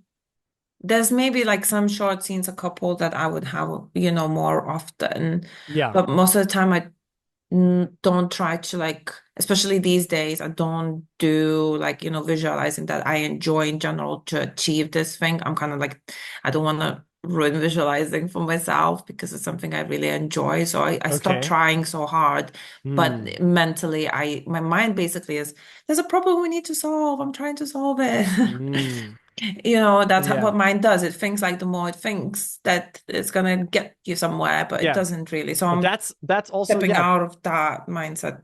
yeah, that's also, again, when we are, like you just said it, when we are relying on the rational mind and thinking it will get us from, I don't know, from A to B, right? And we think, okay, like is that where when you found yourself? Like, did you try to work out any ways, or trying to, with your logical mind, come up with any solutions? For a while, yeah, for a long time. Yeah.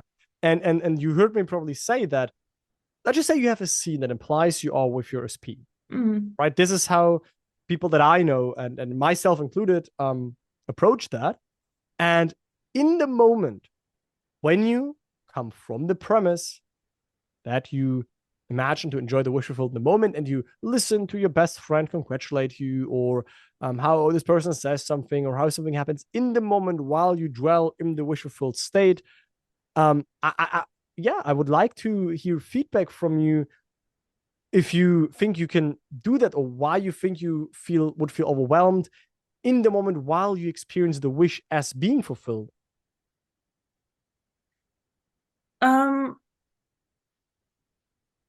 I'm not sure how to answer that question. Sorry. Yeah, maybe I have to also rephrase it, but again, Please. you discovered that, okay, trying leads to more trying, right? Trying to get it indicates to the mirror of life that we are not it yet. It's like what I have shown here, is that when we do something, we shift to get it in the future. What does that mean to the mirror of life, which can only reflect back what already is? It means, you're not it yet, so here you get more trying. Here, I make you feel like there is still something missing. That's why the paradigm is so important, to really fully, for the sake of being in the wish fulfilled, because it's now available. The state is now available.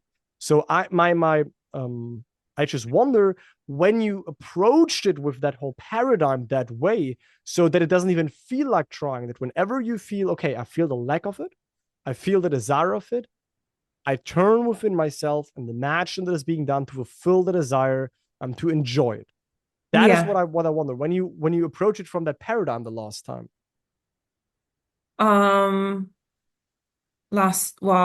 Maybe a couple of days ago, actually. A couple days ago. Okay. Yeah. And I mean, I did get some results out of it too. So it always pushes out so fast when you just really enjoy what you're doing. Sometimes I guess I just get in my own way, because I might be doing the same thing. I might be imagining, but depending on your mood in the day, sometimes you enjoy it, and sometimes it just brings up I don't have it. Yeah. One thing you can try as an addition, because look, the thing is this, you can always imagine what you want. First of all, I am not here to tell people what to imagine and what not. Right? So you can always imagine what you want, if that's specific, if that's general. Now you started to already include your SP in your scene. Okay, you can do that. People before you also did that. There's no harm with that. You can imagine that you are with that specific person, because that is, creation is finished. That is an existing potential. Yeah. Now that you noticed, okay, you find yourself a little bit in friction, you find yourself a little bit in overwhelming and all of that. Again, definitely, I would tend to, okay, instead of doubling down, it's more like doing less right now. Yeah. It's like definitely the direction that we should go here is definitely step back, definitely focusing on other life areas, definitely doing things you love, definitely regaining your love for yourself and your life. And if that is through being with friends, enjoying things you do, it could be also these things. And plus the awareness side of things, so that you are less entangled in all that mind chatter and all of that. Plus also what you can do, I heard some people told me that this was super helpful in the SP journey, is when you ask yourself, okay, suppose I am with my SP, or I would be with my SP, who would I be then? I would then be the happily partnered and loving and loved woman, because that is who you would be then, or what you at least promise yourself to be then. You don't want your SP to feel miserable. You want your SP because then you say, hey, then I'm happily partnered. Now, what you can do to also introduce more ease into that journey is you can say, hey, so suppose I am with them, and you ask yourself, okay, who would I be then? Well, I would then be the loved and loving partner. And what you can also do is you could also dwell on that state, because it's like, yeah, that does not take away the specifics. You can always come back to the specifics. You can always include the specifics. But you said earlier also by yourself, you can also still go to that overarching state. It does not exclude your SP or diminish that journey or take that desire away if you also focus in a sense on your self-concept, on your well-being. If you know what I mean. Yeah, I do. Normally I would manifest like that even. I would just sense of self type of thing. This is who I am type of thing.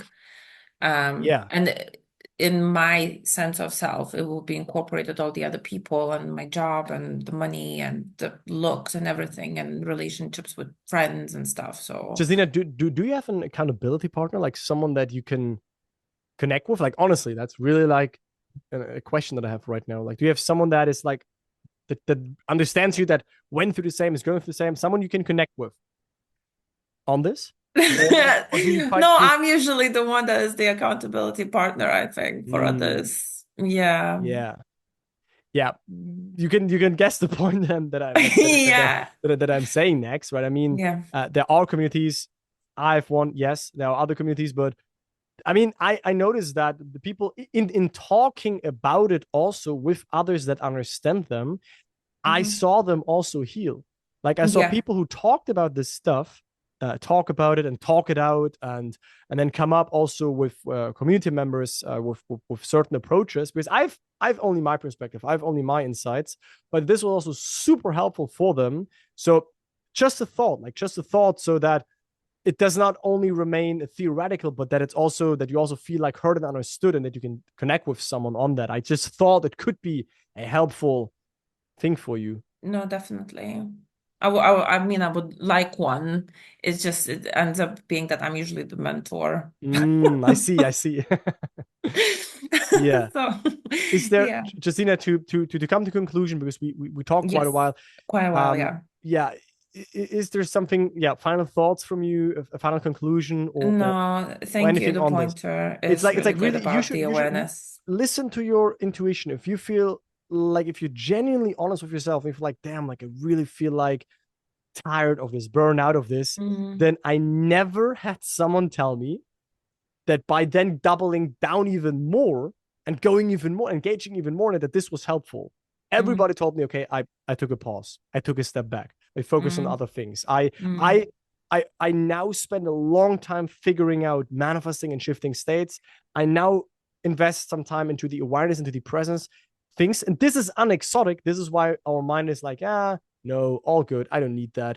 But that's why I tell you, the people who do have most successes also with my program, they tell me always that this is the key. And it just right now sounds like that this is kind of unstable and you find yourself pretty much deeply entangled in all that stuff. So why don't you take a step back and you invest in your, I mean, that's for you, in your inner peace, in your happiness, in your well-being, which you find more when you investigate into the awareness teachings. Yeah. Like that's truly what I'm convinced of. So that this does not stay like exhausting journey. Like if that starts to happen, the alarm bell should go off. There is definitely like an overinvestment, like an over attachment to going it. off. I would now be like, hey, you know how manifesting works, you have understood it. Okay, now you've probably not invested into the emotional side of things, into allowing your emotion space, into staying as awareness and letting these things come up instead of letting them carry you away. That's important stuff. Yeah. Yeah. Brilliant. Thank you. Cool. Justina, also for you, again, shoot me a message, shoot me an email, info@upgradeyourlife.com. And keep me up to date. Let me know what's going on. Let me know if watching all of that whole stuff. In a week's time, I'll tell you I'm engaged. Okay. That would be amazing. I would love that. Thank you. Great. Justina, thank you for the conversation. Thank you. All right. Okay. So the chat is very active. And we definitely have some more questions here. Okay, let me see. I think we have a next question from Marcio Bonilla. Marcio. Let me know how to pronounce your name. You can unmute yourself right now.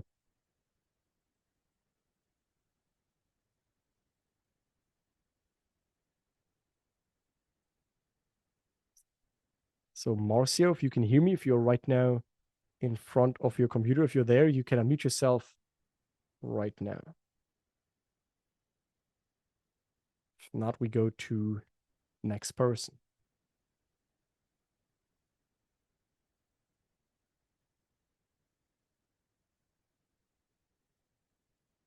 Okay, looks like Marcio is currently not there. Let's go to another person.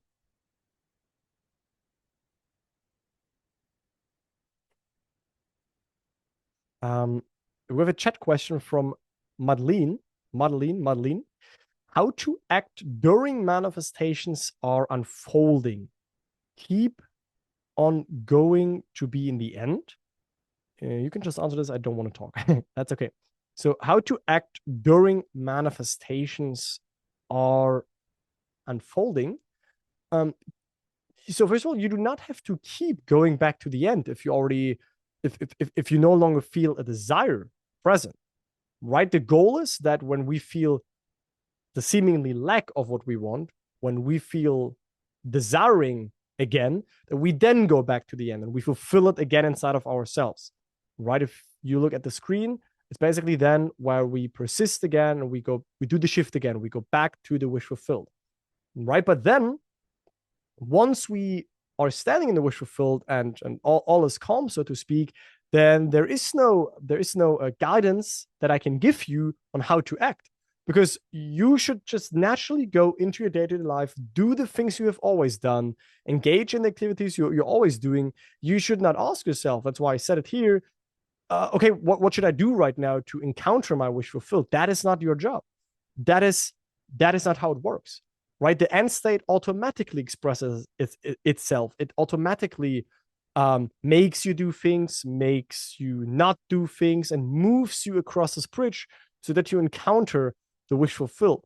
But act normal. That's the only tip I would give you, right? Just go through your day-to-day life.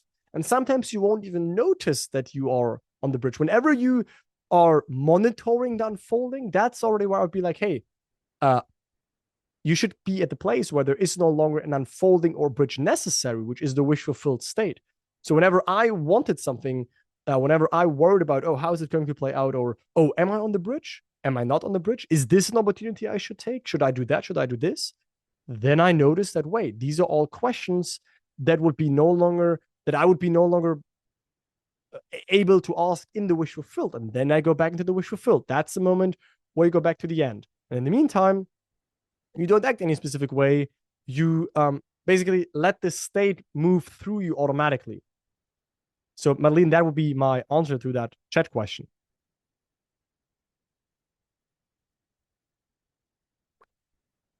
Another question is here. How can we normalize the desire of having an SP as it seems too big and far away? So I would say what you call too big and far away is the unnaturalness of that state, or is the unnaturalness of you being with that person. The only way, if we speak in manifestation terms, like, first of all, you should watch my SP guide video. First of all, you should definitely come into terms that your SP is like, there is the SP journey, there's a lot to that, and you know that. And I have an own video for that, and 1 hour video on that on my YouTube channel where I dive deeper into that, so that we get away from the attachment to the SP, that we understand that, hey, we have simply attached our sense of love and being happily partnered to the SP, but that's actually a state that's now available within us regardless of the SP. We have to admit that. We have to be mature. The ones who succeed in manifesting their SP, they're usually matured up, and they understand that, hey, so it is not essentially the SP. It is still, I choose it to empower myself because I want to play with the law, because I know I can manifest it, and it is possible, yes. But the people who still come from obsession, lack, need, fear, worries, it just is a whole drama, that whole journey. And I want to speak honestly with you here, guys, because I've guided countless of people through that journey. So I know that you first need to do some quote unquote inner work if you want to succeed in that smoothly. So once that is covered, so let's just say the groundwork is done, the foundation is there, right? Then you can only normalize it, so to speak, by dwelling in the wish fulfilled, by fulfilling that desire. Otherwise, it will remain a desire. It will remain it will remain an unoccupied state, and you will remain in that longing, in that hunger, but you hunger for it. So only by satisfying it intensely and really satisfying that state and imagining a scene that implies you with them and experiencing that and enjoying that and satisfying it, eventually the desire will fade because you enjoy the fulfillment of it inside of you. And then it will no longer seem big or far away. So yeah, it's groundwork, and then it's also applying it for like any other desire. And I know we have some desires where on a scale from 0 to 10, we are at a 10 of desiring, and it's really intense. But what else do you want to do? Like the desire will decrease when the desire is fulfilled. And the desire is fulfilled when you dwell in the wish fulfillment. And it happens in one way when you imagine a scene that implies it, and you devote to that scene, you enjoy it, and you repeat it.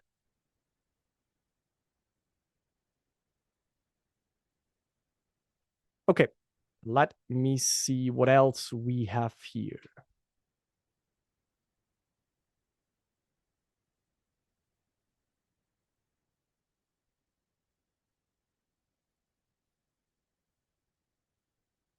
Okay. I have a question. My desire is to make at least $1,000 every day, but I seem to have so much resistance. What can I do to improve on a daily basis? First of all, interesting, because I had a very, very, very similar desire, and I also did manifest that. Maybe some of you know my business journey or my financial journey. I also have a YouTube video on this called No BS Guide to Manifest Financial and Business Success, I think is what it's called. You could also go to upgradetolife.com/mastermind if you want to learn more about that. But your question is interesting because you say you have a lot of resistance, right? So one thing you can do is you can take away that expectation that you need to currently fully understand how that would feel like, and go in it with the question, hey, what would it be like? What would it be like if I make $30,000 a month, which is $1,000 a day? What would that be like? Resistance is usually common when we try to forcefully like hold on to the state and be perfectly in it. Or when you can say, hey, what would it be like if I would make this? You can at least be more open to this state and see that, hey, okay, it's there.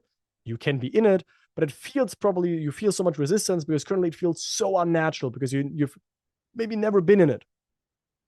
But suppose I could have $1,000 a day, $30,000 a month. What would that be like? What would my friends say to me? What would I say to a friend? What would imply to me? What would be different? What would it be like? When you truly ask yourself that, you will see that the resistance drops. And also when you understand that, okay, from a consciousness point of view, that state is as equally there as let's just say as $10. Only we subjectively judge and have the stories. Okay, that's bigger, that's smaller, that's more difficult, that's easier. But essentially, people do make $1,000 a month. I manifest that as well at some point. So I do know it's possible for sure. You can desire it. Therefore, it's also possible for you, and you can imagine it.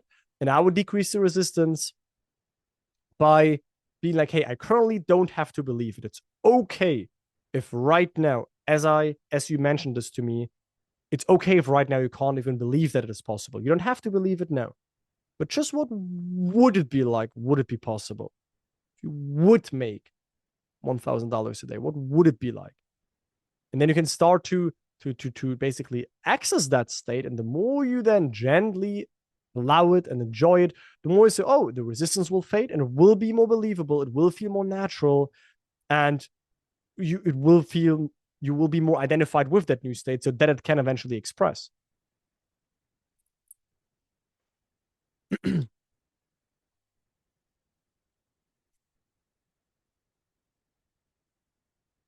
Okay. Let me go through the chat. There's really a lot of stuff going on here, but I want to have some more questions. have you noticed any practical differences between normal imaginal acts and revision imaginal acts? No, Naomi, no. Because no matter if you do a normal imaginal acts for, so to speak, you imagine quote unquote into the future, or you revise something, the goal in both scenarios is still a state shift in the here and now. So if I revise that yesterday something didn't happen, or I imagine that my friend congratulates me, so to speak, what it does is both anchors me in the here and now in a certain state of being. Both helps to identify me in the here and now with something, with a desired outcome. So no, to answer your question, I've not noticed a practical difference between normal imaginal acts and revision imaginal acts.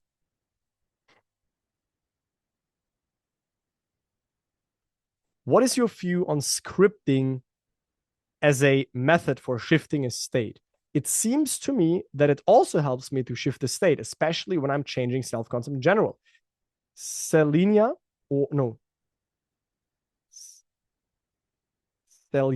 I hope I pronounced your name correctly. Look, my wish for everybody is that they apply what helps them best, to not strictly be like, oh, Nicholas said that imagining a scene is really, really powerful. Okay, I have to do it now. And if I don't do it, I can never manifest. That's not the case. I'm not here to force any methods on anyone. I am convinced, and I know from experience, that imagining a scene comes with a lot of benefits, is proven time and time again, and it's really powerful.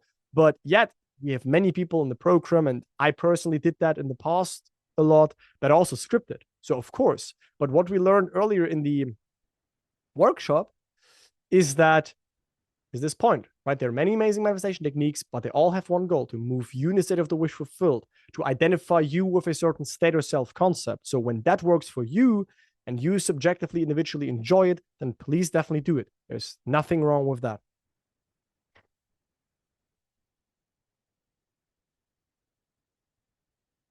Okay, what else? What else?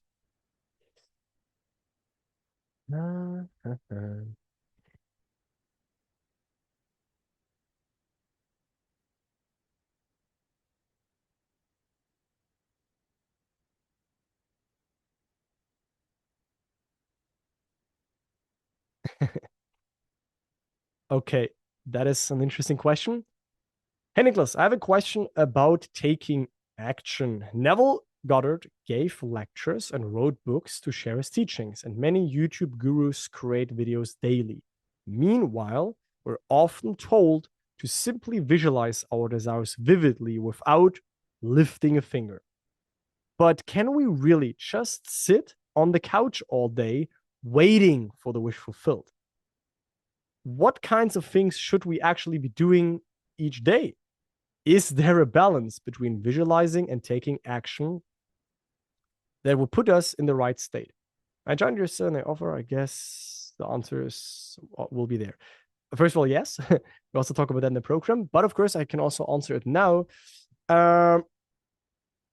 Yeah. So like I said earlier, there's lots of contents out there, lots of videos published, and the best investment. We always think, okay, which video can I watch right now? Where can I get the next piece of information that will help me right now? This is all good, but still the best investment, better than watching any quote unquote YouTube guru, as you said it so jokingly, is to imagine the wishes fulfilled, to enter the state of the wish fulfilled. That's a better investment than to watching someone telling you you should go to the end state. I mean, take the shortcut and in the here now enter the wish fulfilled state. Of course, that's better than watching videos and trying to find out ways. The best thing is always to now bring our awareness to that version of ourselves that has achieved the goal, to now imagine something that implies we have it, to now dwell on inner conversations that align to the state of the wish fulfilled, right? That is always the best investment. The best investment is in the here and now being in the wish fulfilled. And when it comes to actions, we go on my YouTube channel quickly, you see it on the screen. I did this video called External Actions When Manifesting, the lie about inspired actions. I would highly recommend you watch that for your question, because when Neville said, do not lift a finger, this does not mean that you sit on your couch all day, but it simply means that you do not start rationally working out a way. I hope you listened attentively in the workshop. If not, please watch the replay. But it's not your job to manage the bridge of unfolding with your rational mind and finding a way rationally from your current state to your desired state. That happens automatically, right? So once you place the inner man in the wish fulfilled state, how the outer man gets to where the inner man already is, that's not your job. And you probably will lift the finger, but you will lift that finger automatically. You will be moved. That is a very powerful statement. And the metaphor that I give to sometimes to people who ask about this is, just imagine that you are a pawn on a chessboard, and it's like your higher self will move you. Your higher self will put you 2 steps forward, and then here, and then there, and then left, right, and you make this move, and you eventually end up in the final destination. And same here. So not lifting a finger does not mean that you lock yourself in a room and that's it, and you wait for your manifestation. If you tell me in your question, do I just sit on my couch all day and wait for the wish fulfilled? No, you never wait for the wish fulfilled. If you think that the wish fulfilled equals the manifestation, you already have a little problem in your thinking, because the wish fulfilled is something that is now available in you. You do not need to wait for your wish fulfilled at all. If you now want that car, you can now imagine something that implies you are in a state where you now have the car. If you now want the partner, you can now imagine something that implies that you're now in a state of having them, of having that relationship, right? And the manifestation is only the consequence of the wish fulfilled. Like I say here, manifestation, that is the final piece. That's just confirming that you already are on the inside long time before that, in a delayed way. And delayed does not mean delayed in terms of years. Delayed can mean delayed just simply following, second, echo, after. But first, the wish fulfilled happens in you, right? But the bridge of incidents, it can definitely happen that you lift the finger. But what is meant by I do not lift the finger is simply that you are not working out a business plan. You're not working out, what can I do next? You directly go into the end state, and then you let your finger, so to speak, automatically be moved if you have to take actions or not. I hope that this was clear. But again, who wants a full deep dive on this, watch the video that I did on my channel 3 weeks ago, external actions when manifesting, please. Okay, what else do we got?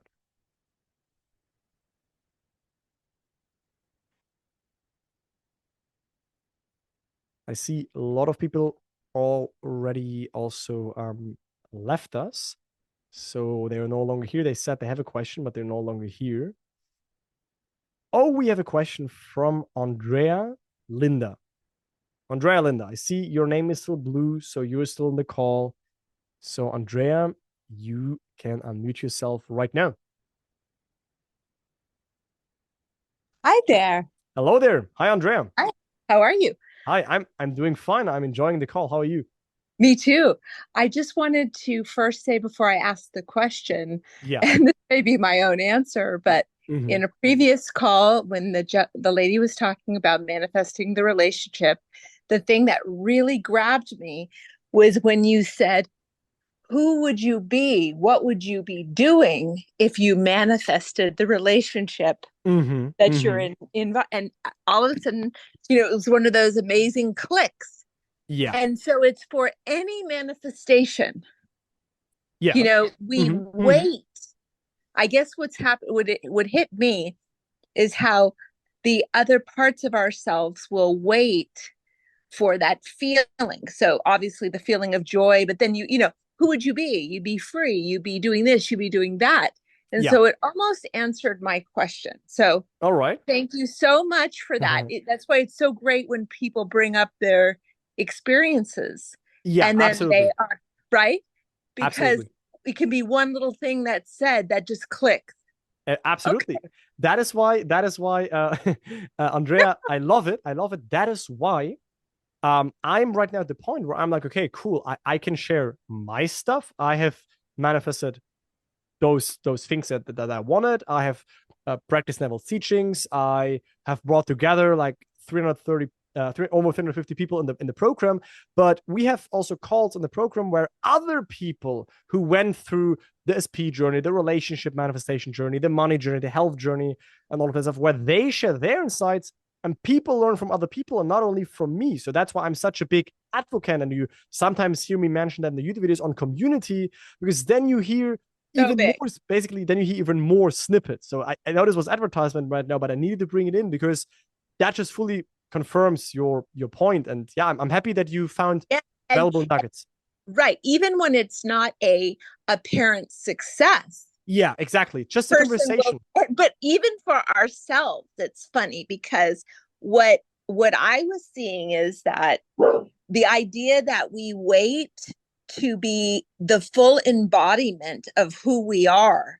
Yeah. Right. Mm-hmm. When we're waiting on somebody else. And the funny part about it is it could be anything, whether it's a job, you know, sometimes we're dealing with other things that are not yet in alignment the way we are. We're thinking we're trying to get it, but the reality is they may be coming to the alignment. And then the other thing they may be occurring too is that, like, the other person, the other job, whatever it is. So the thing is, when we're fully available, we can only do our part.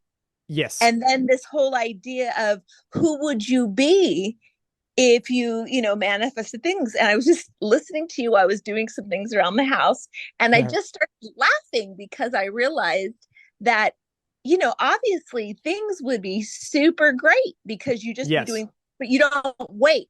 So parallel to this, I just want to say something that's really funny about manifestation. Sometimes you think something isn't working out. And so you go, okay, this isn't working. And you let go, right? Absolutely. And then all of a sudden it'll show up. I can tell you some funny stories of things that just showed up in the strangest way. That's why you say the universe and your higher self knows ways of which you may not see. It'll show up and it's like, you're not forgotten about anything that you request. So this idea that you kind of step back and you go, okay, it's not working right now. And you surrender. Now, sometimes people will do it when they're super upset. They'll just say, oh, this isn't working. And they'll stomp off. And I've done it. So, Andrea, I think you would really love, if you haven't yet, you would really love the interview that me and my mentor did. Have you seen that? Have you had a chance to watch that? Which one is that? Because if you see my screen right now, it's this one. I uploaded it a month ago. So you see my channel. So you need to scroll a little bit, and then it's with this thumbnail. Because, is that with the check? Yeah, with the question mark. Yeah, with the question mark, exactly. I can also send the link in the chat. Let me share the link with you. Yeah, do me that. Because in that interview, Andrea, we talk also more about this concept of who would you be when your wish is fulfilled, to focus on the self, really fully on a self concept and state and who you would be then. So that's why I think if you like that topic so much and it resonated with you, then in this interview, you would even hear more of that. Yes, I'm really appreciating that. I'm really appreciating. There's so many facets to this diamond of this earth experience. There's so many facets. It's so funny. But 100%. I have seen here and I go, wait a cotton pick a minute. Where'd that come from? So but I came in with a question at the beginning because I was in the whole call and everything. So at the time I was saying, okay, so I'm dealing with my stepmother, and my stepmother has been on her own path and a very difficult journey. And I've observed her choices. And so it's been kind of frustrating. So finally I got to the point where I just thought, well, just because I see it doesn't mean that I don't appreciate that she's trying and so on. I just got into a really good space about her. And so you said earlier, when you're manifesting something, you basically imagine a scene and then you write, kind of what you would want. So I started, doing that in the call. I was like, okay, I get a text, so on and so forth. Well, I was actually going to ask you, well, how do you manifest the resolution of a family issue? And that's going to be my question. But at the same time, the other part is, I guess for everybody on the call, the idea and everything is we must learn to do our part fully. And that's its own satisfaction. So when you say imagining for the sake of imagining, or imagining for the sake of satisfaction where you don't even want it anymore, or taking the inspired action, that almost creates a completion within yourself. I wondered if you had any thoughts. Okay, so first of all, any thoughts on how to resolve the family situation, right? Because that Yes. was, I think, one of the main questions, Andrea. Yeah. Simple answer. I would ask myself, and by the way, I did that. I shared the story in our program. I had a little argument with my dad. This was maybe 6 months ago. It was a long time ago.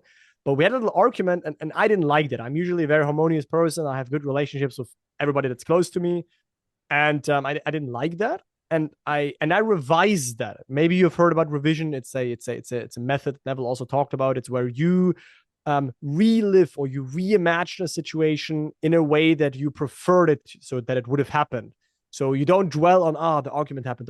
You ask yourself, hey, if we yesterday actually hugged after it, or everything was good yesterday, what would I have experienced? And then you reimagine the past, but differently. So basically I did that. And within a day or something, when I encountered my dad, it seemed like that nothing happened. Like, it was never brought up. He was super friendly. I didn't look at him being like, there's still this unresolved thing. It was just like it never existed, because I revised that.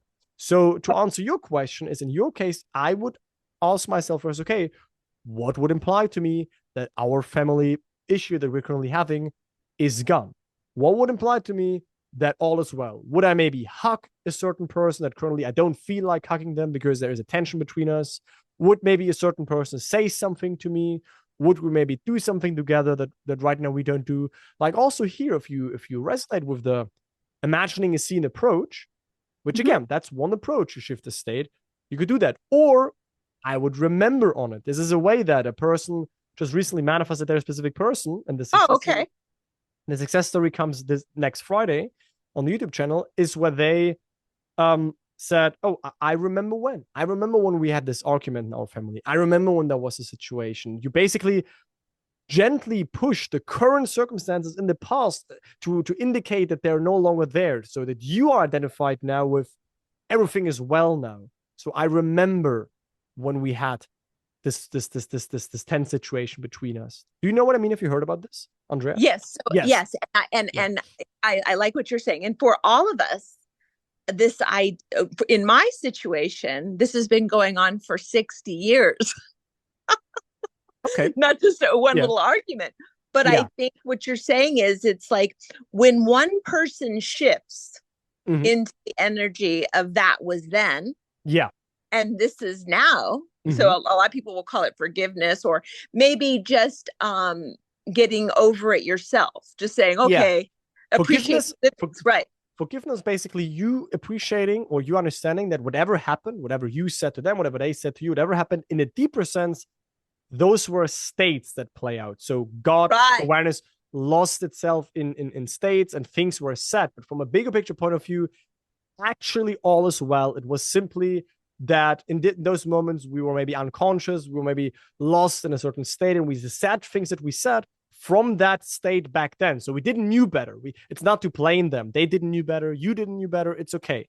But like you said, this is totally right. When you change, as you said it, your energy, when you go inside of yourself, inside of your inner world, and you see the family situation solved, it influences them as well, because we are all connected, because you move into that reality where also they are now in harmony with you. I know this sounds, now we're talking about very woo-ish type of stuff, but I can really tell you, Andrea, that when you go inside and you find an approach, for example, a scene that would imply to you that, damn, finally the years of family issues that we had, finally things are harmonious and peaceful, you would move into that direction when you place your awareness on that slice of creation, because that state does exist. That's why you can desire for it. You can only desire for a state that already is in existence. Right. So when you desire for the state that you and your family are harmonious, then that is available. That's why you desire it. That's right, because that whole idea of who would you be if, right? A lot of the times it's we evolve, and that's financial, personal, business, everything. We evolve into another state of being where we're like at a totally different place, and it becomes irrelevant. The path. Exactly. And that's not, sugarcoating anything that anybody's going through, whether it be financial or whatever. It's like you literally shift into another state and you're living in that state. Right. Yes. I get it. Yeah. Yeah. I was a little stuck earlier. And then when I heard that conversation, first of all, I could imagine a situation where that was prior to that call. I could imagine a situation. I could do all those things that you were telling me about. And I could do all that. And I felt immediate understanding of what to do. And then the next thing was who would you be? That just took it to another level. You talk about this a lot. You talk about this a lot in your videos. I talk about this a lot. Yeah, because that brings the focus fully on the state or the label you would then give yourself, or how the world would see you, who you then would be. That's a full state shift question, so to speak. Who would I be if I have the 10K a month, as another example? Well, then I am maybe, or that's just a random example, but then I am the financially free, financially abundant person. Boom, that's a state. It's like it can really help you. But again, I learned this from a mentor, and he has also, of course, a great way of explaining it. That's why I sent the link to the interview in the chat. So if you have not seen this interview, Andrea, I would really think you will love it. I gotta go there. Yeah. And it kind of ties into what Neville and Abdullah said, right? He said, you are already in Barbados, but it wasn't just focusing on being in Barbados. It was all the other things around it. Like if you could take it a step further, well, you'd be doing this and you'd be doing that. And that's what I heard in the call. I was like, oh God, why are we on hold until something happens? Exactly. I really am happy that you had this breakthrough, Andrea. It's very nice to listen to you. Really, really appreciate the insights. I would see if we have someone else with some questions, okay?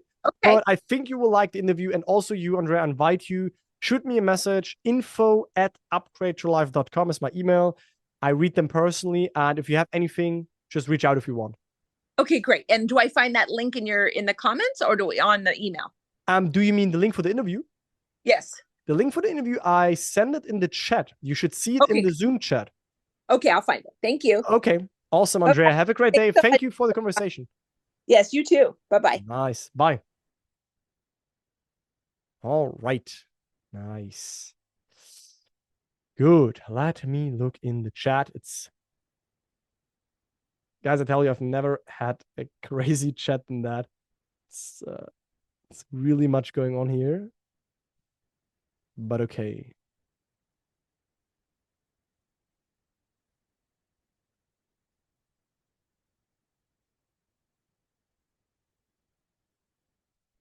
Joanna, you said, hi, Nicholas. I'm going through something similar as Justina. If she's interested, I'll be happy to connect.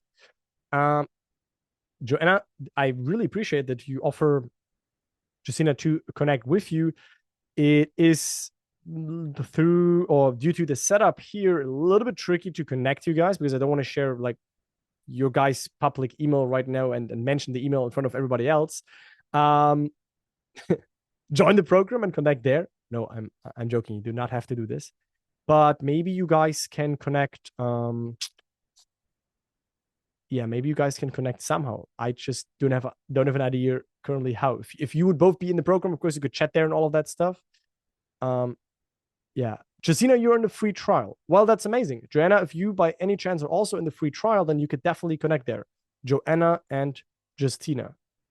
Because again, I don't say this stuff with community and connect with others because I'm like, oh, I want to sell. Because again, I tell you this, guys, because I have had people tell me all the time that by them chatting with others, connecting with others, it freed them, it helped them. And so that's basically also one reason why I created the program, so that you can connect with others that are on this journey. I'm not there, unfortunately. Joanna, shoot me an email, info@upgradeyourlife.com, Joanna, and I will connect you with Justina. Let's do it like that.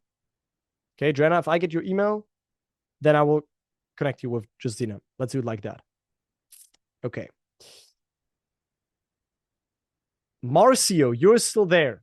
Perfect, because we had an open question, but you just said you were called. So let's have that conversation right now. And you can unmute yourself. 1 second, I have to find you. There we go. Now you can unmute yourself. Let's assume it will work right now. There we go.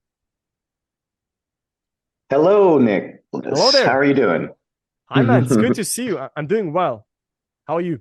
I am doing quite well as well. Yes, sorry Cool. about earlier, but I'm glad I got the chance No worries at speak all. to you. No worries. What's up? Okay, well, let's see if we can get this kind of concise. My current situation is SP related. That's basically my main manifestation focus right now. I've been on this journey for quite some time now. And basically, the situation was I was doing quite well. Everything seemed to be, shifting slowly but surely inside.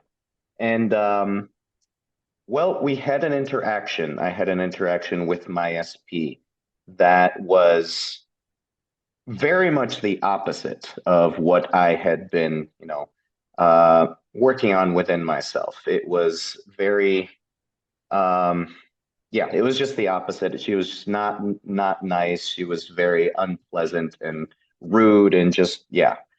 So obviously my desired situation is that we would reconnect to get back together and basically. So since that last interaction, my mind has it just keeps going back to that situation. It keeps like almost automatically, I'll be just going about my day and something about that interaction will come up and I'll keep going there in my mind without really wanting to.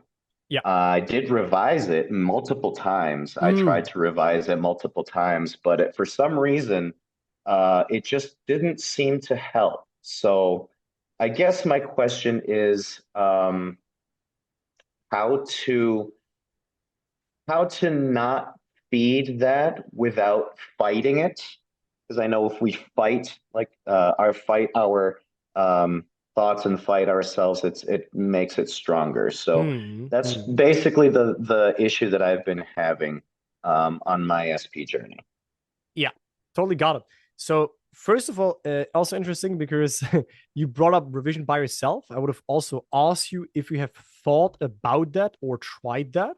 Just for me to be clear, how did you go about the revision? Like, I hear you right that so you say you're on a SP journey, something happened with this P that was undesirable, and then you wanted to revise that so that you feel like, hey, this didn't happen, so that it does not affect your future journey, right? How did you go about this? Like, did you simply imagine that something else was said, or that the thing that was said wasn't said, that the thing that happened didn't happen, or how did you go about the revision? Well, just a little bit of context. The interaction was we got together for coffee. And then that lasted a few hours, and then we hung out for a little bit after in my car. So the interaction was unpleasant from minute one to the last minute. So what I did was during that actual interaction, I just tried to stay as calm as possible. I just, in the end, she ended up saying, you're never going to see me again. And I just said, well, okay, all right then. And we said bye, and that was it, just to give a somewhat summary of what happened. So when I got home, I was getting ready for bed, and I remember I sat down on my bed and just started, trying to breathe and calm myself down. And I kind of went over the interaction in three big chunks, like when she arrived, our conversation in the coffee shop, and then our conversation in the car. Wait, Marcio, I currently can't hear you. I think something was a waste. Instead of that, just like a nice warm hug, a nice, good to see you. I'm so happy to see you. Instead of the initial part, in the conversation, I imagined that, she was just happy and laughing and joking and giving me the body language that I would have wanted. And at the end, the opposite. I was why not be bold enough to go with the complete opposite of what happened? So I imagined her saying, yes, I would love to, love to reconnect. I would love for us to try again. So that's what I did. But for some reason, like, I didn't feel like it was helping. Okay, now the question is, what else you could do? Not only that revision, but if there's something else you can do so that this no longer like affects how you feel towards the situation right now, or how you move forward with that? Right. Yes. Because like I said, I did it multiple times, and it almost felt like every time I did it, it actually felt worse. Okay, good. So it's not good, but I mean, good that you at least noticed something here, because that's also something that I have got as like feedback from many people, is like sometimes the revision, like exactly like you just explained, is just doing the opposite. Sometimes if we do it, if it's not really resonating with us, it just again reminds us of it. It just again brings those undesired events that we have in our awareness. It just brings them back to the surface, and we feel like even more overwhelmed. So I would say, remember, revision, it's not that it is required. I mean, it is obviously potent and powerful and can be very helpful, but it's right now, in my experience in people's journeys that I observed, it's not necessary that you need to revise that before you can move forward. Because do you have a desired end state scene, like a scene that you go to that implies that you are in your desired end state? Do you have something like that? Yeah, I've gone through a few of them. Okay. But I think the most recent one, I think the one that was the most simple and the easiest one to give sensorial details to, was just me being in my car with her sitting next to me. And, just like I would put my hand in her lap and she would hold my hand. And I would see on my left hand, which was holding the steering wheel, a wedding band. That was basically, because I know what the inside of my car looked like. I know how the steering wheel feels, etc. Yeah. So that is your scene where you see the wedding band, the wedding ring. That implies to you that your preferred desired end. That's your go-to scene. Yeah, right now that's the one. Yeah. Okay. Perfect. So first of all, I would recommend you do not need to change it very often, because if you have one scene that definitely implies your end for you, it's usually the best if we stay at this one scene and not come up always with new scenes. But now the point that I want to make here about this is this: when you imagine that scene, it's a quick question.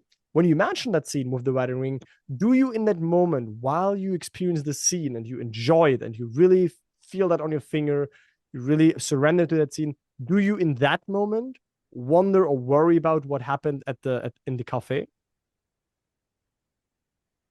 I guess that's part of it, because it seems like at the time they're both kind of there. So it almost, I must admit that sometimes it's kind of like an escapism sort of imagining. Yeah. I must admit that no, this didn't happen. And despite it, even if it did happen, I'm choosing. So it's hard for me to say how deeply I've gotten into that, because I do know that I've meditated on it. I've done it for like hours, actually. The scene, you mean the Yes. scene you've done for hours? Yeah. Okay. Yeah. And it's still, I will come out of it and I'll be okay. And then something in my day will happen that will remind me of that conversation, and I can write. Okay. I tell you a couple of things that come to my mind, and then we have to see where we go from there. Okay. First of all, I'm sure you have heard it, or you have reminded maybe yourself even, that no matter what was said, that does not only relate to romantic specific people, but also like in general, but no matter what was said, if someone said no to you, or no matter what was said there, that does also still not take away a state from you, just so that you also keep this in your mind, like because sometimes we think that because of like this there was a little argument, or there was this little let's just say not so desirable conversation. Yeah, now I'm no longer possible to do it, or now it's no longer available. Now it faded away from existence. That's of course not the case, because you can still imagine your end. You can still dwell in the state of the wish fulfilled. So I just want you to remember that it's not away. I'm sure you're to some degree aware of that, right? Then another statement would be that I have noticed, that's a statement that when you not imagine to escape your 3D, because that happens, and now listen closely, Marcio. Yeah. That usually happens when you make the 3D bigger. You make the circumstances bigger than you forget who you are. You forget that you are awareness, including all states that you can shift. But when you forget yourself, lose yourself, and get entangled in the circumstances, you then think, oh my God, no, this was said. Oh my God, let me quickly escape in my inner world, escape in my imagination, so that I can feel good for a moment. It won't be enjoyable, and you will live in this escapism type of mentality. But if you understand what I just said, being like, okay, the circumstances happened, we can acknowledge them, we do understand that this does not need to determine what happens next, and then we go in imagination to really fulfill that wish, to really enjoy the wish fulfillment in the here and now, not to make the relationship happen in the future, but to in the here and now enjoy presently, here and now, make then there and then now, to in the here and now enjoy the wish fulfillment of that relationship. You will notice that in the moment, while you dwell on the wish fulfilled, at least in that moment, you cannot be worried about what was said or that event. That's only possible when you are back in your rational mind, back in the circumstances, back in the 3D. I see you're fixing your headphones. There you go. I think you're hearing me again right now.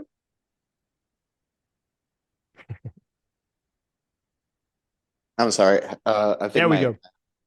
Hold on. I can hear you, Marcio. I can hear you. Okay, there we go. Yep, yes, my headphones died. That's okay. No worries about that. But did you understood mostly what I said? Is that again the worries of, okay, this was said, I didn't like that.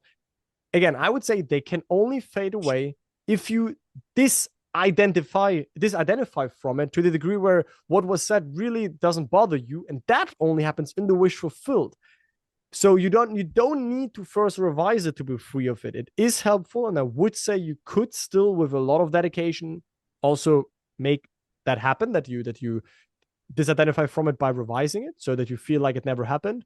But also what I'm trying to tell you is that when you actually genuinely and authentically and really dwell in the wish fulfilled state, you imagine a scene with that ring on your finger, and you fully enjoy it. You're not imagining it to get a future outcome, but to now have the experience of the wish fulfilled. It's not in the future, it's in the here and now. You then will also in that moment be not able to think about what happened. It's only when you're out of the present moment you think in terms of rational mind, and this happened and that happened. But while you dwell on the wish fulfilled, you could even test that after this call.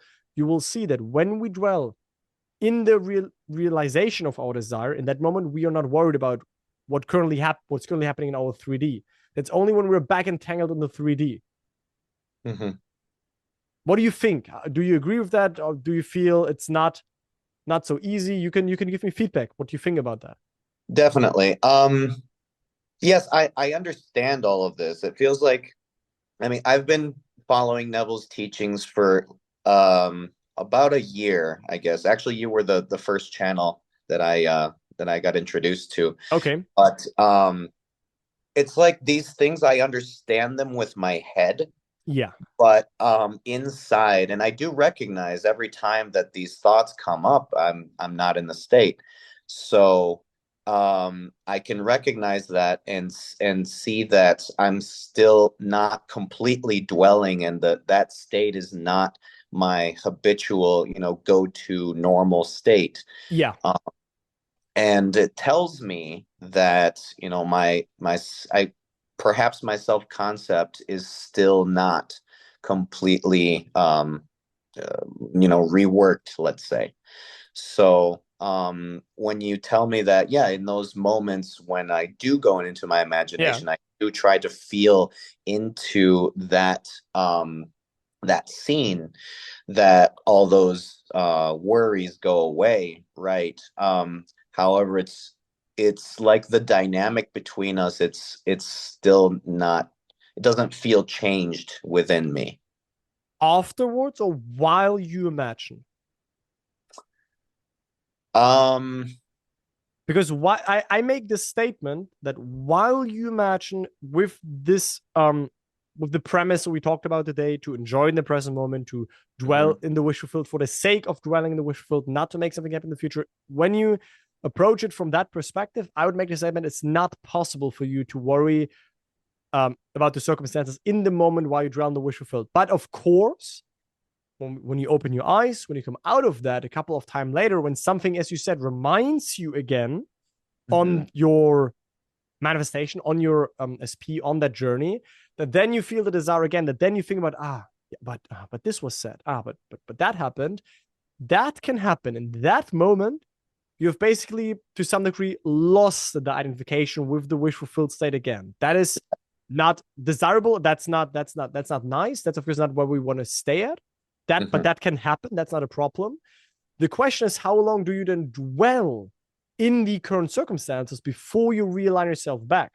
Have you tried to shorten the periods that you dwell in the this was said, this argument, and be more quote unquote stubborn and naive and go back instead of dwelling so long on what happened?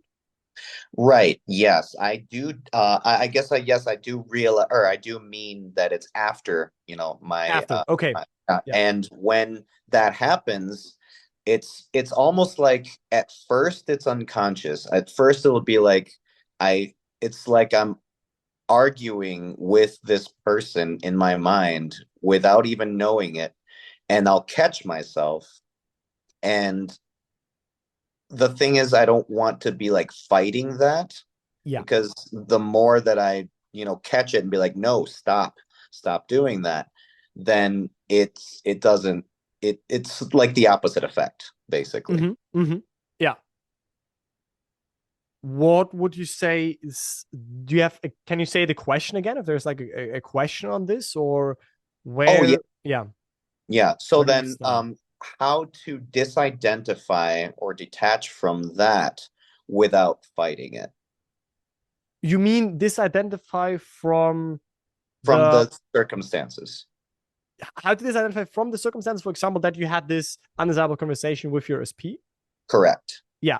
I would say there's only one way you can truly disidentify from the circumstances. And I don't know how deeply you have tried that, so to speak, but it's to see them for what they are, which is a delayed mirror. If you understand that your circumstances are delayed mirror, then what would it matter so much if right now that argument happened? Without, again, Marcio, without playing that down. Of course, I understand that objectively this is a very, charged situation, and I think it's very important to you. I mean, of course it is. But from a grander scale, if we understand that the circumstances are a mirror, that the circumstances are not final, that the circumstances change once we change within, then you start to automatically disidentify from a circumstance and see, okay, they can be that way. Okay, we bring it back to the inner man and the outer man. You surely have heard me also talk about this principle, right? Oh, yes. Then you are right now still seeing these old circumstances. You are still with one foot in the reality, so to speak, where you had this argument, or where we had this undesirable conversation. But as long as we practice to place the inner man back in the wish fulfilled, you will notice that eventually you see, hey, okay, yeah, I had this argument, but it's no longer feeling so harmful. It no longer feels like that this is really taking something away from me. That's the point where I want you to be at, basically, where you don't think that, because of this happened, now I can no longer manifest. So we disidentify from the circumstances by, again, understanding who we really are, that we are not the circumstances. The circumstances like the final piece, but the circumstances are a result of the state we're in, which is also not who we are. We are the awareness. So we are not the circumstances and not the state. We are essentially awareness that is identified with a state, which is then expressed in circumstances. And when you get this, when you get, as well as this illustration that I shared here, that our state is reflected And if you don't start to first look at what is, you don't take your cue from your current circumstances, and you more so practice to keep your inner state unpolluted, regardless of the circumstances, because you understand that they are a mirror telling you who you are, and that they're not final as they are right now, then you will see that you have identified yourself one step further from them. Okay. What do you say? Yeah, what do you think about this? You can honestly tell me also if it's challenging or difficult, or if you feel like that this is not working, so to speak. Well, my mind has gone everywhere on this topic. And I just that last illustration that you shared, actually, I've seen it before. I know you've shown it on your videos before. Yeah. And it makes perfect sense, because up until this point, what I've been doing is like recording, like writing down my manifestations, my conscious manifestations, to also help myself build up the faith and build my own self-concept. And there's been a bunch of them that have come to pass, but this one is the tricky one, because like you said, it's so emotionally charged. It's so important to me. Yep. Because I mean, I've done some crazy things. Like I even I made the weather change exactly when I needed it to. So I mean, even that has been possible. Yep. But my person is, it's difficult to, like people say, take them off the pedestal, stop making them so important, just because of that emotional attachment. So, I see here, like, the answer that I'm interpreting is that my self-concept is the foundation for any manifestation, and therefore, if this manifestation still has been eluding me, then my self-concept still needs work. I would be mindful about coming to that conclusion, because then you can quickly slip into the paradigm, oh, there is now still a lot of work I need to do. Look, self-concept, again, self-concept, state identity, for me, very, very, very similar, if not actually the same things. It's basically what your awareness is identified with, right? Self and concept. The self is the awareness, the concept is basically its content, or state of consciousness, right? It's the state that our consciousness is fused with, or the identity that we assume to be true. Basically, I think this illustration right here is pretty cool for that, is that we are awareness, and what are we identified with?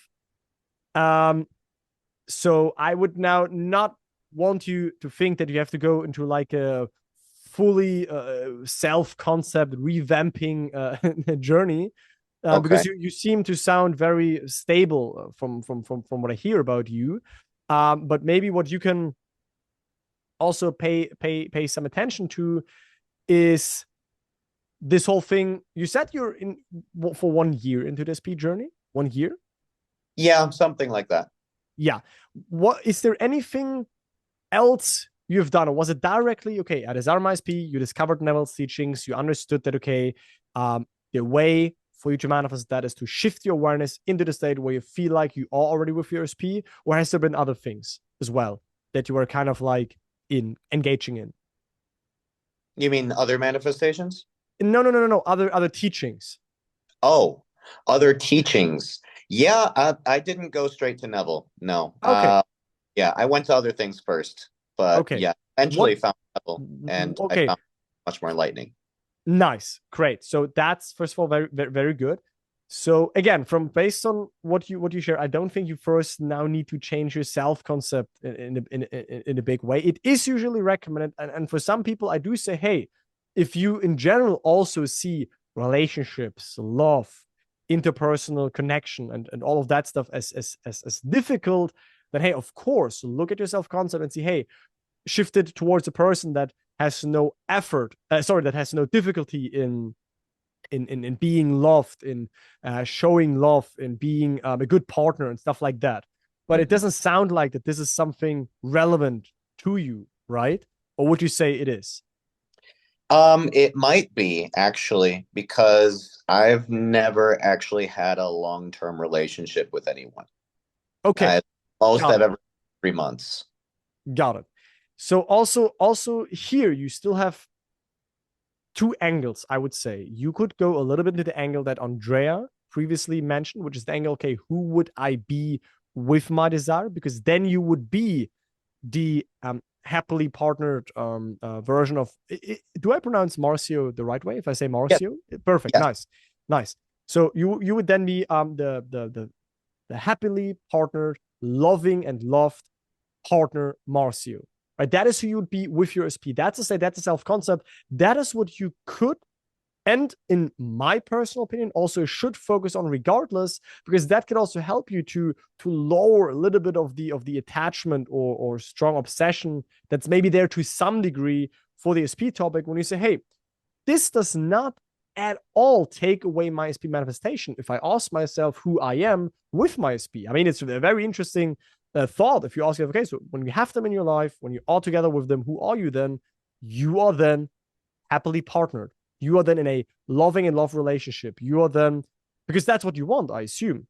Yes. Right? So that's still the state you can dwell on, out of which you also perceive that journey to maybe be easier, out of which you also perceive love or relationships, maybe the SP journey, manifesting a partner, also easier when it's natural for you that you are a loved and loving partner, if that makes sense.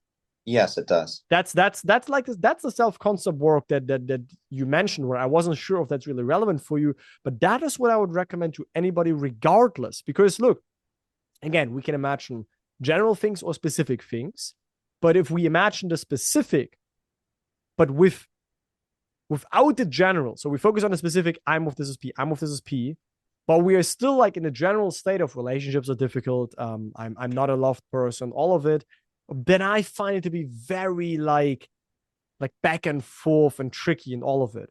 But if we're in general, also in the assumption of, hey, relationships are easy and I'm a love partner, then usually I found people to also assume it way easier that they can be with a specific partner, for example, because they have the foundation built, the self-concept and the state. Mm-hmm. Mm-hmm. Yeah. Yeah, that makes sense. So it's like, this is like a, feels like a lot of layers here, because I know there's still the situation present that happened, and whenever this comes into your awareness, then you feel worried. But we talked about some angles, right? Is that first of all, when you truly understand, circumstances are mirror, circumstances are not final, the current circumstances do not determine what happens next, and all of that good stuff, then you are already automatically one step further attached from the circumstances, because you see them as they are right now. You can acknowledge them. It's not about ignoring them in a way where we cover our eyes. We can say, hey, yep, there is this argument, but in the state of being who you want to be, that argument, which now seems so, you being so identified with it, will be viewed from a different state, will not be so affecting you, is what I try to say. And you can say, hey, do you again potentially try the revision? Or do you say, hey, revision? No, it didn't work for me. It feels overwhelming. Then don't think you have to do it. If also you focus simply on the ring scene that you said in the beginning, and you fully enjoy that in the present moment, and you maybe spend a little bit of time there longer, my statement is that in that moment, you can also not be worried about what was said yesterday. Mm-hmm. Mm-hmm. Yes. I think I like that a little bit more, because the revision that I was doing, now looking back on it, I think I was probably doing it to, like you said, cover my eyes at it, to make sure it'd be like, no, I didn't want, I needed to change. But what if you can try to fully look at it and admit that, yep, we had this uncomfortable conversation. Yes, we had a talk that didn't went well, but with the understanding in the back of your mind that this does not need to determine what happens next. And this does not determine that in 3 days from now, 5 days from now, that it could definitely be the case that when you invest in the wish fulfilled state, that this, what happened some days ago, will then no longer seem like overwhelming you or worrying you. So you can also admit that, okay, this is now there, and understand that, hey, it's not determining what happens next. Yeah, just hearing you say that makes it feel a little bit lighter. So thank you very much. Nice. I love to hear that. That's perfect. And I can tell you it's also you can strengthen that by reminding yourself on that as well, by maybe re-listening to the replay of all of this, because then you could hear it again and again and again. But also to see that don't force a technique that you don't like. Then leave the revision away because it is not required. What I mentioned this to a chat question earlier to someone when they asked me, did I saw a practical difference between normal imaginal acts and revision? And I said no, because both revision and imagining just a normal scene both just does one thing and one thing only, which is identify ourselves in the present moment with a new state. But if for some reason I see that the revision is not working, I don't have to do that. I could also find other ways that identify me with my wish fulfilled state in the here and now. And if that's your wedding ring scene or your ring, the ring scene, which I think is what you mentioned, then that's also a shift into the state of the wish fulfilled. And try it out. I say that when you dwell there in that moment, that argument that conversation that happened cannot affect you in the wish fulfilled. It can only affect you when you think you're on your way towards the wish fulfilled. Oh my God, there was this argument. Oh my God, that means my wish fulfilled is now further away. Then it will seem like it counts or it has a big impact. But when you go back internally, you place the inner man back in the wish fulfilled, I wonder what would happen. And again, also the invitation to you, Marcio, info@upgradeyourlife.com. You could reach out to me, send me an email and tell me how you feel after you've kind of like let this stuff that we today talked about, after you let that sink in.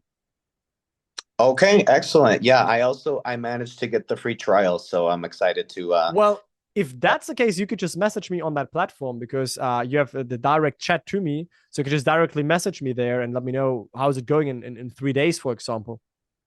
Okay. All right. Perfect. Much. I appreciate it. Perfect. Marcio, thank you for the conversation, okay? Thank you very much, and I look forward to hear from you. That was great. Thank you. Thank you. Bye.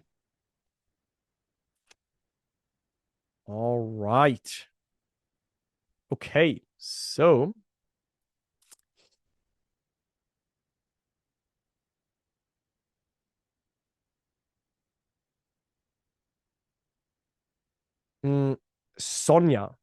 Sonia, I see you posted your question 3 or more times in the chat. So I appreciate the dedication, and I do see the question, and I do think it is very important, and I want to give you some thoughts on that as well. So I'm sure you're still in the call. Yep, you are. So the question is this: how to get into the feeling of the wish fulfilled with more ease and effortlessness when experiencing a state of physical and emotional unwellness at the same time. Well, it's something that I also mentioned in between the lines earlier, is that I think it is easier to get into a state from the blank slate perspective, from the awareness perspective, meaning while we're agitated, while our attention is a lot on the physical pain, to then be and on the emotional unwellness, and our mind is loud and all of that, to go from that directly into the wish fulfilled state, I would say that that's not easy. But if you can try to invest some time into go into the awareness perspective, that's something I talked about earlier in the call, and I'm sure you've been here with us, Sonia, right? So you can basically first zoom out of the house, out of all the rooms, out of all the states. You can first go into the silence, right, where you're like disentangled from the emotional unwellness, from the physical unwellness, where you're kind of like in calmness, and then from this calm standpoint to then enter the state of being fully healthy, or the state of well-being, right? And what would imply to you that you feel absolutely well physically and emotionally? How would you look at yourself in the mirror? What would you say to a person? What would a person say to you? But you go into that after you're first disengaged and relaxed into your being, and then going into wish fulfilled, I found is the go-to way here. So these are my spontaneous thoughts on this. Sonia, can you give me a feedback in the chat? Because I know this was a chat question. But do you resonate with this? Right? Again, from agitation, it is tricky to go into the state of the wish fulfilled. From calmness, when we first are, we have allowed ourselves to let everything come up that needs to arise. We allowed ourselves to first become still. We allowed ourselves to let the sensations of the physical unwellness be there. We allowed ourselves to let the emotions, the unwell emotions be there. And we kind of like went into an observant perspective and taking a step back. And then once we feel more calm and more surrendered and more silent, to then start to gently maneuver into the direction that we want to be in, into the state of the wish fulfilled. That is what I definitely found really, really helpful. So Sonia, you can let me know what you think about this.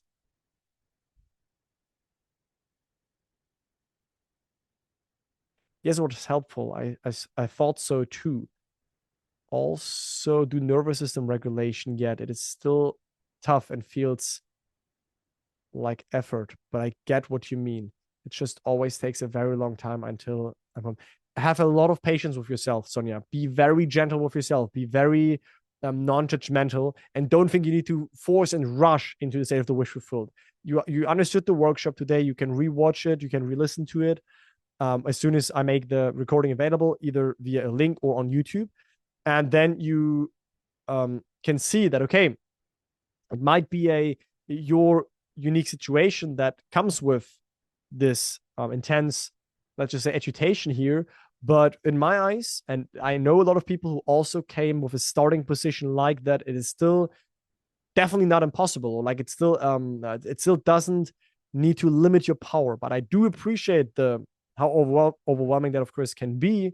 But I would still remind myself of, hey, I would then maybe, again, take it slow and be very gentle with myself, and first do a meditation and get into a calm space, and then really enjoy. Be like, hey, what would imply to me that I'm emotionally and physically well? What would imply that, Sonia? Have you tried that? Have you then, out of this calm place that it sounded like you can access, have you then actually enjoyed the fulfillment and the relief and the joy of, in the present moment, dwelling in the wish fulfilled via, for example, imagining a scene?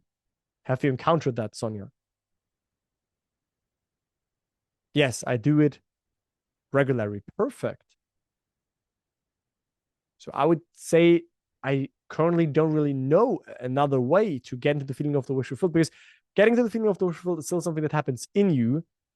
And it should be effortless, and you can find ways. You could also find a way, hey, if you don't like imagining a scene, you could maybe play with something else that you also feel is effortless.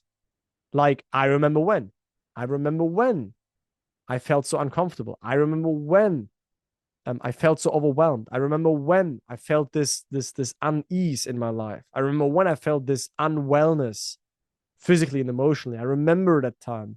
That was not a nice time. I really remember that. Boom. That could also help you to in the here now identify with that everything is more well now.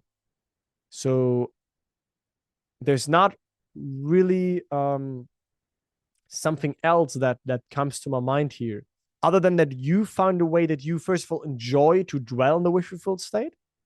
If it's imagining a scene, it's imagining a scene. If it's I remember when, it's I remember when. It's if it's just a decision, it's a decision, right? But when the state of physical and emotional unwellness is basically distracting you and makes it seem overwhelming, then I would first spend a little bit of time to calm down and be patient and non-judgmental with myself. And if it takes a bit longer, okay. But I do it for myself. I do it for my peace, because I'm worthy of being in the desirable state. So you do it for yourself. And if it takes long, it takes a little bit longer.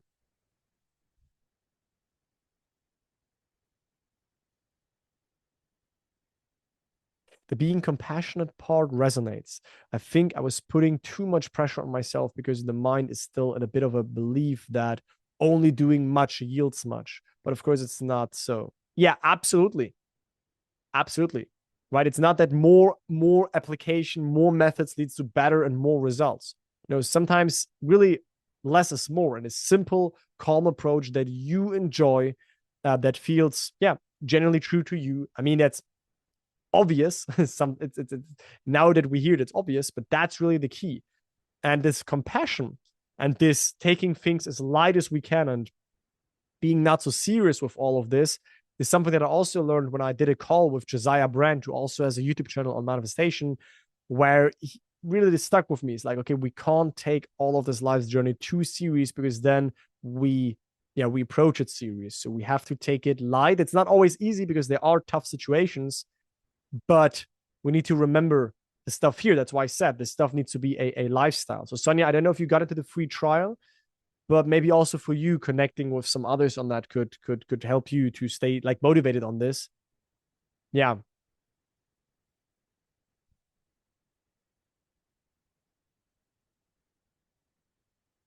You are in the free trial. Perfect. Nice. Hearing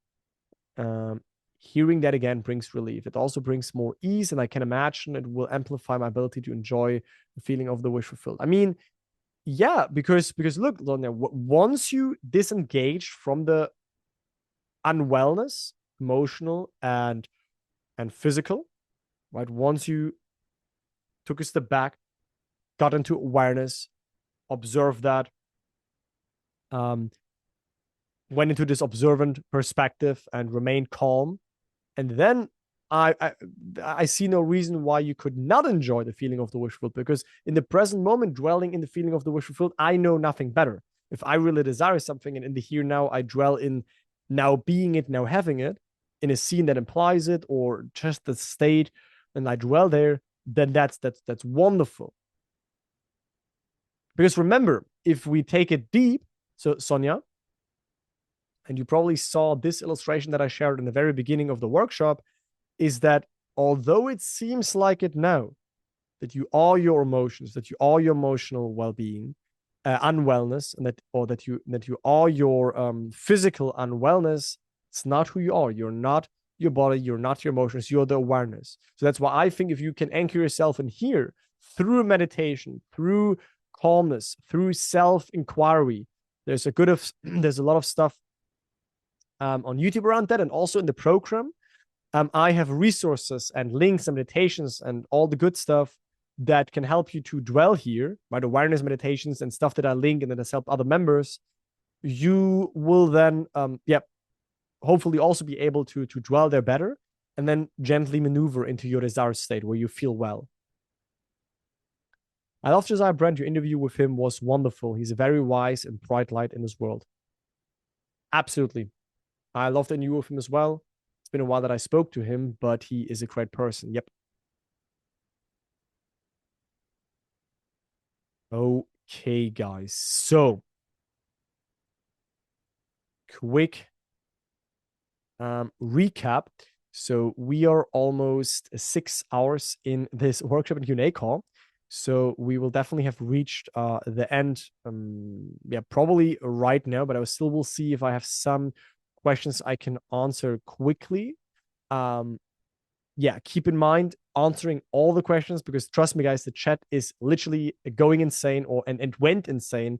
I still have I can scroll and scroll and scroll, and it seems like it doesn't stop. There's really a lot of questions, and I did my best to speak with definitely lots of you guys. So let me see if I find something here that I can answer.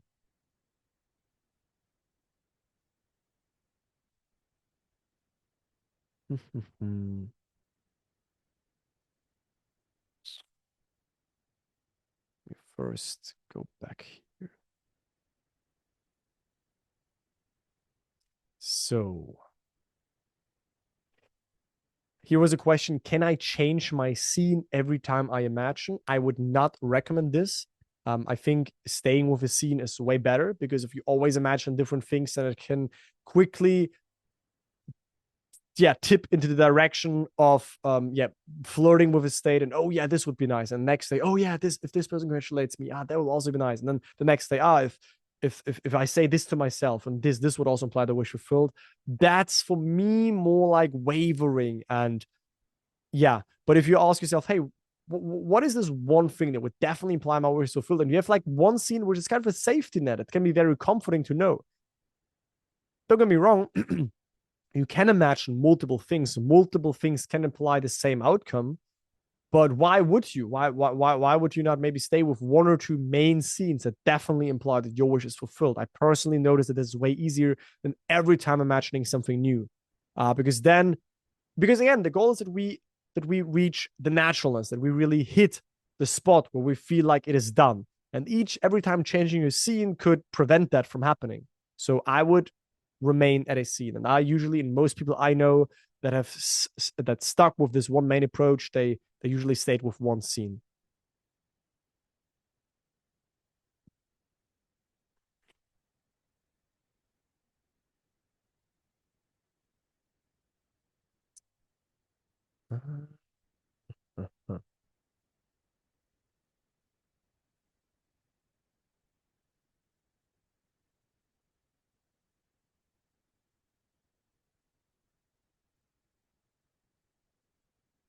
Okay, I'm just scrolling through all the questions.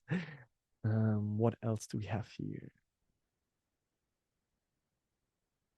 According to Neville's teachings and your experience, what would you say is the purpose of life? I would say the purpose of life is awakening to understand who you are and then to express your desires. Really, I don't just say this because I taught that stuff today. I really believe that one of the purposes is to understand who you really are, because if you don't do that, then we will basically remain asleep and unconscious and unaware. So I would say the first purpose is to discover your true self, right? And that, again, it does not need to be an exotic, mystical, crazy, deep awakening. It's more like being like, oh yeah, there is awareness. Like there is. I always thought that I am my thoughts, and that I am my state, and that I am my circumstances, and that I am my emotions. But wait, there is the awareness of being of that. And that's never changing. That's always present. That's everlasting. And so to discover that, and then to express the things that are relevant for us and to bring them into our lives, so to empower ourselves, I would say is also purpose. So I would say these two things. At least that's how I see it. I have a question. How can I help my partner who is stuck in a state of negativity, complaining, criticizing, and blaming others for her current state? Maybe you could gently make her aware of teachings like that, gift her a book of Neville, recommend her to a video. Imagine what you can also do is you can imagine her differently, like we talked about earlier, right? You can reimagine her. You can imagine that she is a positive person. You could start to see her in a different state, so in a state where she's like a very positive person. Or again, you show her the way. You show her how she could do it for herself. You make her aware that, hey, when you always stay in that state, you will basically, quote unquote, attract or manifest and express undesirable things if you dwell in these undesirable moods. So to explain her that very gently with a lot of patience, that could help. Or you imagine something for her.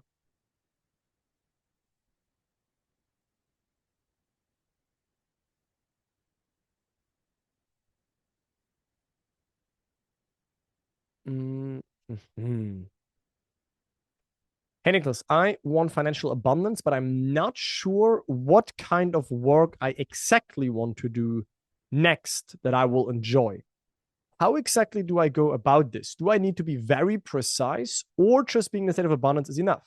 Well, that's the nice thing about the law of assumption, is that if you do not have, let's just say, the precise, exact clarity, you still know roughly what you want. And like you said, by going into that state, the way will become clear along the way after you enter the state. So you're absolutely right. If you you right now know the qualities that you want, you know the label you want to give yourself, which is a person that's financially abundant, you know the state you want to eventually be in or experience in your life, which is financial abundance, but you do not know a way, and you do not need to know the way right now. You do not need to know the specifics to say it like that. You do not need to know the specifics. If you don't know them, then that's great. Then you can fully let your consciousness, quote unquote, work for you and let you present ways and means that will express that state. So yes, I can tell you that being in the state of abundance would be enough to express that state of financial abundance. It would be enough to express that state. And yeah, that's my answer.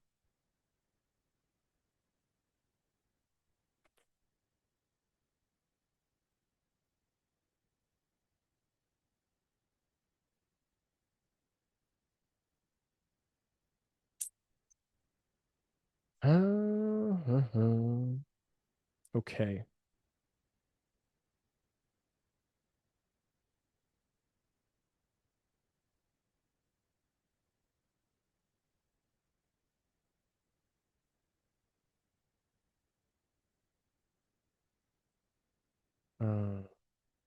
So we talked about that. Okay. I think, guys, we will do it like this right now. Would you say a 10-second scene is too long to loop?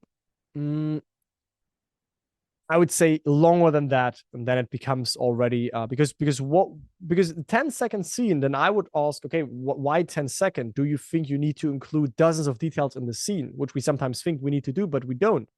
It's like we need a scene that implies the wish fulfilled, and that is usually not longer than 3 to 5 seconds. You do not need to have all the details. How long does it take to feel the ring on your finger? How long does it take to feel a car key? How long does it take to hear a best friend tell us, wow, how have you done that? But it's like usually a short, easy thing that makes an easy impression, instead of thinking, oh, the scene needs to include all the details. Like I thought this in the beginning too. I thought that when I wanted to manifest $30,000 a month or $10,000 a month, I thought that I need to have that be included in the scene. But I learned from my mentor, and that's why I shared the link to the interview. I hope you all got that, right? It's this video. I can also resend the link for you guys right now in the chat. I thought that I need to include all the details, but that's not the case. The only thing that matters when we imagine a scene is what does it imply to us. And if our scene is very simple, yet not including a lot of details, but we still know definitely what it implies, and that's all it takes. So I would say longer than 10 seconds is, I would not see that as helpful. But yeah, you can try with 10 seconds and see if you can loop that. But I usually have like 3 to 5 seconds scene, a very short impression.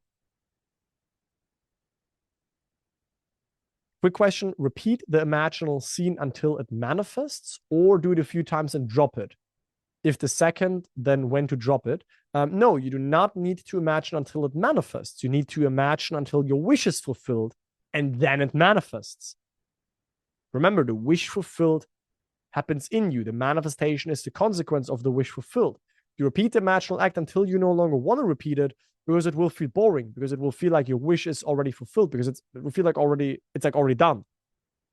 And then you will automatically drop it. So you will drop the need and the want to keep imagining it and to invest in your wish fulfilled. When you are in the wish fulfilled, then you will no longer want to keep imagining, right? So again, you repeat the imaginal act whenever the desire comes up, but no need to do it until it manifests, because you do it until the desire leaves you. And then later, so to speak, later, then it manifests, right? And when a desire leaves you, you will automatically drop it. You will automatically let go. Dropping it, I would say, and letting go is not a decision. It's a result of you dwelling in the wish-fulfilled state. Okay, Lucas, I hope that this made sense. Okay. Okay, guys. So I know there are some open questions, and I do appreciate that. But I do at the same time think that you understand that we cannot answer all of them today in this free workshop and Q&A call. But I think I did answer pretty much all of the questions I could see here quickly. I know there are more. Again, I gave you my email. You can reach out to me there. You can reach out to me on Instagram. I gave some of you the free trial to my program. You still know that my program is available all the time for you. If you want to connect with me, reach out to me, speak with me on a weekly basis, and have also access to the whole Upgrade Your Life community. So I invite you to join it if you found this to be valuable, and if you want to join us, and if you want that around you. But also to remember, this is not the last time, because I enjoyed it really, really much. I definitely can see doing this again, doing such a workshop and free Q&A call again. We are now exactly at 6 hours, and I would say that's a perfect point to stop it. So again, reach out to me. Instagram account is Upgrade Your Life. Send me a personal message. I gave you the email as well. I'll reach out there, and I do my best to get back to you guys. Yes, thank you, first of all, very much. Let me know, what do you think about this workshop? Now that we reached the end, what do you think? What's your feedback? Maybe you can quickly let me know in the chat so that I kind of know where you stand right now after those 6 hours of workshop and Q&A. So Sadia, no, you said Nicholas. So it looks like your question was not answered today. Please reach out. I can also send you a voice recording on Instagram if you shoot me a message on Instagram.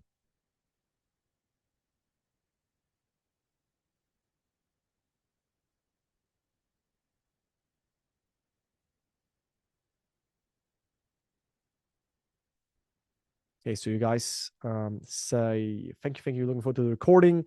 Thank you. This was awesome. Thank you. This was amazing. Thank you. Great call. That was great. Well, that's very positive to you. I'm very happy that you enjoyed it, and I'm very appreciative that you stayed for 6 hours in this call with me. We went from, I think, 110 people to 34 people right now. Appreciate it. Thank you. This was extraordinary. You're amazing. Thank you for sharing the knowledge for 6 hours. Absolutely. I really felt like, yeah, I just wanted to do that with you guys. The hardcore crowd. Yeah, basically, you're the hardcore crowd. Thank you. Very professional workshop. Kudos to you. I enjoyed this very much. I have more clarifications. I've been on this journey for 4 years. I also learned, for me, not have so much emotions, just be neutral. Yeah, it's, again, still emotions are nothing bad, but yeah, I fully understand what you mean. So very happy that you enjoyed it that much. Madeline, thank you very much for the feedback. Really enjoyed it. I think you answered all the questions thoroughly and not just in one line. Really awesome. Yeah, that's definitely how I like to do it. Like I want to spend my time with the person that I talk to and go as much in detail as possible in the current situation. Appreciate how much time you've spent regardless of speaking. All this patience with everyone. Nice that you enjoyed that. Okay. Cool, guys. Well, then I would say we had a great time here. Okay. I will let you know about the recording. I will send an email on this, but I probably upload it on YouTube so that really everybody can also have the benefit of really learning from all of this. And yeah, for those of you who secured the free trial, make sure you watch the introduction videos. Make sure you spend a little bit of time to familiarize yourself, and then you will also have access to the main Upgrade Your Life program. Those of you interested in working with me, you know where to find me. You know all the links underneath the YouTube videos. You can always join if you have questions. Reach out to me. I wish you lots of success and that your community grows and leaps. Thank you so much for those kind words. Many thanks for the session. Good night. Yeah, it's pretty late here in Germany. It's almost, it's right now 11 p.m. So that is definitely concluding my day. And yeah, guys, thank you for joining. Okay, I wish all of you a great rest of your day. I wish all of you a great time.